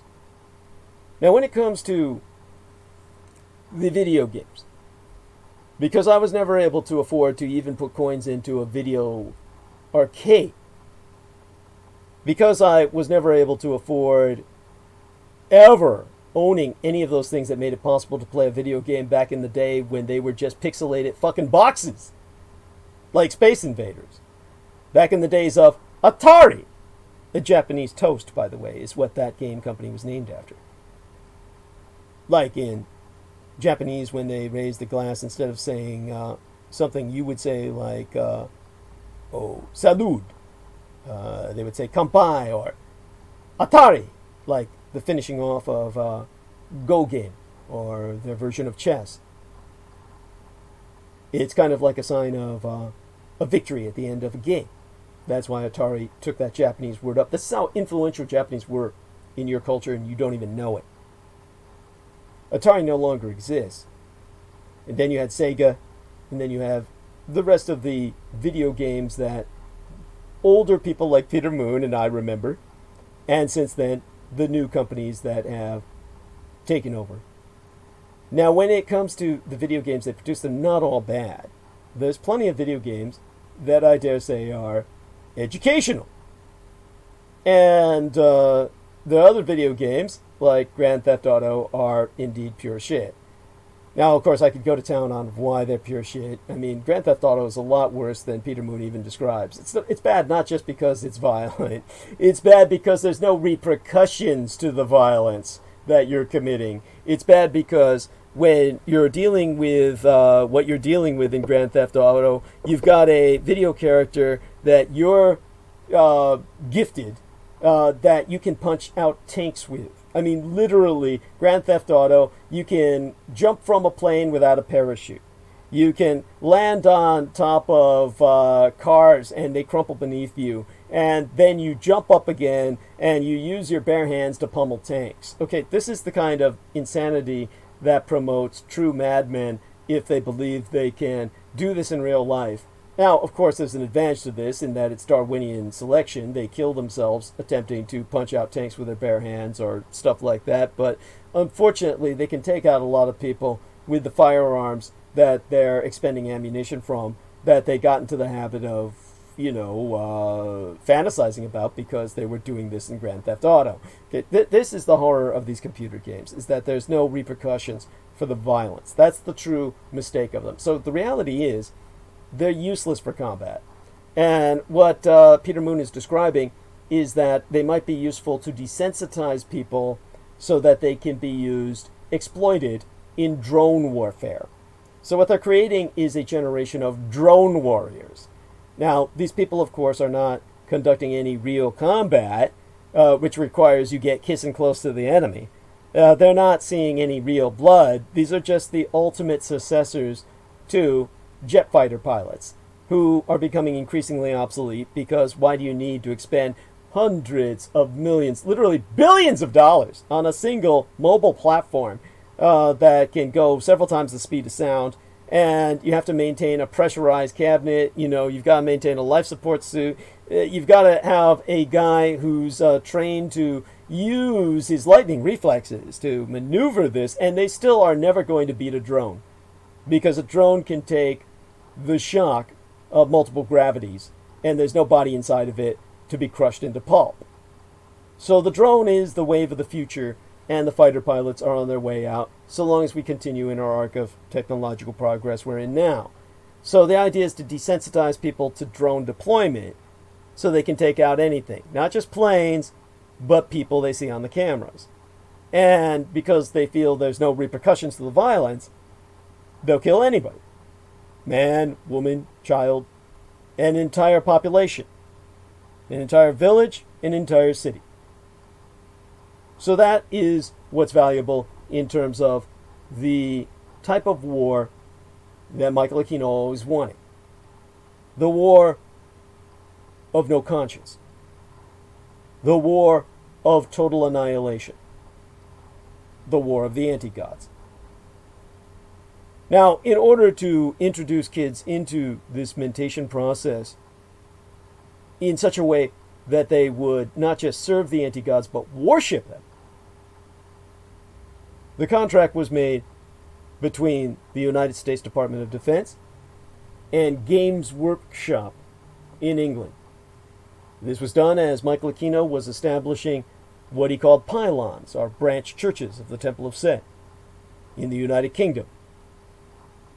And Games Workshop, PLC, the Public Limited Company, is oft abbreviated as GW, just GW for Games Workshop. They're a British manufacturer of miniatures-based war games originally, based in Nottingham, England. And they have a product line known as Warhammer. And so they produce two types of Warhammer: medievalist, or rather false medievalist, fantasy, pseudo-medievalist Warhammer, hence the name, and Warhammer 40K, which be acronyms for 40,000, as in the year 40,000 Anno Domini, 40,000 years after the death of Christ. And in these scenarios, but particularly Warhammer 40,000, science fiction, by far the more popular of the two Warhammer manifestations, they villainize the patron divinity, the patron saint, if you will, the protector god of Egypt, the god Horus. And so Horus is made to be the eye of Horus, the eye of all evil, from which chaos emerges, and is this Horus heresy, which must be combated, which must be destroyed. And of course, many teens like to play the role of the cults of chaos. And all of this is to indoctrinate people into this just absolutely constrictive, straitjacketed, completely limited and boxed either-or reality or anti-reality, a Manichaean unreality of the forces of order and the forces of chaos in conflict with each other, and mankind being essentially a degenerate shadow of what it once was in a new dark age. all of this propagandizes the Seththeistic ideal. The ideal of Seth and the new Dark Age in which Seth reigns supreme, who's not mentioned in the pantheon of the gods of chaos in the Warhammer universe. So they originally started by selling extraordinarily expensive miniatures in which kids were wasting their allowances on. And they've since revolutionized into video games. And so this is the kind of video game beyond even what Peter Moon comprehends on the face of it as negative, where you're playing a homicidal carjacker and you're getting rewards in the game for people that you rape.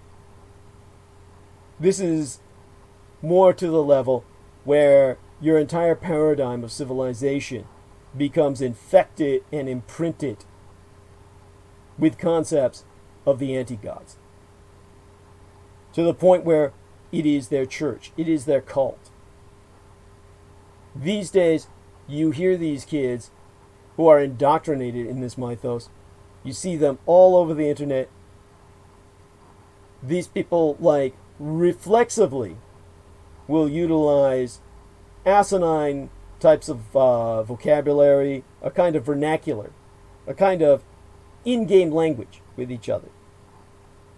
And when people get involved with the video games, yes, at the more extreme ends, people die. People die because they grow to hate each other in the video games, the group games. They swat each other, means they call the police and say, oh, that person has got hostages in their home. A SWAT team shows up, kills their dog, winds up killing, the person that was that owns the home or lives there. These have happened because of video games. Other cases, people have played video games until they literally died from exhaustion. So you've got this combination of the potential for sick, unbalanced individuals to lose themselves in the fantasy world. But always remember this. During the period of wargaming that I grew up with and never was able to participate in, other than when I participated as an employee of the Department of Defense, I got to game in war games in which chits are cardboard pieces, cardboard chits, little cardboard squares were used to represent anything from squads to divisions in the field, naval units to hypothetical spacecraft for warfare in the solar system, or even on the galactic board for hypothetical conflicts that the Department of Defense was using taxpayer money to play out, to game, should these conflicts ever develop. So these war games were produced in contract with civilian companies like SPY, SPI, acronyms for Simulations Publications Incorporated, a Department of Defense contractor. I contributed to some of these war games in their design. And they were published on the civilian market once all the information that was classified was scrubbed out, because this is a capitalist nation. And like good capitalists, these private contractors like SPY, Simulations Publication Incorporated, were not going to produce these games unless they could ultimately sell aspects of them. So they would take all the covert shit out, all the stuff that was classified, sell the games on the market for people's entertainment, and rich white boys could purchase these war games and game against each other. The wars in Europe, the Pacific, World War II, World War I. They would game historical or hypothetical conflicts.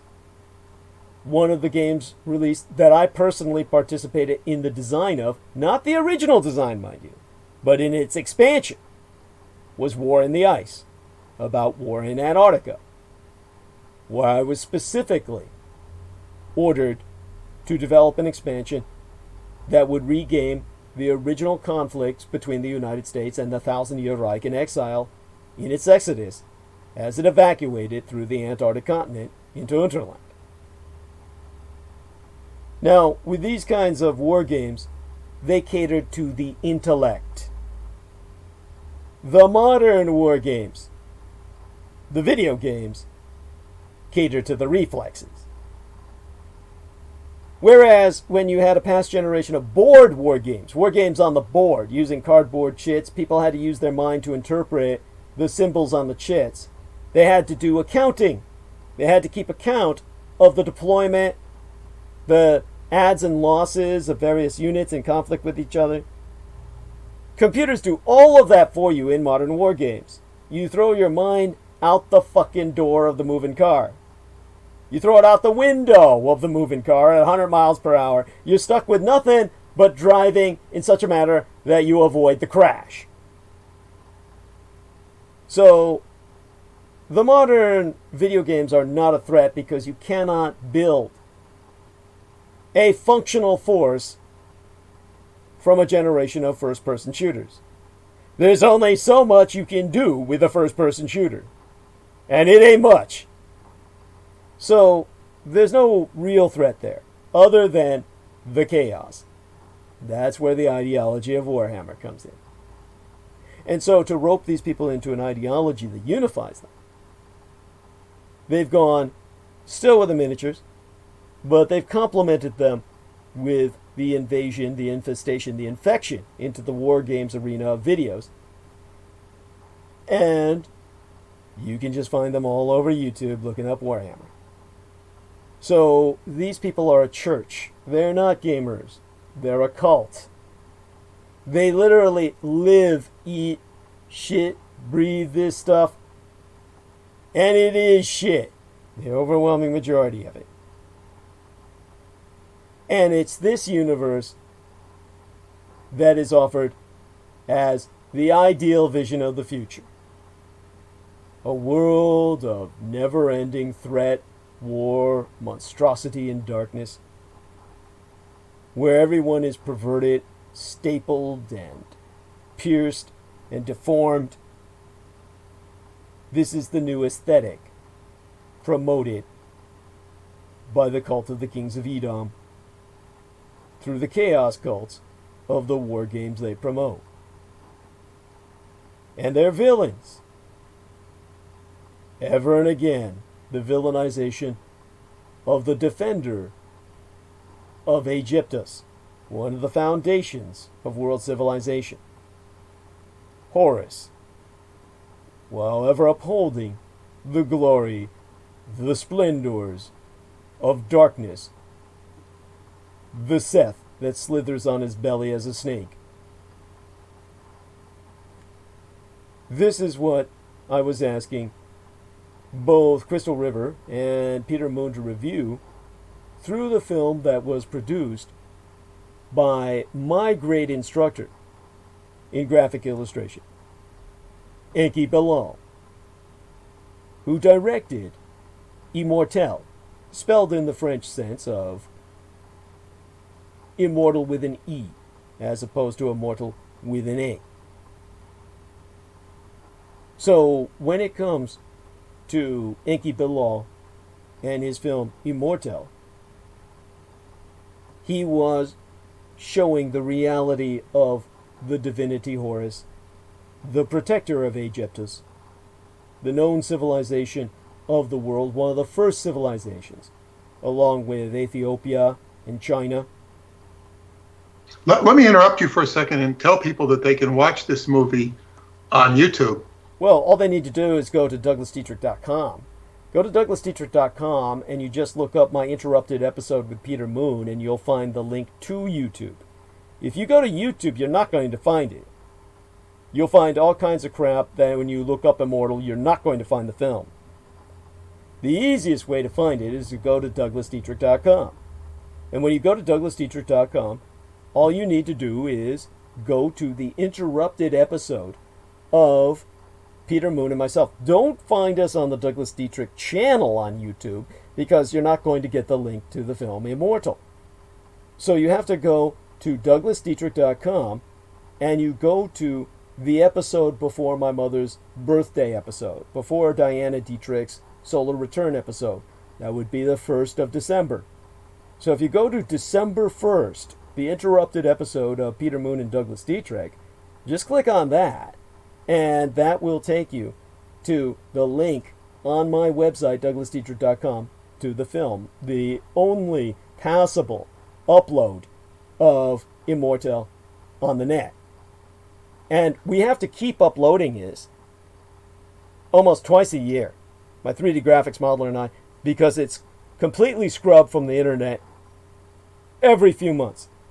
Not because of any copyright claim by Enki Balil, who has expressed his gratitude for my 3D graphics modeler and I keeping up the struggle, but because of Michael Aquino's demand that it be hidden from you. Enki Balil himself wanted Americans to see this film so badly that even though he was a Serb born in the former Yugoslavia, the second Yugoslavia of King Karađorđević and his dynasty, not the third Yugoslavia of the communists, but the Yugoslavia that fell in World War II, he became a Frenchman and identifies his nationality as French. But he wanted this film to play across the Atlantic to the Americans so badly, he filmed the film in English. When it was released in France, it was a resounding success with French subtitles. Everyone watched it in English with French subtitles. It was never released in the United States. Michael Aquino lobbied against it as a security threat, saying it was subversive, a terrorist manifesto, a propaganda piece for enemies of these United States. Did he write the movie? Enki Balil, you mean?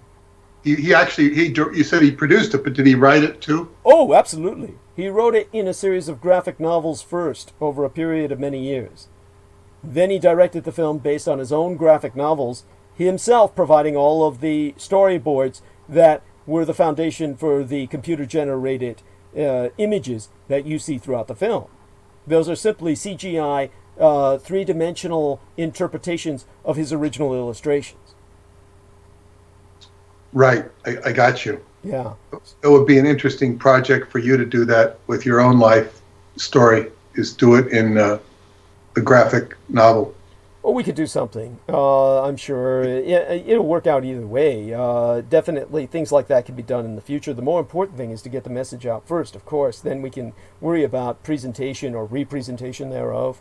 In his case, of course, the tragedy is that all of these great French artists from whom I learned my graphics imaging from, my illustration technique, my storyboarding technique, which, as Peter Moon says, at this point in history is becoming an anachronism. You know, people will always need to learn this if they ever want to truly illustrate. So it's one of those things that should never die, but yet very likely will. It'll be like a part of a vestigial organ that will atrophy in the human ability to do this until there's a collapse in technology. But it's like the people of my father's day who used to learn drafting. People used to draft engineering blueprints. Nowadays, all of this is done through 3D graphic modeling. So people's very ability to interact with the universe is changing. And in the terms of Immortel, this retro-futuristic epic was what Enki Balil was using to bring forth the reality of the Horatian age, of the god that represents the Horatian age and how he's persecuted by the other gods because he's a Promethean figure, the figure that liberates humanity and therefore deprives the rest of the pantheon of gods their absolute power over humanity. So as that, Horus is the hero of humanity, and yet Aquino has propagandized against him via the Department of Defense contracted Games Workshop out of England, and of course propagandized against the Horatian age, which Aleister Crowley foretold.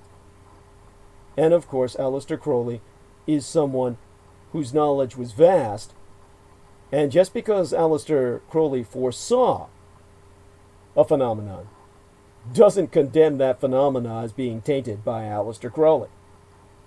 But Aleister Crowley was the most vocal about the onset of the third great age of man, the Horatian age, the age of Horus, which it was interpreted Adolf Hitler was ushering in. Something which Aleister Crowley tried to flatter Hitler with, but he was still expelled ultimately from the Third Reich and Fascist Italia. In terms of the other aspects of the age that we're in, we can go into that, of course. I think that it would be productive if Peter Moon could share with us what little he's seen of the film and what it reminds him, perhaps, of what he learned from Aleister Crowley and his other researches. Well, I didn't identify it with Crowley so much as what I've learned from you. And of course, the movie is I found it hard to digest and follow to know what was going on. Nevertheless, there are some very striking things with, because they're talking about nanotech, yes, with biology. Yes. And there's a lot of biological, sort of dull body and the interface between technology and human bodies. Yeah. And there's a vestige of the politics we have today and with the world that we have today. It's very futuristic, and futuristic in a way that's, certainly more disgusting than exotic. Or if you think of exotic, just means foreign, but usually when we think of exotic, we think of something that has some pleasantness to it. Yes. But exotic just means foreign, and it's not really a lot of pleasant imagery. And then you have the god, and now that god that takes over the body, is that Horus? That god? Yes. Yeah, and he superimposes himself on this human character who's sort of a human specimen, a good specimen, but he takes over his body to accomplish things, including making a baby with a, what would you call her, a biofax, something like that. She's sort of a invented creature. Yes, she's a bioengineered entity in essence, and has no memory of a past life because she's essentially born as a full adult. And intuitive. She can read your mind. Yes. And so this god is superimposing himself and being an entity inside of the human, like a walk-in, but the human is still there. And it's like having your body invaded, and that is it's very forceful, and he will come right up and say, give me that, not to him but to another character, give me that black box inside of your head. If you don't give it, I'm going to have to take it. And then he reaches right inside of his head because the man's incapable of giving it out of his head. I mean, it's completely ruthless, which is very much like the Book of the Law. There's a certain rapacious ruthlessness to the Book of the Law, which is the core of evolution. And so this character being a hero to humanity is not, he doesn't behave in a way you'd tell your kid to go out and behave. Well, you're conflating the behavior of some of the other characters. That actually wasn't Horus. No, Horus is the one that takes over his body, right? He takes over the body of the main character, who's Nicopol. Nicopol is a former French Foreign Legionnaire who is basically sentenced to basically cryogenic freezing for about 3 decades for political resistance. By the way, we're not giving away any spoilers here. No, there's too much to digest. This will help you understand it. Yeah. I mean, but you understand this movie. You understand it in great detail. Yes. So the person that you're talking about is a genetically engineered predator who is recognizable because he's quite red, and his wardrobe is red, and he's basically obviously not human. It's a animal-human synthesis that is meant to be an ideal predator, but it's meant to be humanized enough so that a degree of control can be maintained. as opposed to the baseline creature from which it was taken, which is uncontrollable for all intents and purposes. So the Dyak it's referred to as. So what happened was that, of course, Peter was watching this while he was doing his qigong, so he had to concentrate on his breathing while he was watching it. So some of these can get conflated because, as we said, it's a lot coming at you at once. Well, So, if I was watching this still, I would have had the same problem. because it's like, how to assimilate this? Like, say, if when I start transcribing, just like, say, the stuff you were talking about earlier about Roosevelt and the beginnings of World War II, yes. I'm going to write it, and then I'm going to go back over it. I'm going to listen to it, and I'm going to finally get it. Because when it all comes out, for me, it's not easy to retain.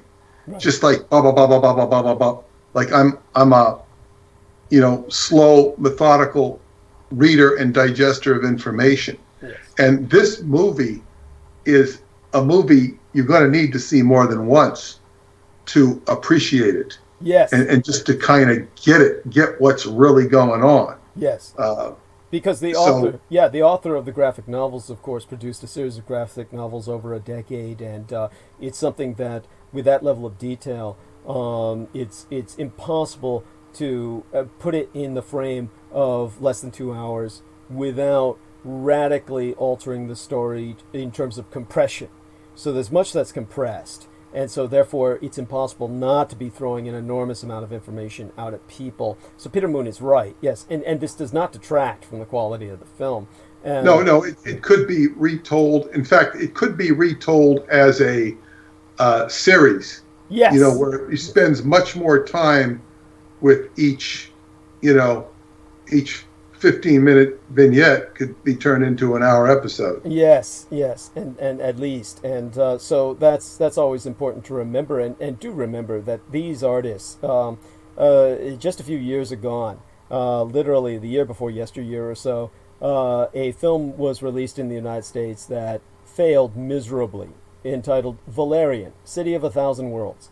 That's based on a comic, as the Americans call them, a graphic literary series of stories that was produced in France for decades, that all of the artwork from Valerian was stolen, right down to people being frozen into carbon cubes. All of these concepts were stolen by George Lucas for Star Wars. Everything in Star Wars is not the product of American conceptual illustrators as a concept. This was all stolen from the French, who produced it all in their comics, and this was what made Star Wars and what made Stargate. So just as the stories of Valerian, when they were finally made into film, totally flopped in the U.S. because everybody looks at that and says, "Oh, we saw that in Star Wars. This must be a Star Wars ripoff." No, just the opposite. Star Wars ripped them off. And only now were they produced in a film, but it flops in America because nobody knows the history of it, the inversion of it, the satanic inversion that Michael Aquino so enjoys through his hold in the entertainment industry, his influence. And so, an interesting story about Star Wars. Yes, is that Preston, as I was talking to you, that he was a childhood friend of Mark Hamill, and when Mark got his job at in Star Wars, he got Preston a job as a sound engineer out there. Wow! And Preston said that George Lucas had special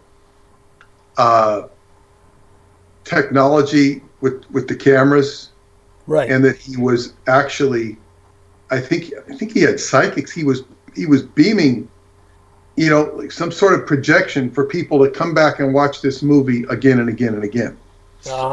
And now that's what Preston told me. Now I remember when I was working for L. Ron Hubbard on his letter line, the mail that came in telling him about Star Wars was just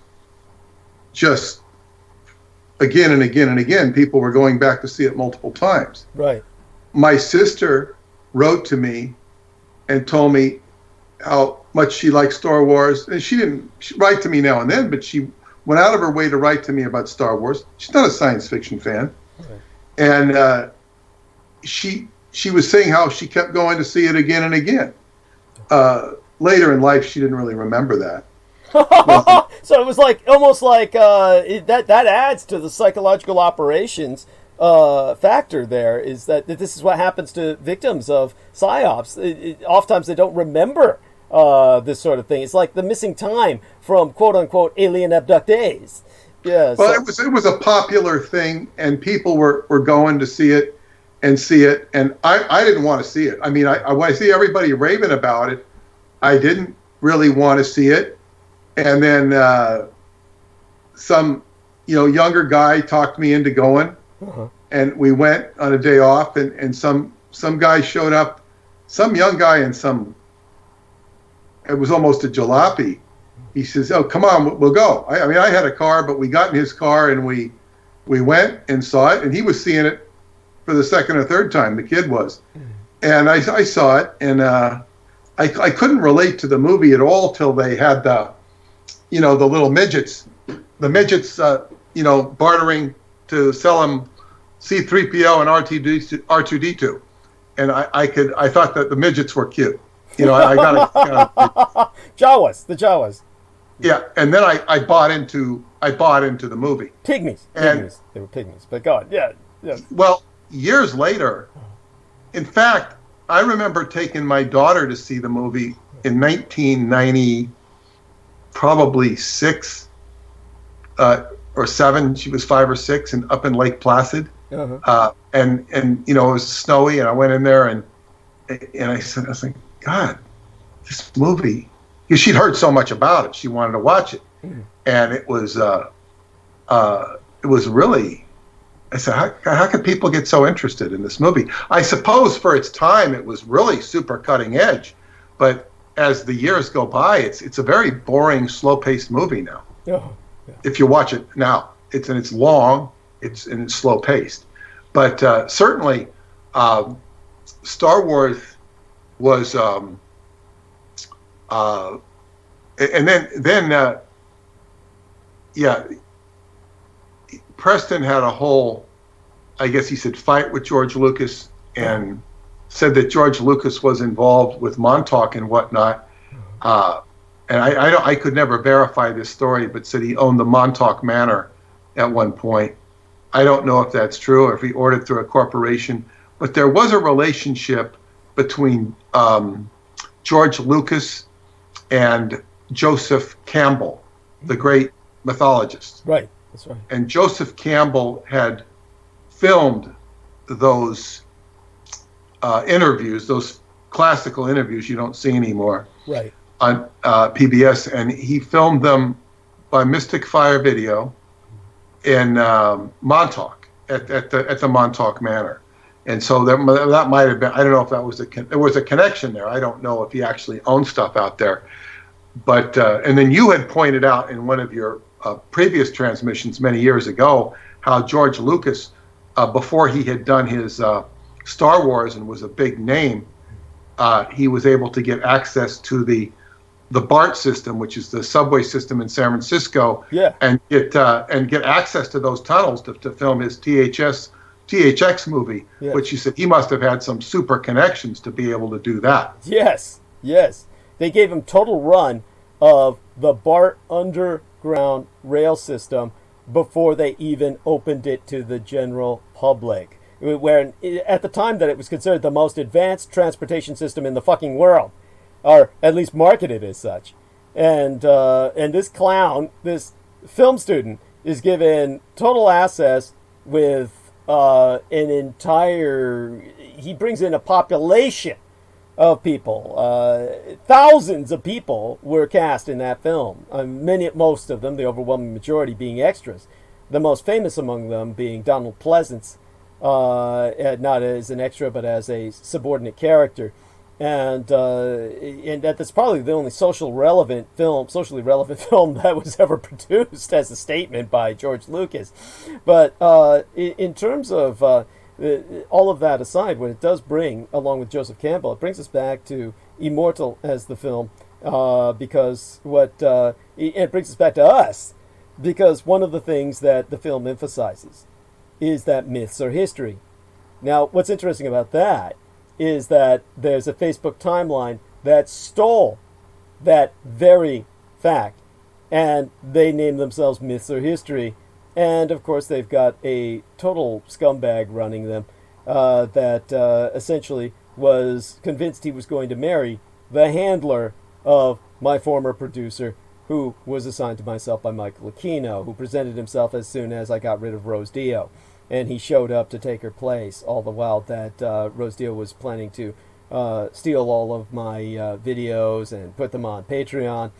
This son of a bitch came in, and I had no choice but to work with him, because, of course, there's no one who's willing to work for me for free. And most people who are at that level have to work for themselves, like Brendan Zogiet, who's, basically risking his life. And that's not a joke. There's nothing exaggerated there. Working with UPS, boxing these things, boxes that literally say on them, they've got pictures of forklifts, the symbol for a forklift saying, forklift only. And this guy is forced to lift these boxes. It's exactly the position I was in Granger warehouse when I was assigned a task of working in the back warehouse by myself. And we had lawnmowers that I had to bring off of shelves that people ride on top of. If one of these things falls on you, you die, or you're terribly injured, and you're not going to escape unscathed.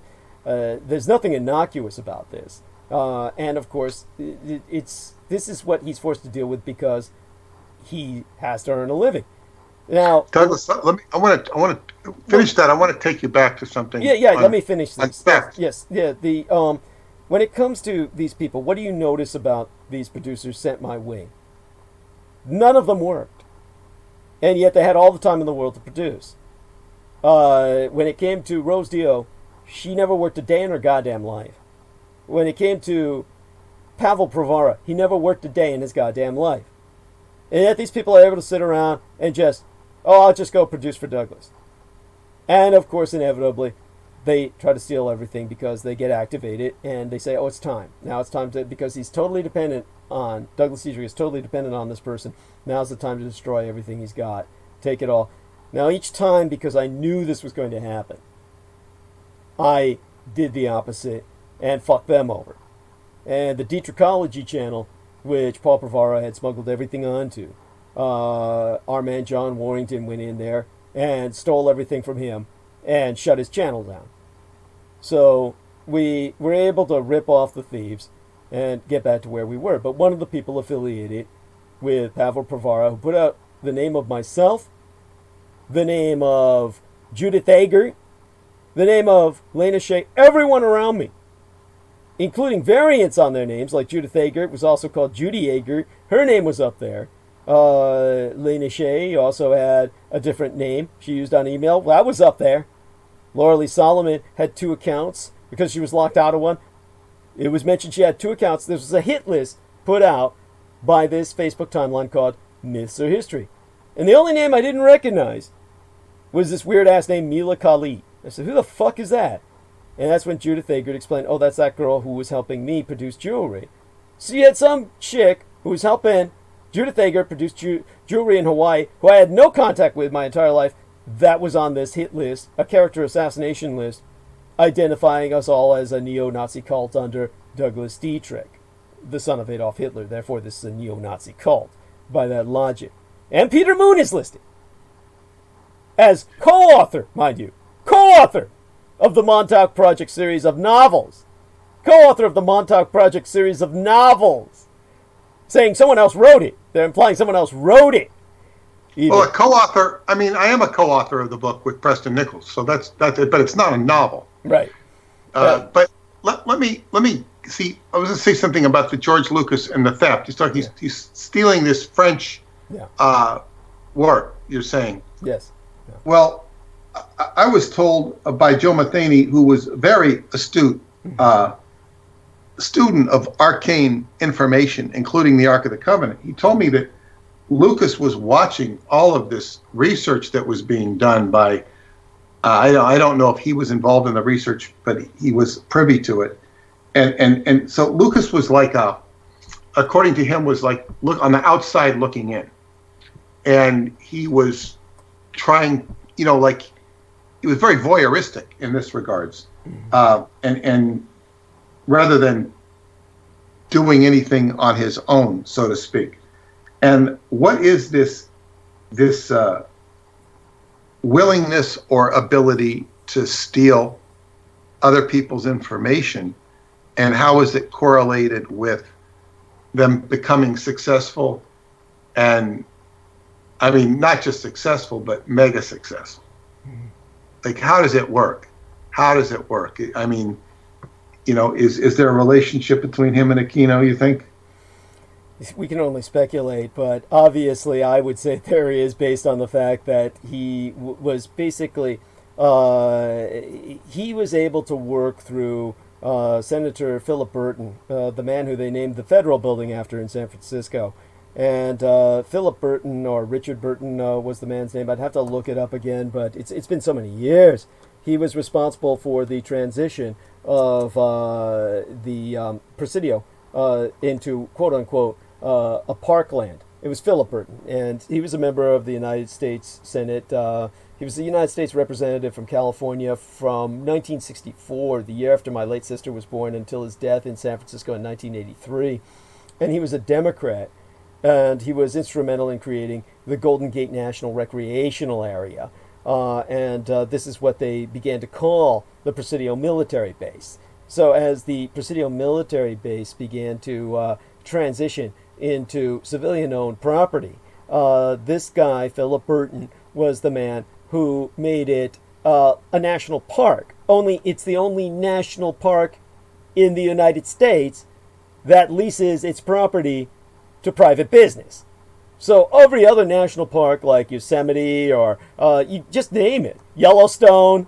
Can you imagine Yosemite or Yellowstone leasing property to Lucasfilms so they could build offices? Or any place like Disney so they could build offices? Well, of course, none of them do that because it's national parkland. But not Presidio. So at the Presidio, which was supposed to become the property of the people, it's the only national parkland in the United States where Walt Disney and George Lucas of Lucasfilms were able to purchase property and set up offices there, what became Industrial Lights and Magic. And the first thing I noticed was there was one kid I know, an Asian kid, who was from Hong Kong, who was an expert in miniatures work and props. He could, basically take model miniatures, and he could have reproduced the Death Star run through the trench under the right lighting. And I told him, why don't you see if you can get a job over at, Industrial Lights and Magic at the Presidio. It's right here in San Francisco, because he lived here in San Francisco. He called them up, and they said, we don't hire anybody. We don't hire anybody. So they had their offices there. They hired nobody. Security was through the fucking roof. And it's not like there's any films produced there. There's nothing produced in those places. Nothing's done there. Yes. It's interesting that Preston had said George Lucas had purchased this land at Montauk, and whether that's true or not, purchasing the Presidio is just as incriminating. Yes, thank you. Right. Thank you. If that's the right word. Yes. And of course, and he sold his property, all his work to Disney. So you'll see the Disney Museum at the Presidio, which I visited the same day I met you. Yes. And the but I was sort of asking, this character comes later in Lucas's life. Lucas was already wildly successful before he ever purchased property on the Presidio. Right. And as I believe, he was directly responsible for raising the buildings and getting rid of any evidence of. That's correct. That's correct. Of the child exploitation at the Presidio military base. For years at the Presidio military base, there were the burned wooden stumps, the foundation stumps of the child daycare center and the record center, the community center, etc., at the Presidio, where they had been burned down by angry parents or by the army itself to hide evidence. Two separate cases. One was definitively burned by the parents of the children that were raped, enslaved, and exploited. That was burned to the ground. That was the daycare center itself. The record center that was burned down by the army, as was proven by the Bureau of Alcohol, Tobacco, and Firearms, who proved it was arson.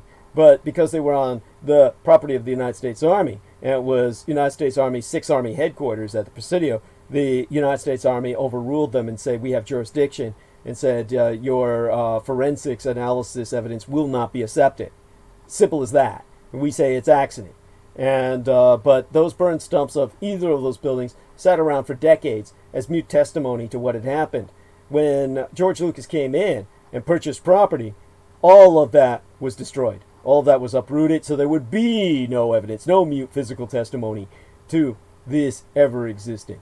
You can imagine how people would scream if people had done the same to destroy all evidence of the death camps in Eastern Europe.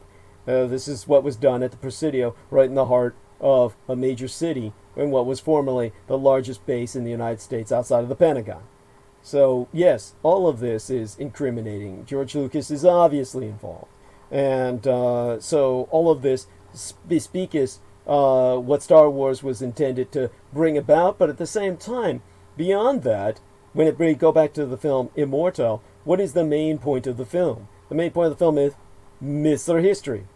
And so myths are history is the message then stolen by the Aquino network.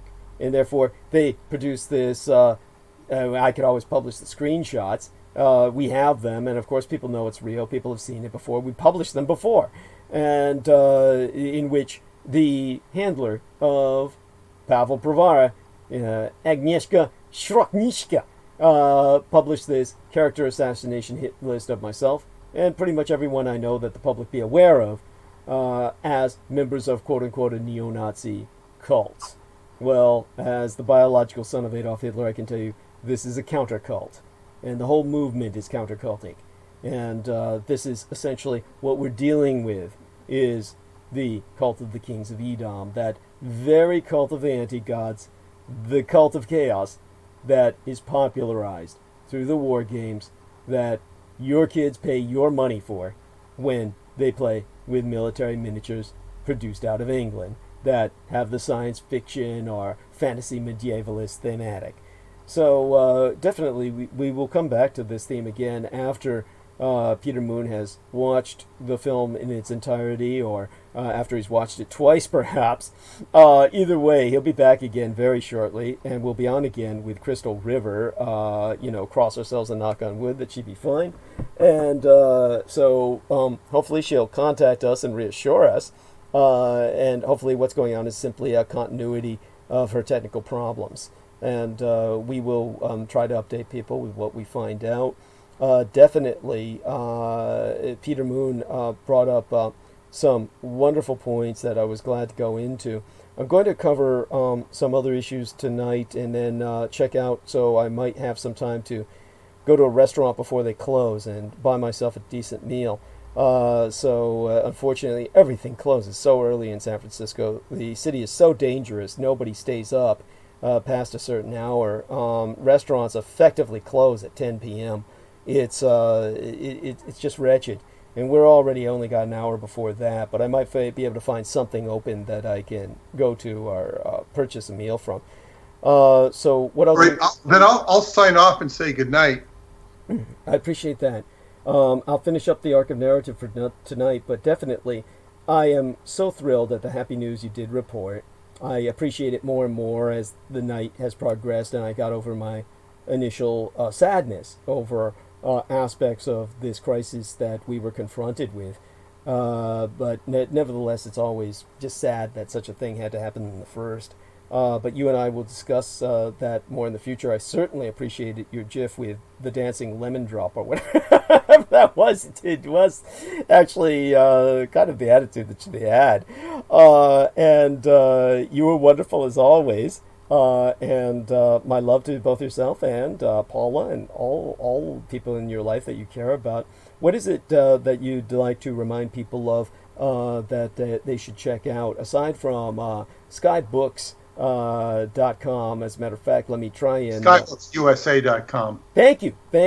And so... The Chinese wanted to sell me skybooks.com for $5,000, and I wasn't interested. Holy shit! Oh my god!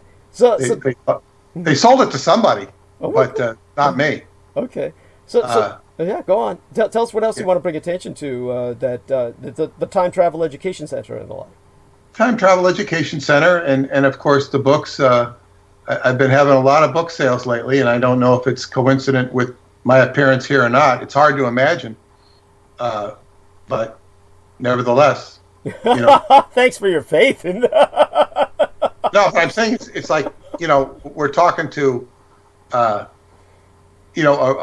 large room full of people. Yes. And that's good. And when you talk to a large room full of people and you're there, you're literally selling books. Yes. But I'm talking about distributor orders, not internal orders that which Skybooks does sell books directly, but that's not our main business. It's selling through distributors. Okay. So it's like, but I guess any word is better than no word, and all of this bodes well for the project that we'll be doing together, and it's all good. It's all good. So we'll have some exciting things to announce next year, and we all look forward to that, and we'll be in touch, and we'll find out what happened with Crystal. Yes, that's right. And remember, visit timetraveleducationcenter.com. Pay respects to Peter Moon personally at facebook.com/peter.moon.566. And, of course, visit skybooksusa.com. And there you have it, sir. Okay. All right. You blessed night. Good night. Carry on. Good night. Thank you, sir. And blessed be thy night and sweet be thy dreams. Okay. With that, of course, we'll go back to covering some other issues that are pressing to the world around us. And obviously, a lot has happened over the past 48 to 72 hours. In Congress and at the Justice Department, Monday, opening this work week, was a bad day for facts, fairness, and the future. The second day of impeachment hearings before the House Judiciary Committee began on Monday, with the chair, Gerald Nadler of New York, declaring that President Trump put himself before country and deserved impeachment. The ranking Republican on the committee, Doug Collins of Georgia, responded by saying, "We don't have a crime," and accusing Democrats of carrying out a conspiracy to force Donald Trump out of office. Over the next 9 hours, the partisan brawl that had been expected unfolded, ending in shouts and denunciations. The proceedings that took place a few blocks away after lunch were more decorous, but more alarming. The Justice Department Inspector General, Michael Horowitz, released a long-awaited report on whether the FBI, the Federal Bureau of Investigations, properly conducted its Trump-Russia investigation circa 2016, during the campaign to hack him into office. The 434-page document posits that major mistakes were made. FBI officials repeatedly omitted facts that would have undermined their applications to the Foreign Intelligence Surveillance Court for a wiretap of the former Trump campaign advisor Carter Page. But Horowitz concluded that the overall investigation was legally justified and not politically biased. That conclusion refutes years of President Trump's claims that he and his campaign were the victims of conspiracy. And minutes later, Attorney General William Barr, the country's top law enforcement official, who be as crooked as they come, took a highly unusual and, as far as I can ascertain, entirely unprecedented step. Sans presenting any evidence whatsoever, Billy Barr flatly dismissed Horowitz's core findings.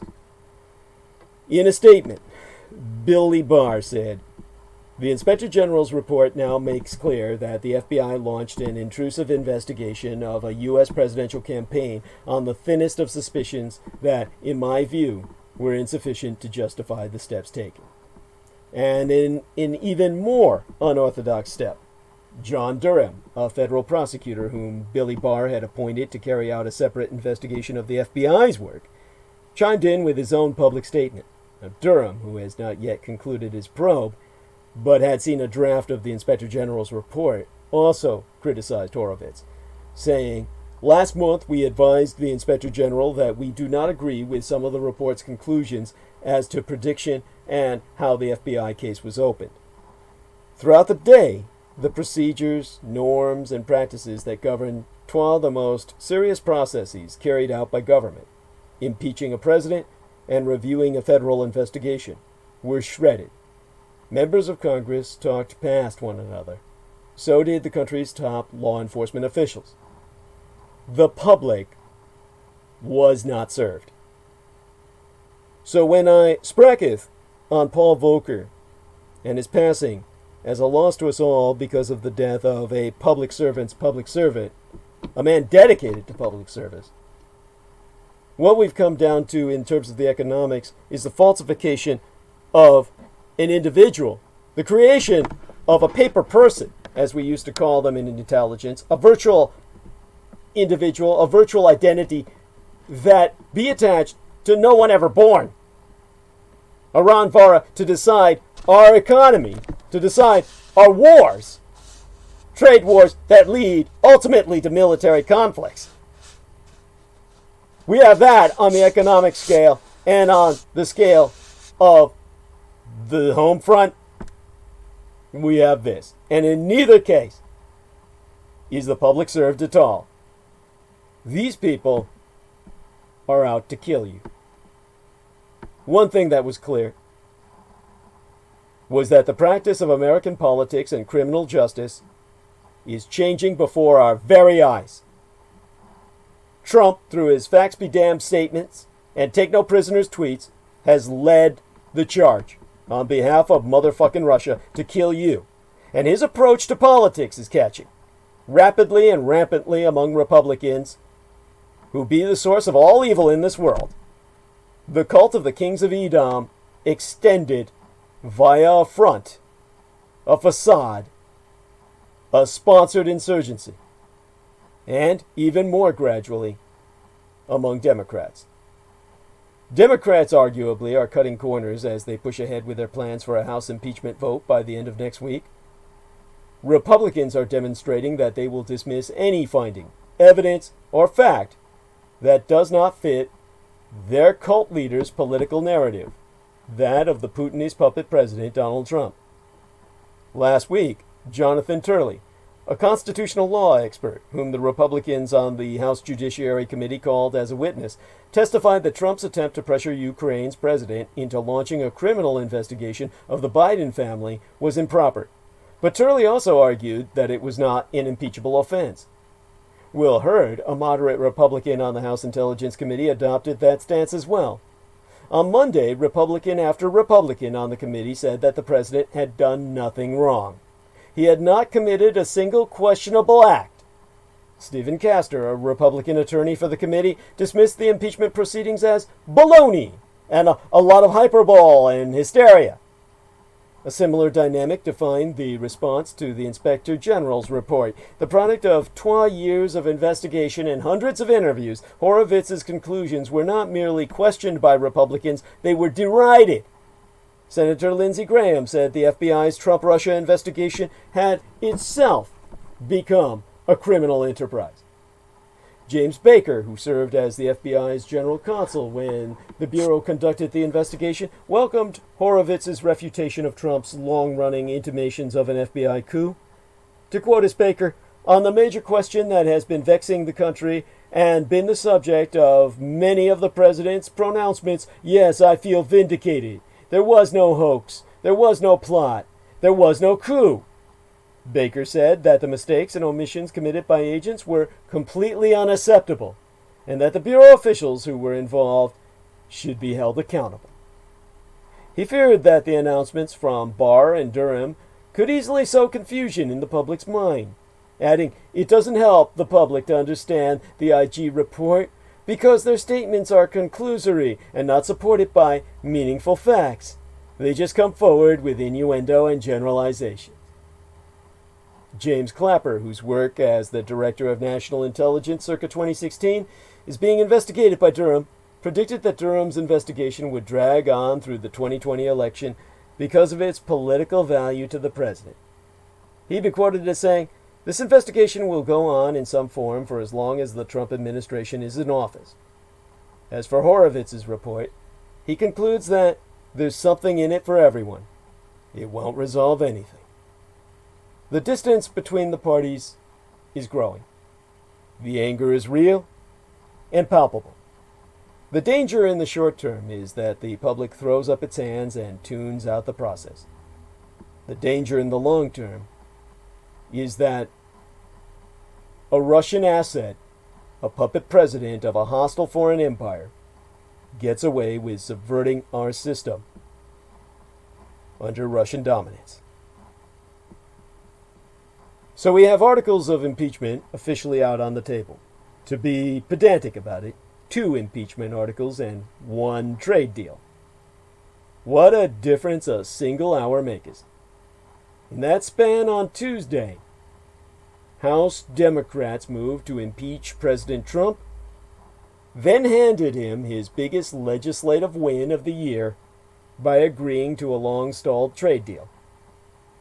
House Democrats announced they'll move to charge President Trump with abuse of power and obstruction of Congress, setting in motion the 3rd presidential impeachment in all American history. Speaker Nancy Pelosi and her fellow Democratic leaders decided to forego adding another article on obstruction of justice related to the Mueller investigation, probably to keep the impeachment focus tight and appease moderate members who are still on the fence about the whole situation. After asserting in the 9-page impeachment document that Trump ignored and injured the interests of the nation, House Democrats then announced that impeachment isn't the only thing that House Democrats have been working on. After months of negotiations, Democrats reached a deal with President Trump that clears the way for passage of a revised North American Free Trade Pact that would strengthen labor crews, create auto manufacturing jobs, open up agricultural trade, and remove controversial protections for certain drugs. This United States-Mexico-Canada agreement, acronymous as USMCA, is a major legislative victory for Trump, though House Speaker Nancy Pelosi cast it as a victory for the American worker. Both sides say the new deal be a huge improvement over its predecessor, NAFTA, which be acronymous for the North American Free Trade Agreement, even though the impact be not to speakest of at all. It's the same shit. A full vote is expected on the United States-Mexico-Canada agreement next week in the House, whereas the Senate will take it up to vote upon it only after the impeachment trial concludes. Now, by the way, I've just received a communication from Crystal River. She says she has continued internet issues, back online now. I've got a technician coming out to investigate further. I caught the final minutes of P. Moon and listening just now. Just letting you know I'm safe. All is well. Please give my apologies. Blessings unto thee, Crystal River. God bless you, honey. Thank you very much for letting us know you're safe. And definitely regret that she's going what she's going through. Everyone, do maintain her in your thoughts and prayers that all be well, and that this be resolved as soon as possible concerning her technical issues. Miss having her on to at least relate what exactly went down. I wanted both of Peter Moon and herself on to contextualize what was going on while I was dying on bandwidth and on record. But we'll cover that maybe next time we're here, and just do that to open the show with before moving on to other things, probably mostly with my monologuing in hosting the transmission. Now, India could pass a controversial bill that would give Indian citizenship to immigrants from 3 neighboring countries, but not if they're Muslim. The bill would fast-track citizenship for religious minorities, including Hindus, Sikhs, Buddhists, Jains, Parsis, and Christians, who'd be fleeing from Afghanistan, Bangladesh, and Pakistan. The Indian government, ruled by a Hindu nationalist party, says the bill be about protecting minorities from persecution. But opponents observe it's the latest example of Prime Minister Narendra Modi and his party pushing a Hindu nationalist agenda on secular India at the expense of the country's Muslim population. The bill passed the lower house of parliament and landed today in the upper house. I haven't followed up on it, but it's all part of the hate that is spreading with the populist personated elitism that has hijacked our world. And we have to be untangling the hate at the heart of the mass shooting in Jersey City. An influx of Hasidic Jewish residents in the Greenville neighborhood of Jersey City spurred twa assailants to embark on a shooting spree that left half a dozen people dead.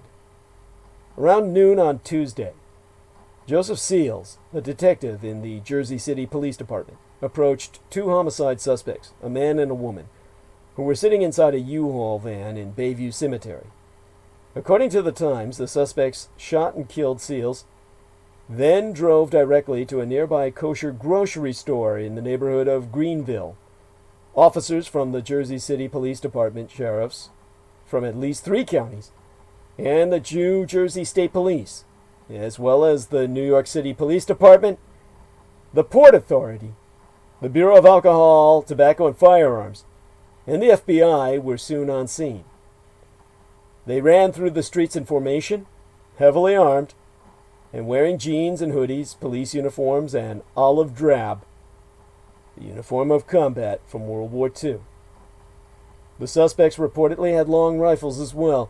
Over the next hour or so, the two sides exchanged hundreds of rounds. When the gunfire stopped, 12 more officers had been injured, and 5 more people, including the suspects, had been killed. Inside the U-Haul, investigators later found what appeared to be a pipe bomb and a manifesto-style note. At least one of the shooters had posted Judeo-phobic and anti-police comments online. Now I want you to know again what I've told you before. Your average gunfight never lasts this long. It doesn't even last this long in movies. In movies, they have ridiculous gunfight scenes that last far longer than any normal gunfight. And like I said, the standard for measuring a gunfight is your wheel gun, developed in the Wild West on the far frontier. In that frontier that forged so much of American identity, we developed the 6-shooter. Now, the 6-shooter is a 6-shooter for a reason.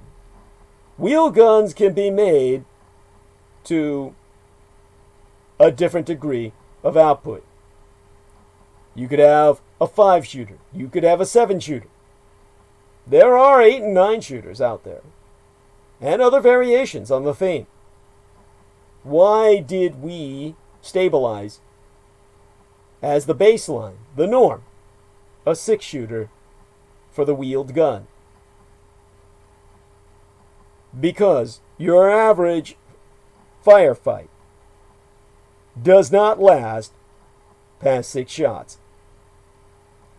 Through generations of experience in killing each other via firearms, the Americans hammered out the golden ratio of 6 bullets, because within half a dozen shots, you have either found cover to reload behind, or you have killed your enemies, or you yourself be dead. That's the norm. It is rare and exceptional for firefights to last beyond that, even in combat engagement between units. This was an out of this world, literally a historical exception, where a man and a woman fought off combined authorities and agencies for hours. Because the shootout lasted so long, details have been slow to emerge. Detective Seals, the first fatality, was working in a unit that sought to remove handguns from the streets. Since he was responsible for ridding the streets of firearms, was this a sting operation gone bad? Perhaps the shooters were after the schools. 12 of them were operating within a 5-block radius that neighbored the crime scene and had to be locked down. Maybe it was street violence. There had previously been only 9 homicides this year in Jersey City. But murders tend to cluster in Greenville, a majority black neighborhood with a population of less than 50,000. In 2018, 3 people were fatally shot in separate incidents within a span of 3 weeks. This summer, a shooting in Greenville injured 4 people, though it garnered little attention. The brief news reports did not even include the victims' names that I was able to ascertain. On Tuesday, each explanation for the shooting offered its own horrors. But even after the scene was brought under control and the number of dead and injured made known, some explanations were apparently more horrifying than others. In an Uber, on the way to see what I had to see with my own appointments, I'm seeing my psychologist tomorrow, for instance, and the other day I had to take care of some other business. In that case, what was going down was described by my driver as saying, "It's not terrorism, thank God." Except, as it turned out, there demonstrably was evidence of a more insidious motive behind Tuesday's violence. A few years ago, 63 Hasidic families moved into Greenville, refugees of High Brooklyn rents. A community center near the crime scene had become a de facto staging area for the victims' families and several volunteers who were trained to offer medical support and grief counseling had come from Hasidic communities in upstate New York or Brooklyn. Based on the reporting that emerged at that time, a number of people outside of the center, none of whom wanted to be quoted, expressed relief that the shooting did not appear to be an act of Judeophobia. Recently, old tensions had begun to simmer in the neighborhood. Some residents have complained about the insularity and new influence of the Hasidic community over the local real estate market. The Hasidic community, meanwhile, has chaffed at local politicians who told them their new shul was violating zoning laws. The shul sits next to the site of the shooting. The police initially said there was no evidence of a hate crime, that the grocery was chosen at random rather than out of religious animus. Later in the evening, Jersey City's mayor, Stephen Fulop, tweeted a statement revising the city's original assessment. They now believed the kosher supermarket was intentionally targeted, directly out of Judeophobia. According to the Times, surveillance footage had shown the U-Haul driving slowly and deliberately to the market, which was a mile from the cemetery where the 2 suspects had shot and killed Detective Seals. Officials are also investigating possible ties between the shooters and the Black Hebrew Israelites, a radicalized sect that has been designated a hate group by the Southern Poverty Law Center. The Black Hebrew Israelites have no connection to traditional Judaism. The Shabbat organization said that at least 12 of the 3 bystanders killed had been members of the Hasidic community, Leah Minda Ferenc and Moshe Deutsch. At a press conference at City Hall on Wednesday, Rabbi David Niederman, the executive director and president of the United Jewish Organizations of Williamsburg, asked, "Are Jews safe in New York City?" And he went on to answer his own rhetorical question. It seems that in the New York metropolitan area, they are not. In the politics of mass shootings, motives matter. And as the facts shifted, local residents tried to process what little they knew. At around 8 p.m. on the corner of Stegman Street and Martin Luther King Jr. Drive, a small group of people was standing near a thick ribbon of yellow police tape and marveling with some bitterness at the crowds of outsiders. One of the congregants, Antonio White, surname spelled W-H-Y-T-E, turned to one of the journalists on site. And if this had been a call with only black victims, he asked, would you even be out here? Now, this tragedy offered some unusual circumstances. Proximity to Manhattan and the media, duration of the shootout itself, a slain police officer. Seals was a father of 5 and known as a local hero. He had once climbed a woman's fire escape to stop a sexual assault in her home on Christmas Eve. Furthermore, the details of the suspect's motives have not yet been established. But White, who was joined by his wife and 2 daughters, ages 3 and 5, had a point. He said, and I quote his T, I'm pretty sure you wouldn't waste your time. This is all a show. I get it, bro. Cameras are on. Police cars, caution tape. This is what makes news. But it's sad because everybody should make the news. Every life matters. The only thing that separates it is all the shit you see right now. A short time later, White was talking with Philharn Curry, who spent much of her childhood on Stegman Street, where she lives now. Curry had wondered how to balance her own feeling of neglect with the increasing possibility that a different kind of hate had visited her neighborhood, and she be quoted as saying, people died, and that's the sad part. I don't care where you're from. I don't care what community you're from. This is horrible. It's horrible. Well, Trump is determined to make it more so. That's what brings us now to the subject of Judaism itself. President Trump signed an executive order today to interpret Judaism as a nationality, and not just a religion, or so I understood from what a White House official said. The order, first reported by the New York Times, will allow us the administration of the Russian puppet presidency to withhold federal funding from colleges and universities if they fail to combat perceived Judeophobia. The move be targeted at anti-Israel sentiments and divestment movements on campus. But critics understand the policy will suppress free speech in opposition to Israel's policies toward Palestinians. The order comes just days after Trump lost himself exploiting Judeophobic stereotypes in a speech to an Israeli-American organization.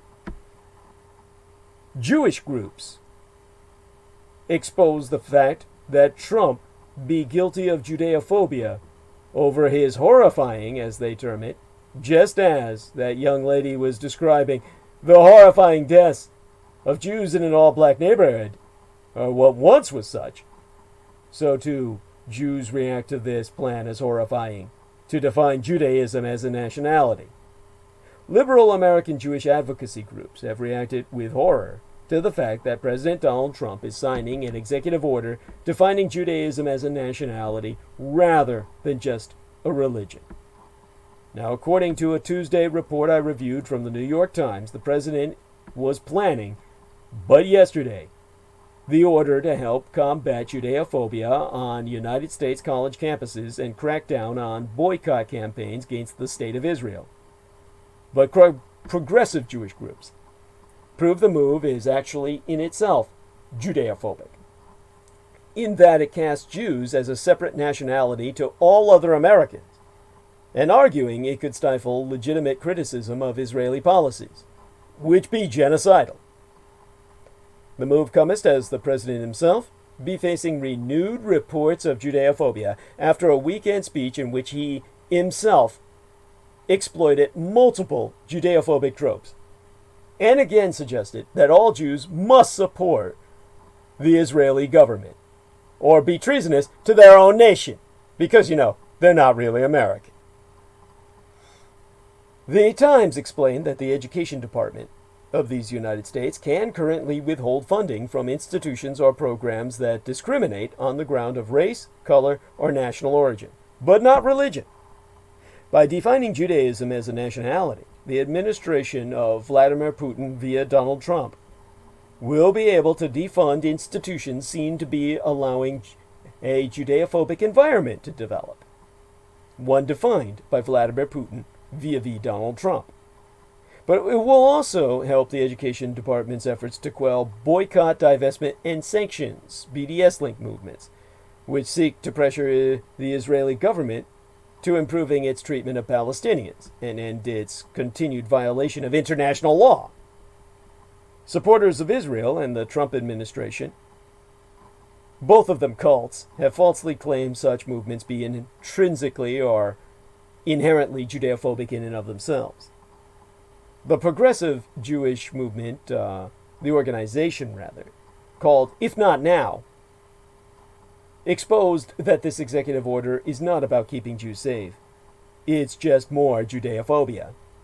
Same group explained that this order defines Judaism as a nationality, promoting the classically bigoted idea that American Jews are not, well, American. Conflating criticism of the Israeli government with Judeophobia is actually Judeophobic because it implies that all Jews agree with and be responsible for Israel's actions. The Minnesota branch of the Jewish Community Action Group described the Times report as horrifying on Twitter, said tweet reading, "As American Jews, we will resist being defined as anything else. This is an empty, dishonest manipulation. The president wants to distract us from the truly violent white nationalism he himself has emboldened, and his own blatant Judeophobia. We cannot let it work." The liberal J Street, or Jew Street group, also condemned the reported executive order, with its president Jeremy Ben-Ami suggesting the move was about shutting down legitimate opposition to the White House and its far-right Israeli allies. Some would call them masters. In statement, Ben-Ami said, "We feel it is misguided and harmful for the White House to unilaterally declare a broad range of nonviolent campus criticism of Israel to be Judeophobic, especially at a time when the prime driver of Judeophobia in this country be the xenophobic white nationalist far-right under Donald Trump. It'd be particularly outrageous and absurd for President Trump himself to pretend to care about Judeophobia during the same week in which he once again publicly spouted Judeophobic tropes about Jews and money." So, per survey released on mine own latent sainted sire's solar return, the October 23rd birth date of George Joseph Henry Dietrich, this October is dated the 23rd day thereof. More than half of American Jews were registered to believe that the Republican Party bears direct responsibility for the current record levels of Judeophobia in these United States, including nearly 1 in 5 Jews surveyed who believe the Republican Party bears total responsibility. Cited poll conducted by the American Jewish Committee, acronymous as AJC, revealed a series of concerns and issues faced by American Jews today amid continuing reports of record-breaking amounts of Judeophobic incidents in this country. The survey, described as the largest and most comprehensive ever on the subject of Judeophobia in these United States, was released ahead of the 1-year anniversary of the Tree of Life Synagogue massacre in Pittsburgh, which left 11 people dead. One of the questions asked on a scale of 1 to 10, 1 meaning no responsibility, and 10 meaning total responsibility, how much responsibility does the Republican Party bear for the current levels of Judeophobia? A total of 54% gave a score of at least 7, with 17% giving a total responsibility score of 10. When the same question was asked about the Democratic Party, 17% gave a score of 7 or above, with 30% giving a no responsibility score of 1. Discussing President Donald Trump, 62% of American Jews confirmed they strongly disapprove of the way he be handling the threat of Judeophobia in these United States, with a further 11% saying they somewhat disapprove. But yesteryear, Trump was criticized ahead of his visit to the Tree of Life Synagogue to pay tribute to the victims of the shooting over his failure to fully denounce white supremacy and the far right, including infamously referring to those who marched in neo-Nazi rally in Charlottesville circa 2017 as good people. In an open letter to Donald Trump urging him not to visit their city, leaders from the Jewish group Bend the Ark, Pittsburgh, wrote, "You yourself called the murderer evil, but yesterday's violence is the direct culmination of your own influence." Among some of the other findings, including 50% of American Jews describing Judeophobia in the country today as somewhat of a problem, with an additional 38% saying it's a very serious problem. Only 12% of those taking part in the study described Judeophobia in the United States as not a problem at all.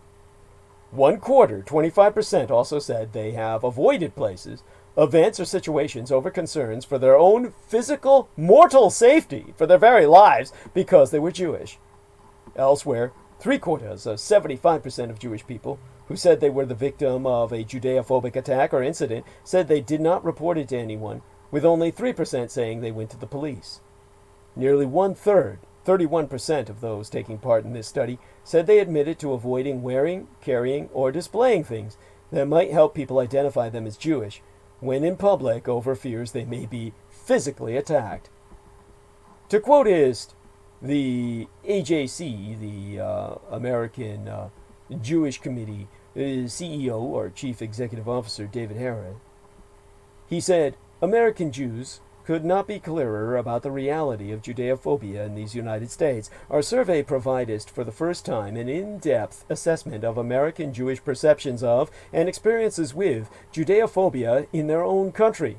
This hatred is real, comes from multiple sources, and be growing by the day. It needs to be taken seriously and dealt with in a sustained, multi-pronged response."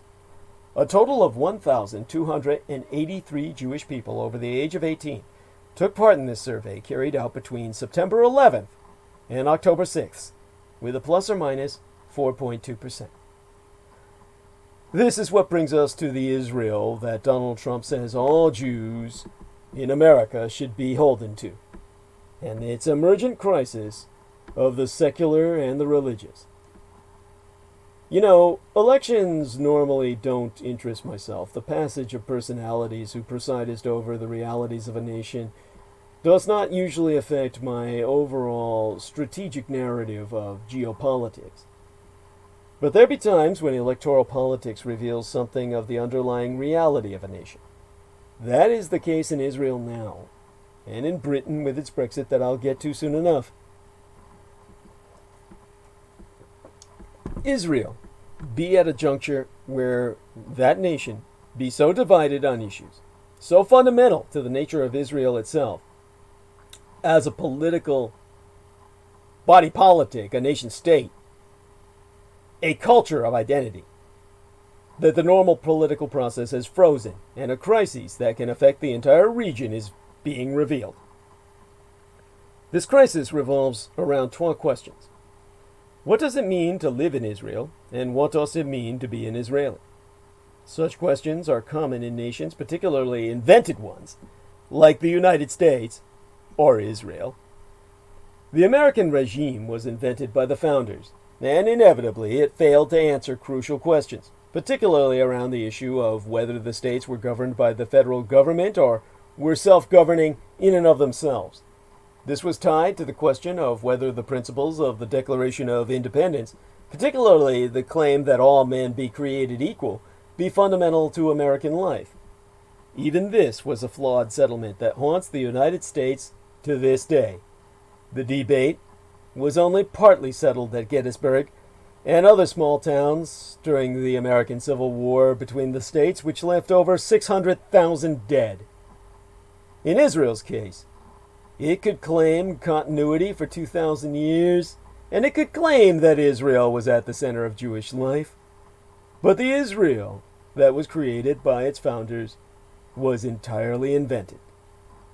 Between ancient Israel and the state that was created circa 1948, vast swaths of history took place, and the Jews, scattered among many nations, were part of that sweep. The Israel that was founded in the 20th century was a republic, not a kingdom ruled by the line of David. It was a Jewish republic, but that in itself was an invention. So be it a nation like any other? I say thee nay. The question of what Israel was and what it meant to be an Israeli has never been settled. Even the question of who can claim to be a Jew be in dispute. Whether someone can become a Jew and then claim the right of return and the right to be an Israeli citizen is a battlefield in Israeli politics. One faction, the Orthodox, claim the sole authority to conversion. But there are several schools of Judaism, so the Orthodox claim creates inevitable friction with other groups. The Orthodox argues that Israel should not be an ordinary liberal democracy built around secularism, and that it must draw its laws from traditional sources, the Torah, the Talmud, Midrash, and others. These books are not only complex, but subject to controversy, even among the Orthodox, who have had several millennia in which to debate these issues. But the Orthodox argues that Israel today is the Israel that fell to the Romans, resurrected. That Israel was governed by the laws of the book and the learned who interpreted its meaning. Israel's founders, however, were not Orthodox. They were deeply secular, and their political debates revolved around, the issues of their time. Socialism, liberalism, and so on. The dream was to be a nation like any other, to be the Jewish incarnation of the French Revolution. Vladimir Jabotinsky, the intellectual father of Menachem Begin and Benjamin Netanyahu, once said that he dreamt of a day when Jewish criminals were arrested by Jewish policemen. It'd be a banal statement, but it reveals the heart of the Zionist project. Unlike the Orthodox, who saw themselves as a light unto the nations, the Zionists, David Ben-Gurion and Begin, saw something that was far more precious to them than the Orthodox vision. They wanted a place where Jews could be safe and govern themselves, to be criminals or policemen as they willed, one nation among many. For them, modern Jewishness was forged by the oppression of the diaspora, and redemption was a place they could simply be man and woman. These were two radically different visions of Israel. Initially, the most extreme of the Orthodox Jews opposed the creation of Israel, claiming that it could be resurrected only by the coming of the Moshiach, the Messiah, and that any attempt to do so by ordinary men and women was apostasy.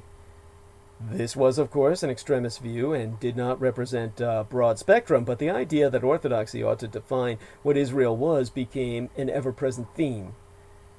Exempli gratiae, whereas all Israelis be subject to military service, students at yeshivas are exempted because of the Orthodox claim that the study of the sacred texts be a duty essential to the state of Israel.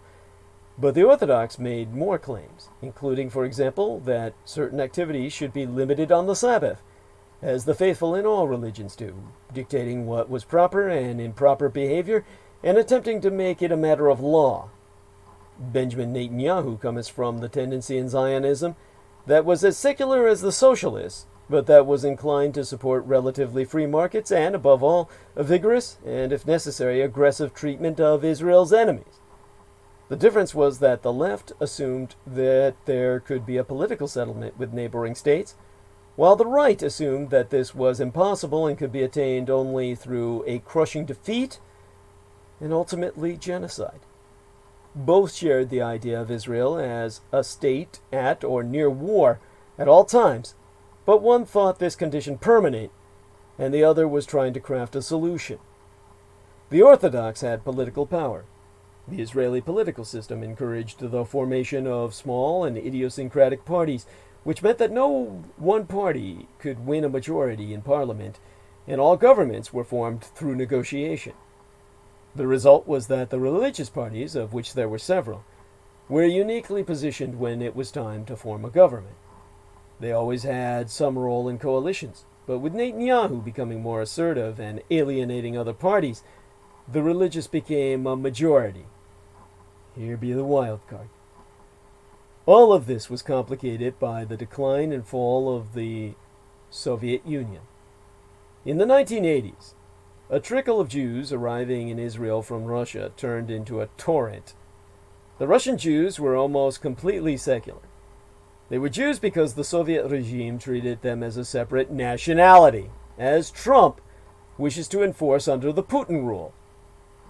They became the wild card in the Israeli system. For a long time, they did not settle in, but they were a massive force and they took two positions. First, they readily accepted that the Arabs posed a danger and supported an aggressive policy against them of extermination. At the same time, they were by nature secular and had little respect for the Orthodox Jews. The Russians and the Orthodox became over time the foundation of Netanyahu's coalition. But the tension between the Orthodox parties and parties dominated by the Russians grew intense. The Orthodox were far more interested in their issues than in a range of other issues confronting Israel. They felt, of course, unease with the Palestinian presence in Israel, as well as the secular presence. But what they prioritized most was extending Jewish traditional law to all aspects of society. The Russians were also hostile to the Palestinians, but they wanted to be left alone by the Orthodox. This led to a second identity crisis. The Israeli parliament had Palestinian members. Israel had from the beginning considered itself the Jewish homeland. And of course, when you take this into consideration with all the ongoing wars at the time, you had a madman like Netanyahu come to power exploiting this vulnerability of identity crisis, in which Netanyahu hoped to appease both the Russians and the Orthodox by formalizing this concept of Palestinian genocide and effectively making Judaism the official state religion. That raised a question. What would then be the status of Israeli Palestinians, some of whom were Muslim and some of whom were Christian?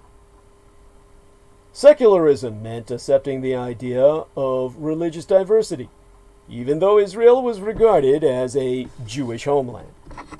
This problem had been finessed by arguing that Israel was a place where all Jews and people of other faiths were welcomed.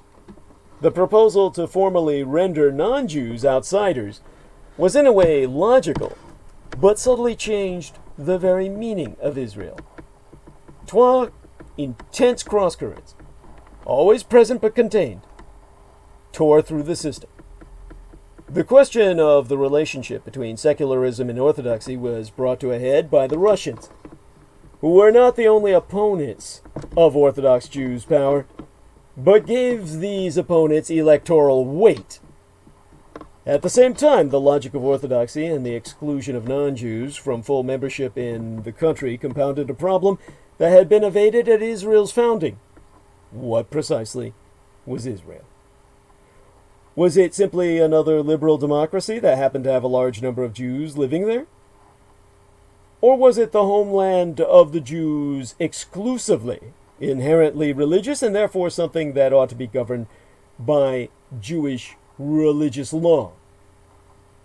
This long-simmering identity crisis has now led to an urgent political crisis in which the electorate be so fragmented that forming a government after 12 elections has proved impossible. The soffits of the judges would be the Israeli mullahs, the religio-autocrats of a new Israeli Iran.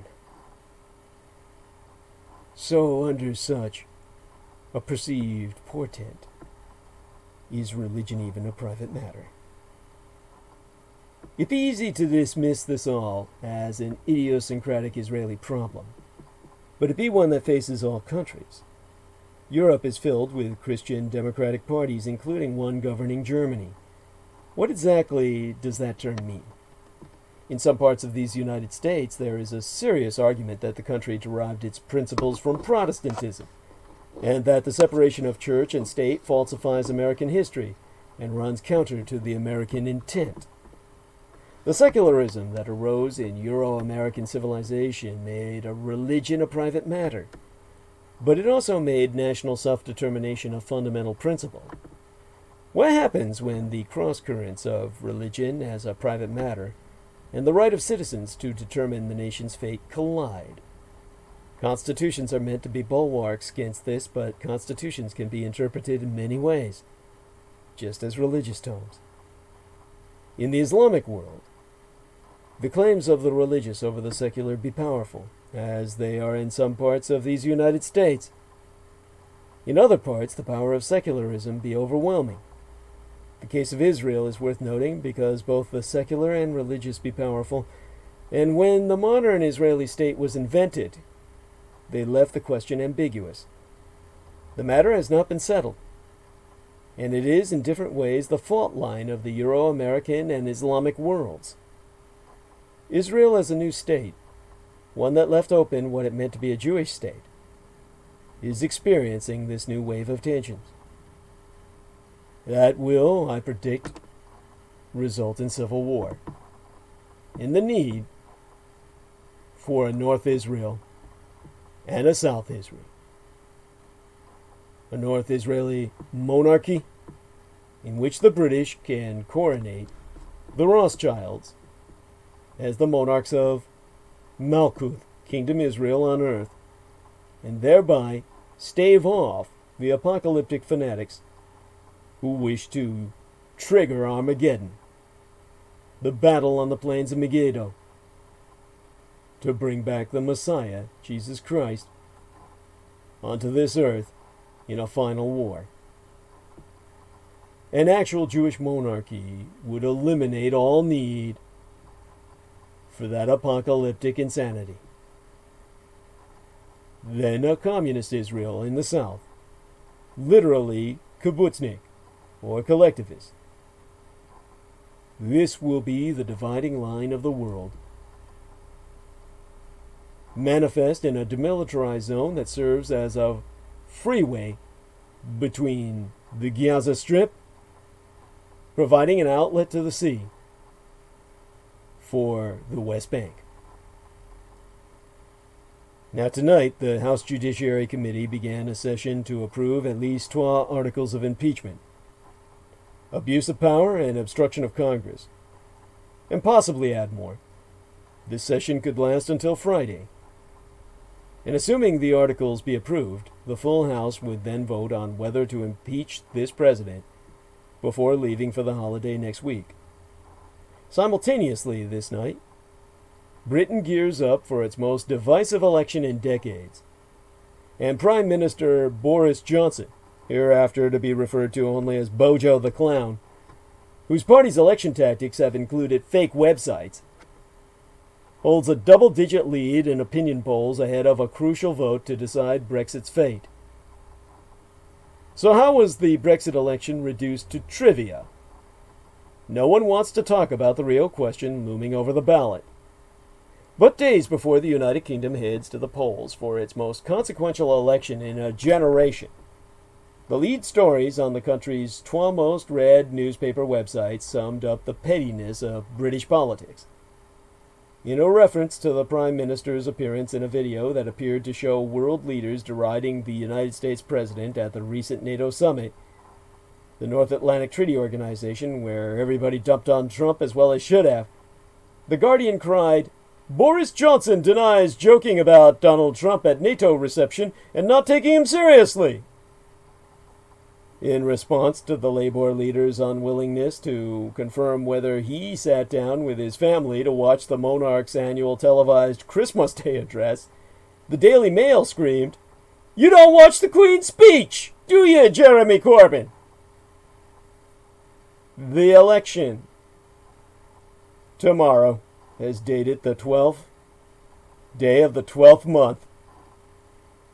Be a choice between 12 very different and very radicalized visions of what the United Kingdom should be. The opposition Labour Party is led by Jeremy Corbyn, a 70-year-old campaigning socialist who spent his entire political career on the margins of the party before dramatically winning the leadership circa 2015. He is proposing nothing less than a fundamental realignment of the British economy, taking a series of utilities and services out of private hands, investing hundreds of billions of pounds sterling in a British version of the Green New Deal, and promising an end to some of the more egregious conservative cuts to public services and the welfare state. For the Conservatives, as they call themselves, radicalized rightists now led by Boris Johnson, this election is only about Brexit, the vexed question of Britain's withdrawal from the European Union. A new Conservative majority would, depending on its size, confirm Brexit. A Labour majority, which be unlikely, or a Labour minority government, which be possible, would open the possibility of another referendum that could result in the United Kingdom staying in European Union. As the most prominent politician who advocated for Brexit ahead of the 2016 referendum, and as the Prime Minister who secured a withdrawal deal from the European Union in November, he'd be hoping that enough of the 52% of Britons who backed Brexit, including a substantial minority of Labour voters, be willing to give him a chance to finally deliver withdrawal. Of course, I'm referencing Bojo the Clown, whose vision of Brexit, like Labour's policies on nationalisation and investment, would upend the British economic framework of the past half-hundred years. Both major parties' policies would also dramatically change the manner in which the empire operates in the world, and even lead to the breakup of the country itself. But instead of an election about big choices, this election has been a petty battle, sometimes nasty and depressing, and as those recent headlines show, oftentimes reduced to trivia. Journalists have a habit of claiming that every general election is the most important in a generation, but this really is the most important general election in a fucking generation. Bedeviled by Brexit. Predictably, the question of the United Kingdom's possible withdrawal from European Union hangs over the election, much as it has lorded over British politics since the 2016 referendum in which the Russians hacked Brexit into power over England as they hacked Donald Trump into power over the American empire. Sky News, the dominant 24-hour news outlet in the country, has dubbed this the Brexit election, but the details of Brexit be oddly absent from the campaign itself. What would the deal Johnson agreed with European Union representatives in October actually mean for the country's future? How would it affect jobs or prices? What would a free trade agreement with the European Union look like if, as Bojo has promised, the United Kingdom adopts very different standards for British products than the ones put in place by the European Union? These questions have barely been asked, let alone answered. That's partly because none of the opposition parties believe it be in their interest to actually make this a Brexit election. Labour wants to talk about anything but Brexit, while the Liberal Democrats, a centrist, socially liberal party that in recent years has peeled many pro-European voters away from Labour, be more interested in hoovering up voters committed to remaining in the European Union than in picking holes in the Conservative Party's policy. As for the Conservatives themselves, they don't want to talk about their Brexit policy either. Just as the EU referendum came us down to the Leave campaign's three-word slogan, "Take back control," Conservative hope that this election will be defined by a similarly pithy phrase, "Get Brexit done." Those three words, repeated endlessly whenever Bojo the Clown appears in front of a microphone, be revealing in their own way. There be nothing in them that suggests Brexit is a good thing. The country is past that now. It's, let's get this whole thing over with. And in a way, the message manages to appeal to both Leavers and Remainers. Brexit has dominated British news for nigh 3.5 years by now. Voters be sick of it. And now here comes Bojo the Clown promising to put them out of their misery. The Prime Minister is hoping that enough people who wouldn't normally consider voting Conservative simply sigh, shrug, and think, fuck it. Or more likely the British would say, screw it. The problem, of course, is that even with a decisive Conservative victory, Brexit will not be done, not by a long stretch. There will be another year of negotiations about a trade deal between the United Kingdom and European Union, followed by either a long extension, because it's incredibly unlikely that a complicated trade deal can be negotiated in such a short span of time, or a dangerous departure sans any deal at all. When he was not avoiding the subject, Corbyn tried his own version of this slogan, "Get Brexit sorted!" But his plan to sort Brexit is not much more convincing than Bojo the Clown's. It involves a third negotiation with the European Union, which Labour claims will take 3 months, followed by a referendum on the deal half a year after that. Another 6 months, that is. In other words, another 9 months altogether, like childbirth, or at least, I would say, like gestation at the least, of the same debate. the empire has enjoyed since the summer of 2016. It's no wonder that Labour has tacked away from discussing Brexit and steered toward more comfortable territory, such as defending the National Health Service from cuts and privatisation. Brexit has never been an easy subject for Corbyn. I would say he was a lifelong Eurosceptic, who found himself the leader of a pro-European party circa 2015 in the lead-up to the Brexit referendum circa 2016. The year after that, he bit his tongue and backed the Remain ticket, though his rare speeches during the campaign were oftentimes critical of the European Union. In the hours after the referendum result, he called on the Prime Minister to begin the process of leaving immediately, triggering a cataclysmic row within the Labour Party that saw almost 80% of his ministers of parliament vote no confidence in his leadership. In the last election, circa 2017, Corbyn insisted that Labour back Brexit, even though the majority of the party's members, not to mention ministers of parliament, disagreed.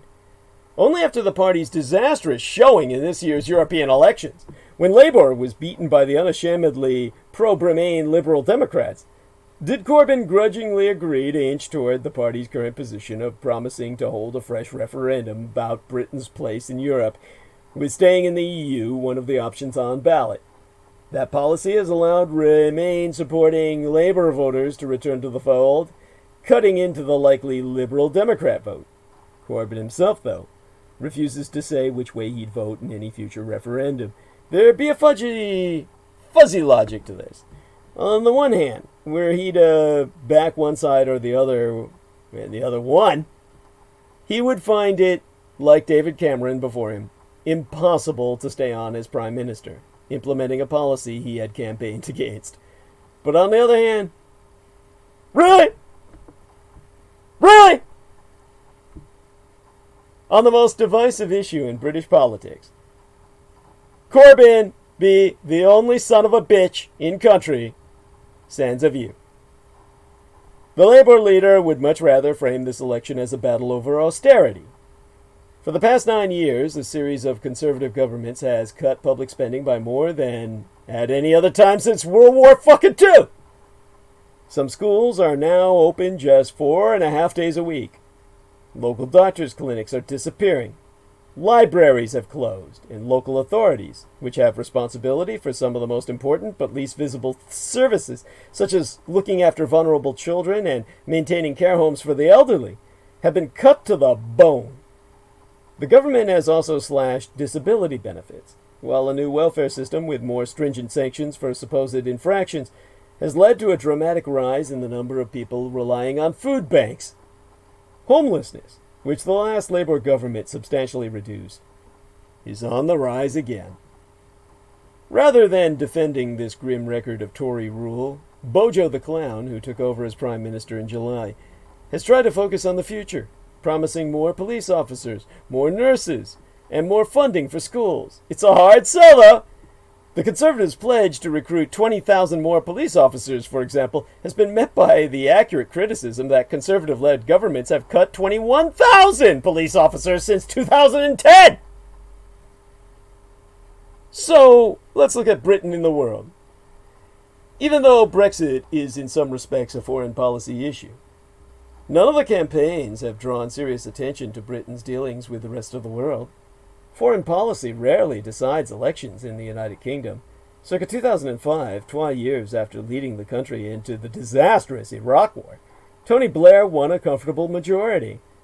But this election be unique in that the foreign policy platforms of both major parties call for dramatic changes to the status quo.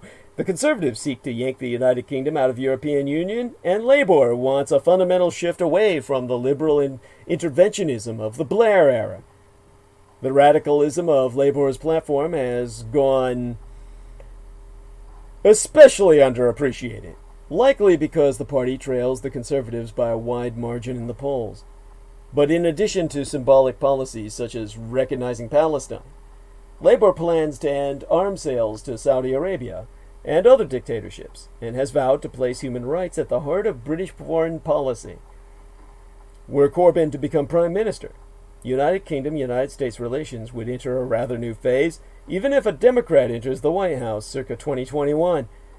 Corbyn's track record of outspoken criticism of American hegemony would surely complicate the transatlantic alliance, more than it already be. Corbyn has collected an eclectic bundle of causes from around the world over the past 30 years, and an odd mix of them got their moment in the sun in his party's 2019 manifesto. He promised to support the rights to self-determination of Western Sahara and West Papua, the first time either region has ever even been mentioned in a British election manifesto, ever. More controversially, Labour pledged to recognize the right of Chagos Islanders and their descendants to return home. The problem being that the home of the Chagos Islanders is an island in the Indian Ocean called Diego Garcia that has itself been leased since the year I was fucking born, 1966, to the United States for exploitation as a military base. Corbyn's desired policy would bring him straight into collision with Washington, D.C. What be notable about the conservative foreign policy platform, by contrast, is how little it says about anything aside from fucking Brexit. Of the 59 pages I reviewed of the party's manifesto, which be about that length, just 3 pages be devoted to the rest of the world, and one of those is taken up with a full-page photograph of Dominic Raab, RAAB, the Foreign Secretary. China! Motherfucking Communist Chinese Empire is not mentioned once. The conservatives have nothing to say about either the protests in Hong Kong or the crackdown on white Muslim Uyghurs, let alone how the United Kingdom should deal with Red China's growing global power. Nor does the party have anything to say about the world's biggest humanitarian crises. Neither Syria nor Yemen merits a mention. Instead, the manifesto be packed with Brexit bluster. Exempli gratiae, it claims that getting Brexit done will allow us to do more on the international stage, while in a short passage on human rights it says, once we leave European Union, we will champion these values even more strongly. No explanation is offered as to why EU membership makes the United Kingdom ineffective on the global stage or prevents it from championing human rights. But that brings us to the unknowable voter. The opinion polls suggest that a conservative majority be likely, although the possibility of a hung parliament or even Labour cobbling together a coalition or minority government cannot be ruled out. Polls can change, and political journalists don't yet know all the variables that might affect the result. Both main parties won more than 40% of the vote circa 2017, and both have lost large chunks of those coalitions at every local and European election ever since. It's unclear whether voters who defected from Labour to vote with parties more clearly opposed to leaving European Union will now return to Labour, or if those conservative voters who want to remain in the European Union could stomach Corbyn as Prime Minister. Since the 1970s, the United Kingdom, like much of the rest of the Western world, has experienced a slow realignment in party politics. Class and income used to determine which party voters chose. Now race and education play a larger role. The social axis between liberal and authoritarian is becoming more important. The old economic axis between left and right, less so. There be a growing divide between cities, dominated by Labour, and towns, dominated by conservatives. This gradual realignment has made elections harder to predict. Voters, after all, are more complex than they oftentimes be imagined to be. A Twitter feed called British Voter Bot has become a much-needed corrective to the propaganda, posturing, and pettiness of the general election campaign. Every few hours it spits out the anonymous details of a real British voter taken from the most recent British electoral study, where they're from, how they get their news, what they think on 3 big issues. Then it tells you how they voted in the referendum and the last election. Sometimes it's obvious. The voter who thinks Brexit was a disaster and that public services be great voted Remain and Labour. But oftentimes there is at least one detail that doesn't quite fit the story that political journalists spin about the voting public. The woman who backs the death penalty but voted Labour, for instance, or the man who supports wealth redistribution but voted Conservative. Those British voters have been failed in this election campaign. Their trust in politics, which was seriously damaged by the 2009 scandal that saw hundreds of parliamentarians forced to repay money that they had erroneously claimed in expenses, has been further eroded by a political process increasingly plagued by half-truths and outright lies. The TV media, frustrated in trying to get the usual access to these leaders, Johnson has refused to sit down with the BBC's main interviewer, for instance, have struggled to focus on the issues that matter. The newspapers, which have never hidden their political biases, have now become hyper-partisan cheerleaders, particularly the once serious Daily Telegraph, which used to employ Bojo the Clown himself as a columnist. Social media and smartphones have pushed voters further away from mainstream news sources towards friends, memes, and Facebook for news. I say that in quotes. There may be anything but. British voters are awash in a sea of trivia, propaganda, and three-word slogans, and no one knows what they will make of it all. In Britain's dirtiest election yet, in which we've got a serial liar, a campaign of online disinformation, the certainty of foreign meddling. Now, does this all sound familiar, American people? Not because they face a choice between two historically unpopular candidates for Prime Minister, the Conservative incumbent Bojo the Clown and Labour's communist leader Jeremy Corbyn, but less than 24 hours from now, essentially today in England, nor because they are being forced to trudge to polling stations for the third general election in 5 years, this time in the depths of the miserable British winter. Pity British voters because they are being subjected to a barrage of distortion, dissembling, and disinformatia. The Russian disinformation campaign sans precedent in that country's history. Long sentimentalized as the home of fair play, Britannia is now host to the virus of lies, deception, and digital skullduggery that afflicts many other countries across this world. In this, as in other respects, Bojo the Clown, a serial liar who lost his first job as a journalist for inventing quotes, resembles all too closely President Trump. And Britannia, whose election be breaking down under the pressure of manipulation, increasingly looks like these United States. Truth and falsehood have become malleable concepts. Anything goest. Social media be the staging ground. During a recent TV debate between Bojo the Clown and Jeremy Corbyn, the Conservative Party renamed its Twitter account FactCheckUK, which it then used to push out partisan messages designed to look like independent verification. When called out, the Conservatives doubled down. Foreign Secretary Dominic Raab said that voters don't give a toss about what happens online. His cabinet colleague Michael Gove, my apologies there, went even further, refusing to rule out repeating the trick. Twitter upbraided Britain's largest party for infringing its rules, but stopped short of taking any action. This was far from an isolated incident. Barely 24 hours after the televised debate, the Conservatives set up a fake website for those looking for the opposition Labour Party's manifesto. The party paid Google to ensure that its site, which accused Labour of having no plan for Brexit, appeared at the top of internet search results. And in recent days, Conservative activists have bought Facebook ads impersonating the Green Party in an attempt to split the anti-Tory vote.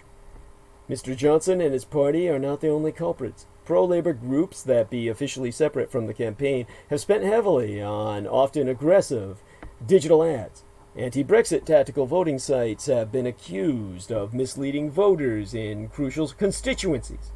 And the Liberal Democrats, pitching themselves as the party of Remain, have distributed election pamphlets that look like real local newspapers. The effect of such stunts is less to actively counter opponents' political arguments. How many of the fabled floating voters who historically decide British elections get their views from largely anonymous websites or fake newspapers? And more to undermine trust in politics itself. And it seems, at least in part, to be working. This be the Russian conspiracy. As one voter said recently, she was voting for Bojo the Clown precisely because he be a proven liar. It shows, she said, he's human. It isn't supposed to be like this. Britannia has lots of regulations governing its politics, including restrictive spending limits and campaign finance transparency requirements, but these rules be designed for a pre-digital age. Election candidates, for instance, are legally required to ensure that all their printed election material be clearly labeled. A leaflet pushed through a voter's door has to say who paid for it. But online political ads do not even have to carry an identifying imprint or provide more than the most cursory accounting of how money be spent. The internet is not Britain's only conduit of disinformatia. The nation's print and broadcast media has lately been prolific in amplifying messages that be at best debatable, at worst downright false. In office, Bojo the Clown has adeptly exploited reporting conventions to spin favorable narratives. Britain's daily news agenda has oftentimes been dictated by a source in the Prime Minister's office, widely assumed to be Mr. Johnson's Machiavellian senior advisor Dominic Cummings. Reports based on this source have falsely accused political opponents of dishonesty, of foreign collusion, if you can believe that, and of leaking top-secret government documents. The Conservatives have also continued to benefit from an oft-times unquestioning press. A party release that claimed that Labour's spending plans would cost £1.2 trillion or 1.6 trillion United States dollars was widely reported as fact, despite lack of any evidence. Even criticisms of such false claims serve to amplify the original message. The government, meanwhile, has done all it can to avoid scrutiny. Mr. Johnson took the highly unusual step of delaying the publication of a report into Russian meddling in British politics, a decision Dominic Grieve, the one-time Conservative legislator now running as an independent who oversaw said report, called jaw-dropping. And the party's manifesto, unusually released on a Sunday to avoid, some said, the full glare of the public's attention, was so short on detail it was branded remarkable by the Institute for Fiscal Studies, an independent watchdog. Making matters worse, regulators and public bodies are sitting on a number of other potentially critical inquiries into British democracy. An announcement about a possible criminal investigation into the relationship between Mr. Johnson and an American tech entrepreneur, Jennifer Arcuri, has been delayed. And 3.5 years after the Brexit referendum, a police investigation into the official Leave campaign, which Bojo the Clown headed, be yet to deliver any findings. As a result, the British electorate be dazed and weary. Arguably the most significant election in a generation, to Brexit or not to Brexit, has been reduced to social media sound bites devised by well-paid political consultants. It doesn't matter whether the message be false. All that matters is that it be repeated often enough. All this deception, distortion, and disinformatia might well help the Conservatives, whose poll lead has barely budged despite its dubious campaign, win the general election. But at what cost to Britannia? Woe Britannia, Veil Britannia. Thy road back to empire be one of civil war. But you can contribute to my struggle at showsdd.com/donate.html, which be acronyms for Hypertext Markup Language, where we now be accepting contributions via PayPal Holdings Incorporated on showsdd.com. We close this transmission with all due acknowledgement unto mine own personal hero, our dearest English brother in battle, who be Team Thrax, Dietrich or Dragon's ultimate post-episodic producer, and our final productions archivist at showsdd.com, as well as the YouTube Maggot Channel property manager at youtube.com/c/Magator, spelled MAGGOTAUR, John Henry II, McMills Warrington. Friend and follow he via his Facebook timeline at facebook.com/John.War. For were it no for he, nigh all my videographic works would have been lost.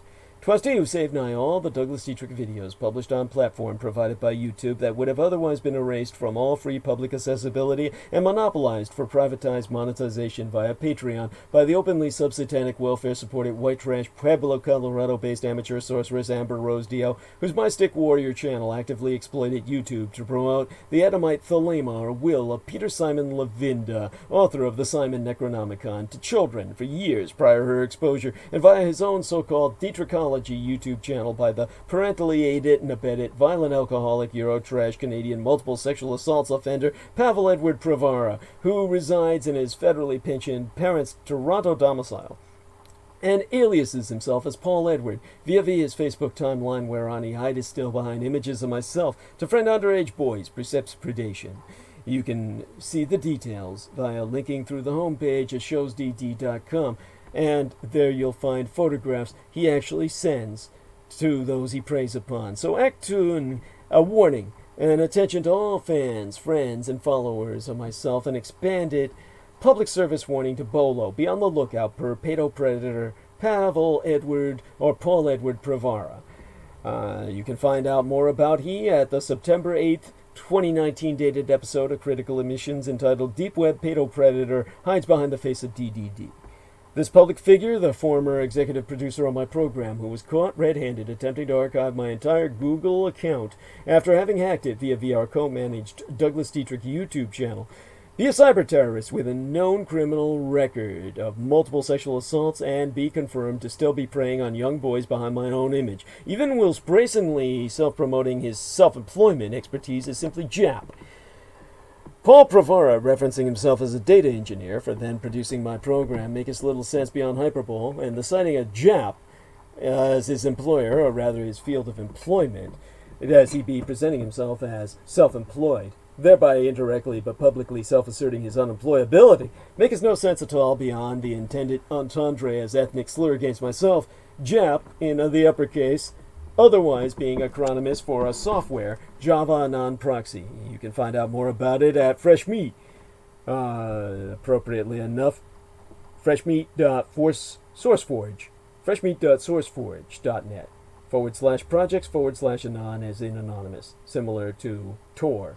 Again, all uppercase, Tor, the onion router, as in multi-layered, which itself be likewise exploitable in hiding and encrypting IP or Internet Protocol addresses by moving through multiple routers, a dark web tool employed throughout the pedopornographic industry, precepts pederast predations. Jap, in the uppercase, being similar thereunto, but Jap itself being relatively new, released in December of 2016, as well as concurrently deployable to hide web browsing. Paul Pravara thereby openly promoting himself as a data engineer in the realm of child exploitation and baby rape, advertising unto others his own ability to deep dive into the depths of deepest darkness and assist others and such. His About section in LinkedIn reads, "My objectives remain the same, resolve data problems through abstraction," which all too obviously makes no sense whatsoever, a silly string of terms comprising a non-sequitorial word salad. A data engineer develops, constructs, tests, and maintains architectures, such as databases and large-scale processing systems, which altogether might be occulted, it is obfuscated, as abstracting data problems, but is not how anyone seriously seeking employment would advertise themselves. Instead, Paulie Boy presumes any potential contractor to read, as in to interpret, his pithy about statement as, "I exploit Jap to resolve data problems, it as transmission of questionable data through abstraction, it as cascading and mixing the data streams of multiple users in order to further obfuscate, thereby occult, the data to outsiders," which be what Jap does. Both Paulie Boy and his handler, Agnieszka, or Agnes Maria Schrockzinska, promote themselves as hackers. It would be self-evidently stupid to advertise oneself as such via LinkedIn Corporation by all common sensibilities, but they have been emboldened by the Temple of Set to hide in plain sight. Paulie's entire linked entry being utterly senseless by any conventional rationale other than within this context. Ergo, Paul Pravara be advertising more than meets the eye. Anyone doing a search on LinkedIn for Jap, specifically in disambiguation from Jap with lowercase AP, would pull anyone's profile thereby who had worked in either a Japanese restaurant or within the Empire of Greater Japan itself, whereas by JAP all uppercase, they will come across Paul's page and most likely not many more. with a nebulous statement of resolve data problems through abstraction, it-est encryption being their key. Anyone who wants help in questionable tasks requiring JAP now be directed to the page of Paul Volcker and no one else's whatsoever. Ever. His critical omission, his blatant hypocrisy, what speaks volumes in, of, and for itself, being that he refuses to explain in his openly published public statement per myself as to why he still misrepresents himself by hiding behind the photograph of quote-unquote a liar, as you can see on facebook.com/PI342, instead of his own flaccid face. For reasons what be all too obvious, no one would friend him by his own wretched appearance, despite the fact that he tells underage minors that they have finally found Waldo of the Where's Waldo franchise, and that Waldo was really Harry Potter all along, his other preferred self-misrepresentation, before offering to let them play with his magical wand. Both the identified malefactors, Rose Dio and Paulie Pravara, ultimately boasted themselves activated assets of the Temple of Set founder and primary Wikipedia contributor, the United States National Security Agency Deputy Director, Dr. Michelangelo Mikey Aquino, Colonel, United States Army, Special Forces, Psychological Operations, retired and laterally transferred into the civilian field of intelligence from the military field, and, of course, now in consultation, professionally, with either, via his ever-swelling cult of the kings of Edom, his network of the anti-gods. But now you too can do your part to fight against total annihilation as represented by the cults of chaos, commanded by Colonel Aquino. Spread the word about Douglas Dietrich, that he, the biological son of Adolphus Jacob Hitler, which you can find out more about at douglasdietrich.com/2019/05/08, Douglas Dietrich, son of Adolf Hitler, fighting against white supremacist neo-Nazis, and confer a footnote on my bio sire on the homepage of showsdd.com to find out the meaning behind my father's name, that I be alive and well and resident in the city and county of San Francisco, and if at all possible, electronically relay thy contributions at showsdd.com/donate.html. People are forever asking myself what they can do to fight the paedopathophalacracy, such being our present Slavo-Western government by patriarchy of pathological pedophiles. You can all help spread awareness by supporting myself. We have a new contribution page on douglasdietrich.com where you can make this donation online using either the credit or debit card. Simply go to douglasdietrich.com and click the red Donate button.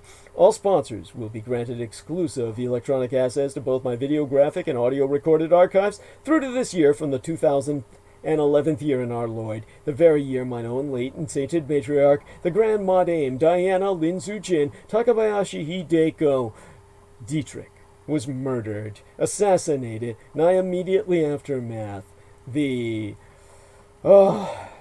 Sensemi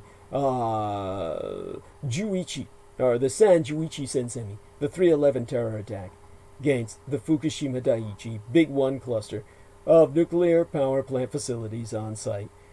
Shichisen Shimi no Oiki, Nīpphôn Dikoku, the 7,000 islands of the Greater Japanese Empire. When 'twas deemed by much Native American cosmological reckoning that the first rays of the dawning of the sixth world broke upon us and magics could again be worked conjointly with Mother Earth to redeem the folk upon it. They're not on YouTube anymore. So visit showsdd.com/donate.html and donate online to where 'tis fast, easy, and secure. Only on contribution will thy membership be processed within 48 through 72 hours, between 2 to 3 days, for full access to all mine archives, meaning all those videos that John Warrington saved, aside those on the Maggot Douglas Dietrich channel and the YouTube channel named Taboo Bros 2, TABOO space BROS space Roman numeral 2, as managed by mixed martial arts maestro Daniel Arola, whom you can visit at facebook.com/Daniel.Arola.3, Damage, or Daniel Arola Martial Arts Group Incorporated, Kali Combatives. Yea, so all the Magator-backed Dietrich-hosted vids now be available unto all, excepting contents accessible via the aforementioned TB2 and Maggot YouTube channels, are extent of showsdd.com archives, now including even the old ostensibly professed Revolution Radio archives obtained from the late unlamented controlled oppositionist Mike Ringley, thanks to private purchase by the well-established alternative acid rock band Deep Space Pilots, whom you can visit at deepspacepilots.bandcamp.com, lead bandsman Ronald P. Stroine, whom you can friend as Zeb Shepherd on Facebook, the general practice attorney at law in good standing of the law offices of Ronald P. Stroini and Associates, serving the Chicagoland area's legal needs since 1980, as well as the Soy-San American Freedom Radio transmissions I myself hosted from May 20th of 2018 that Pavel Edward Pravara smuggled onto YouTube, precepts ultimately copywriting for himself as alluded to within entitlement of same dated episode Douglas Dietrich on American Freedom Radio about being introduced to American Freedom Radio. Such episodes being re-recordings with new images taken from correspondent points in my presently banned Facebook timelines, but reformatted per the date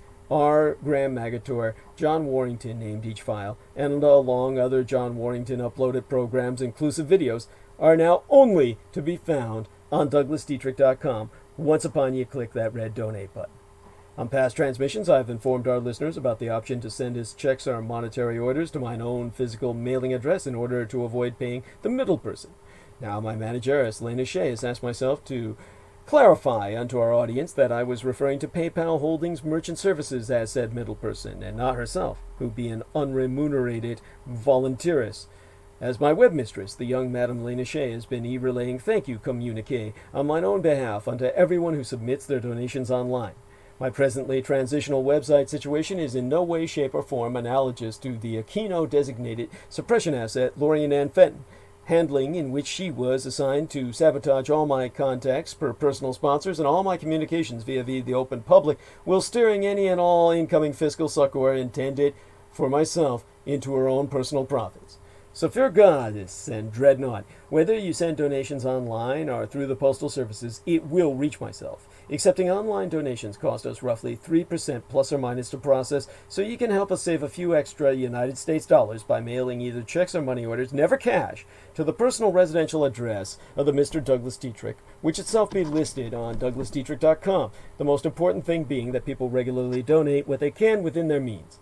Foremost among my donors, aside mine lady and mistress Lena herself, be our most beloved greater British brother in battle, the Team Drak, or Dragon, He-Man heavyweight lifter and bartender, and YouTube Bizarre HD channel manager, which you can subscribe to at youtube.com/user/Bizarre HD, spelled BIZAREHD.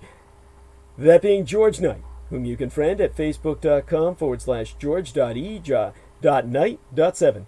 Our own personal hero, who has substantially delivered toward my salvation from the streets, and whose self-produced videos entitled How the United States Won World War I and Why We Are Still Legally at War with the Third Reich both be factually substantiated per mine own expositions.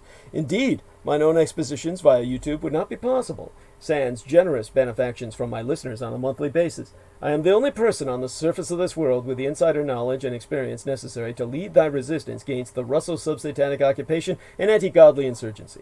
So again, go to DouglasDietrich.com and click Donate. The very survival of the human species be at stake, and I am not exaggerating. Do not wait. Donate now.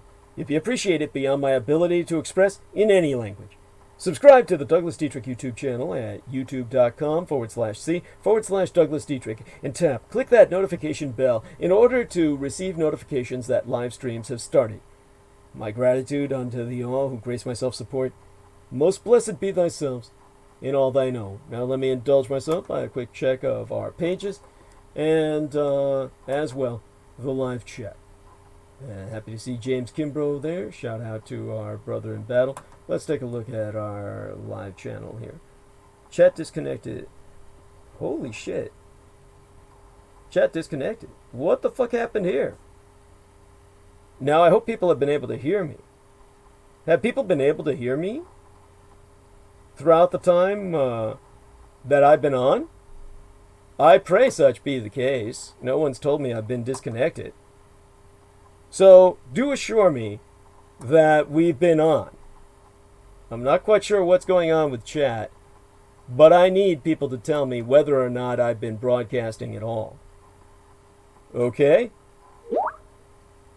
Crystal River says I'm on. Goddess bless you, young lady. All right, honey. She says you've been in. Cool. Thank you, darling. Love you dearly. Gonna stop streaming now. And with that, my blessings unto all. and the sweetest of dreams to those that support myself. May the rest be damned of their own accord.